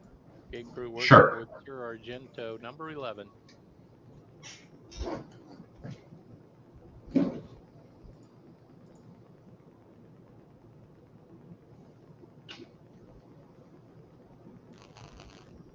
After they get a handle on Sir Argento, police will take position on the outside. It's quite a load for them too. I'm sure they don't have many 12-horse races. So squared away. Leslie Mawing takes position. In goes police. Cast of a dozen, ready to go. If Justin was on, he would know who the announcer is at Emerald. Yes. And runners away. Knockout Guy broke smartly, but it's Powerized to go right straight to the lead here. Towards the outside, Nightline is in the early chase, moving through Elder Mac at the inside. KR Rules racing fourth by 2. Mr. Executive next with Dynamic Secret mid-pack at the rail. Break of 2 to Sir Argento towards the outside. A length and a quarter more to Deku Dillon. Soldatna 7 or 8 off the leader. Police picks on 2 off the rail. Gap of 4. Back to Knockout Guy, who's drifted to the tail now. And on the outside of that, Caloris. And midway round the turn. And out front, Powerized shows the way with Elder Mac just behind. Dynamic Secret has room at the rail. And they run to the top of the stretch now. Powerized kicks off the turn, 2.5 in front. Dynamic Secret into second with Elder Mac racing next with a furlong to go. But look at Powerized. Powerized has opened up 5, 6, 7, 8, and Powerized will win it by a city block. Elder Mac is second. Great call. Yeah, great call. Okay, Oldie, let me get you over to the gate. We The gate of don't have fields. many. We got one more weekend of the gate. Yep, it's sad. I will get the gate loaded up here for video. Go ahead, and then you can bring it up. Well, the race sim is running at the gate. Here comes the 4. You got 2 horses to watch here. The 3 does not really look like it's going to. Who's your favorite? System does not like here. Which I can see is moving back to synthetic where its one victory came. And at that distance, let's look at the 4. 4 almost got home against 52s. The 2 has been in against better, dropped. Second time with Mathis, first time off the layoff. That's a good number. And then the 6, the long shot, who looks to be the early speed here based on the race sim. So the 3 is going to have to run probably more to the pace number than the race sim. But 246 looks solid here. If somebody's coming late, it's probably the 7 horse.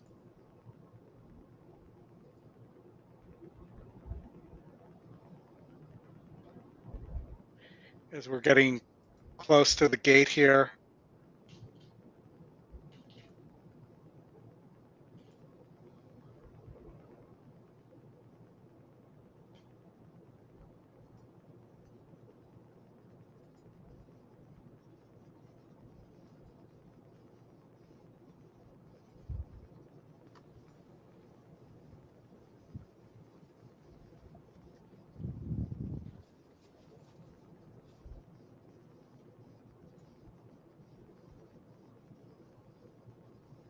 Almost there.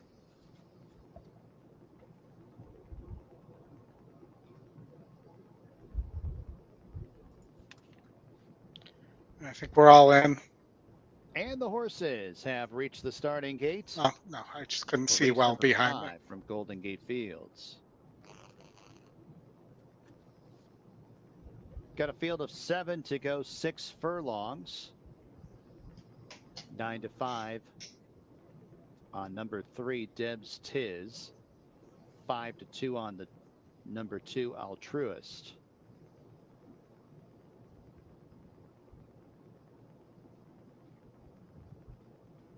Adios Nicanor going up. Right hand rider in the white and turquoise silks. Galande Bezos. Mr. Fighter and Cut Across Shorty.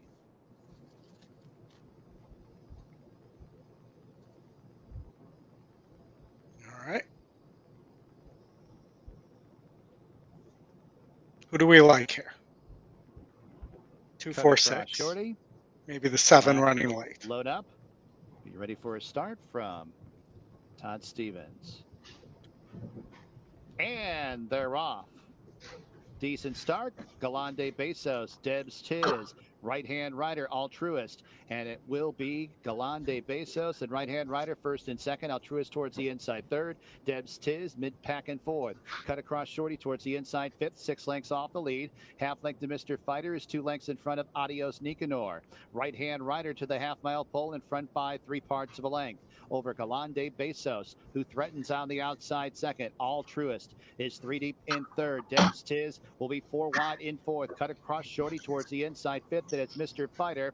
And 2 lengths back to the trailer, and that is Adios Nicanor. 2.5 furlongs to go. Right-hand rider Galande Bezos. Altruist ridden along right behind the top 2. Deb's Tiz goes wide. Then it's Mr. Fighter as they turn into the stretch. Right-hand rider cuts the corner. Galande Bezos all out. Deb's Tiz outside, and Debs Tiz is challenging for the top spot as they run to the 16th pole, and it's Debs Tiz from third up into the lead of the 16th And pole. it's the battle for second. 3-horse, so the money was correct there.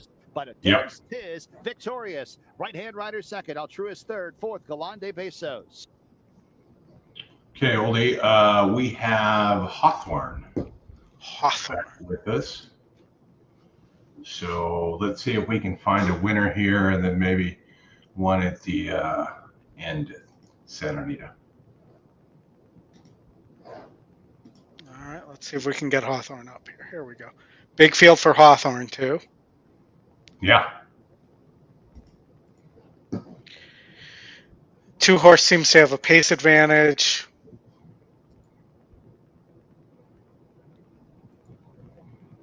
I guess let's play it to the stretch. The 2 and the 8 with the 10 right there. And the 8's the one that finishes at 4-1. That's not a bad price. No. E top pick, second win percentage.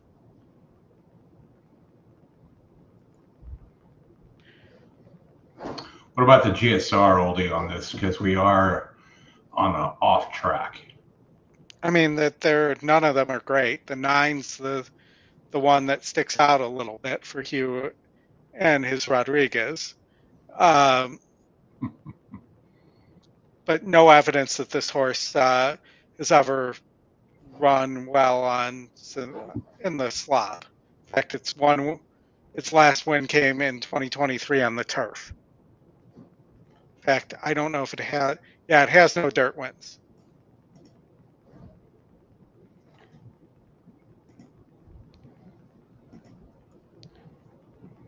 You know, the 2 has a decent wet GSR. You know, appears to need the lead. 2 is also a shield horse. Yep. Only 26% though. Doesn't really go up. 10 ROI there. 61% in the money. The 11's the one that the other one that's looking like it could run well, low percentage trainer. Let's look at because sometimes at these smaller tracks too, the jockey trainer combos matter. Correct. And, you know, the 2, Alexis Santano, with Miraz, that they're 24% on the 2. And that's really that and the 27% with Olaf Hernandez and that same trainer. Those are the only 2 real strong with lots of races run pairs. That's your bottom of the barrel, pretty much wet GSR. Yeah, I mean, the system likes, you look at the 2-horse, Oldie, right? Top pace. Pace is usually somewhat important. You typically see a lot of deep closers on a muddy track. Jockey trainer combo is 24% on that 2 at 3-1. I would expect it would get somewhat crushed as we get closer to the gates opening. But 2-8 here could be good. Yeah. I mean, the 8's going to need to run into it. The 2 could be gone.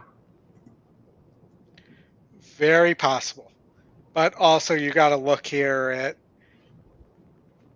you know, if the 2 breaks slow, then you're out here pretty much. But at 7-2, it's not a bad risk to take with the 8, and 9-2 on the 8. Looks like they're still mudding around on the slop or slopping around in the mud. Yeah, Bluegrass Den,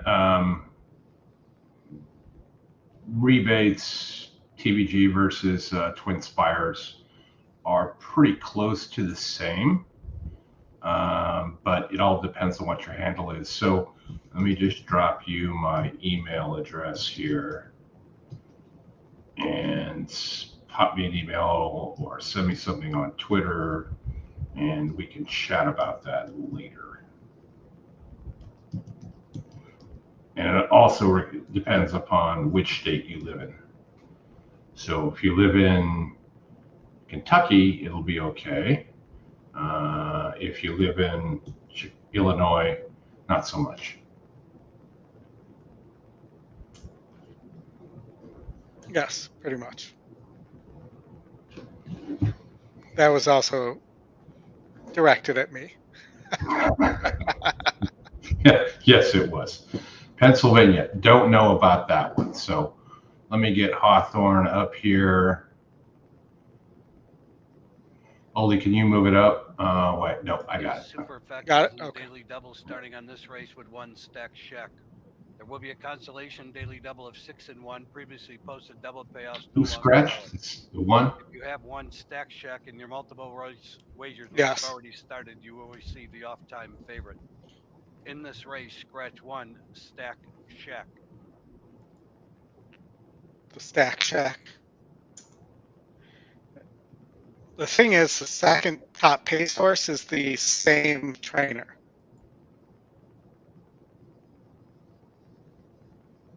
But not even close to the speed of the two.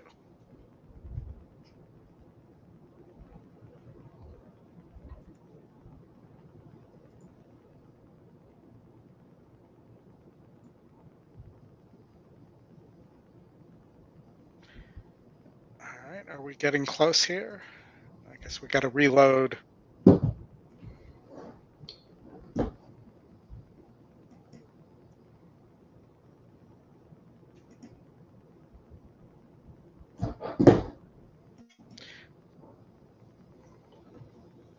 One more thing for the people, Scotty forgot to mention this, for the people who are still on the stream. We are also looking for additional hosts and analysts. So please contact Chris or I, and we will get that information to Scotty if you're interested. Yes, we're specifically looking for females. Yes, correct.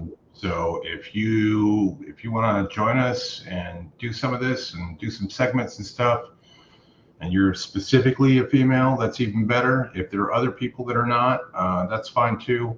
Just reach out to me via the email address that I am showing you here. And you can also reach out via WhatsApp, Twitter DMs, and also, I mean, you can also reach out to me at race 7 here at Hawthorne in less than a minute. You can reach out to Oldy at EquinEdge.com as well.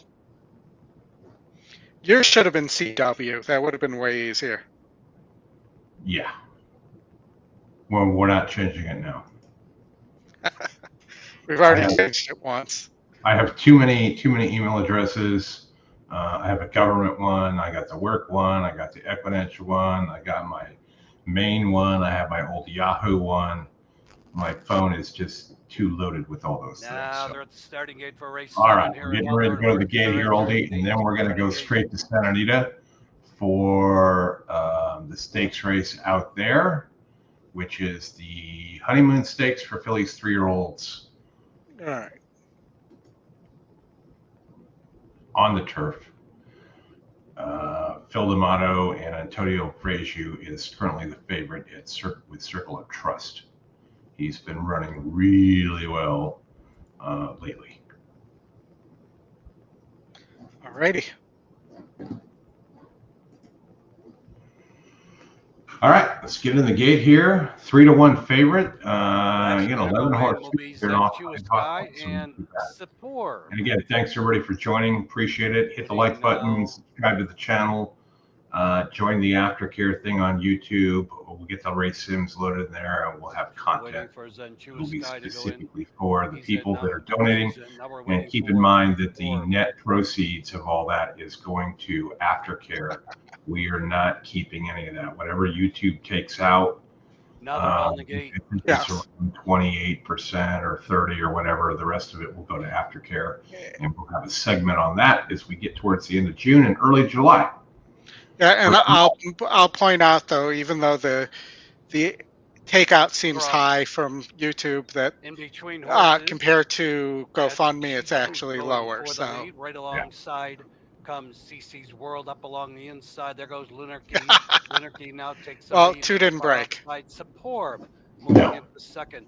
In between horses, CC's World third. She's a Hoot shuffled back to fourth. Then to the outside, moving up fifth, comes Lady Atlantic. Outside of her is Sade Purse, looking for racing room. Summer at the spot in tight quarters. And towards the inside, Ava Sorella. Essential Bella finding a good stride on the far outside. She's a Hoot has been shuffled back. The trailing pairs, they move around the turn. Maiden Rock and Zenchua Sky, they come to the top of the stretch. And your leader, Superb. Around the turn, they're in the stretch. Superb comes off the turn, 2 on top. Up on the outside, Sade Purse coming to her second. Towards the inside, trying to close ground. Through the stretch comes Lunarchy. And down along the rail, Ava Sorella. On the far outside, Essential Bella. They're in deep stretch. Superb still has the lead. Ava Sorella's closing on the inside. A late move by She's a Hoot. Because if it breaks, it wins. She's a Hoot. Yep. Oh, what a race that one went. Left, got shuffled back, came flying. Thank you to Hawthorne again for allowing us to show their races. Appreciate that. All right, Oldy, let's get over to Santa Anita for the last race of the day. So you're telling me Circle of Trust, who is not the favorite right now. Okay. He was earlier, but it's flipping back and forth. Yeah, I mean, this is a pretty wide open race. I was a little interested in this 4-horse for the Yaxter. Has a win over 60s, has a little tactical skill there. Fits in terms of GSR, right there, tied with the one who's the long shot. I think the question really here is how fast do they go? Because the funny thing with the 4 is, it's one on the lead and it's came off the pace too, right? Yeah. Back in March. And it's working decently on the dirt, not great. The 3 is your Shield, minus 11% on the ROI though. But did almost win a grade 2. Grade 3, I mean, sorry, not a grade 2, but a weak field. Yeah. And, this is one of those races where they're going long too, where, looking at the GSR is going to matter as well. And there's a big difference between the 4 and the 1 and the rest of the field. Sure. And the 1 gets a nice bump on GSR going at 9 furlongs, Oldy, and is currently 26-1. Yep. And didn't run poorly in that grade 2. We just saw Doug O'Neill have a horse do something different, and see what my note says, 4-star work. So it was at some point working very well. That was back in February. So, I mean, this horse could, just want this kind of distance at a big price. They're off. Yep. All right. Stood relaxed now, racing 2 lengths in front of Pink Whitney, who's on the outside of Sakura Blossom. It's Sea Dancer and Jeremy Laprida dictating terms, opening up 3 lengths. Visually is second, and neck in front of Shiloh's Mistress in third, and then Circle of Trust, well spotted fourth, 6 lengths off the pacemaker. Another 2 to Faith Understood, inside Pink Whitney, and 2 to Sakura Blossom. Down the back stretch in the Honeymoon. Sea Dancer, left alone on the front end, has a 3-length cushion on Visually. Outside of them, Shiloh's Mistress biding her time in third. Circle of Trust is joined by Pink Whitney, who's made an early bid, up to take that 4th spot on the outside of Circle of Trust now. Down at the rail, Faith Understood is inching up. She'll need to find some racing room, and Sakura Blossom has trailed throughout. Sea Dancer Here comes to the quarter pole with a length and a half advantage. Shiloh's Mistress between. Pink Whitney on the outside. At the rail, Visually is in fourth. Circle I don't know if it's good enough to stay up there, but four wide, but has a clear shot as they straighten for home. Circle of Trust is coming flying down the center of the course. Sea Dancer, one from the rail on the outside of them. I hope you played has surfaced late. the one in It's third Circle or of Trust. something. Sakura Blossom moves into second. Circle of Trust, another outstanding If it stays ride up, from Antonio did not. You might need to single it in the fourth Blossom spot. was second. Faith Understood in front of Pink Whitney.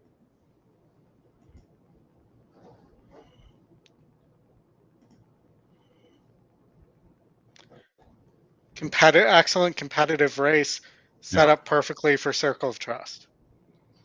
All right, folks, that's going to do it for us for today. Thanks, everybody, for joining. We appreciate it. Hit that like button, subscribe to the channel, join the Aftercare thing. We'll have stuff going on there for that as we get closer to the Belmont next week.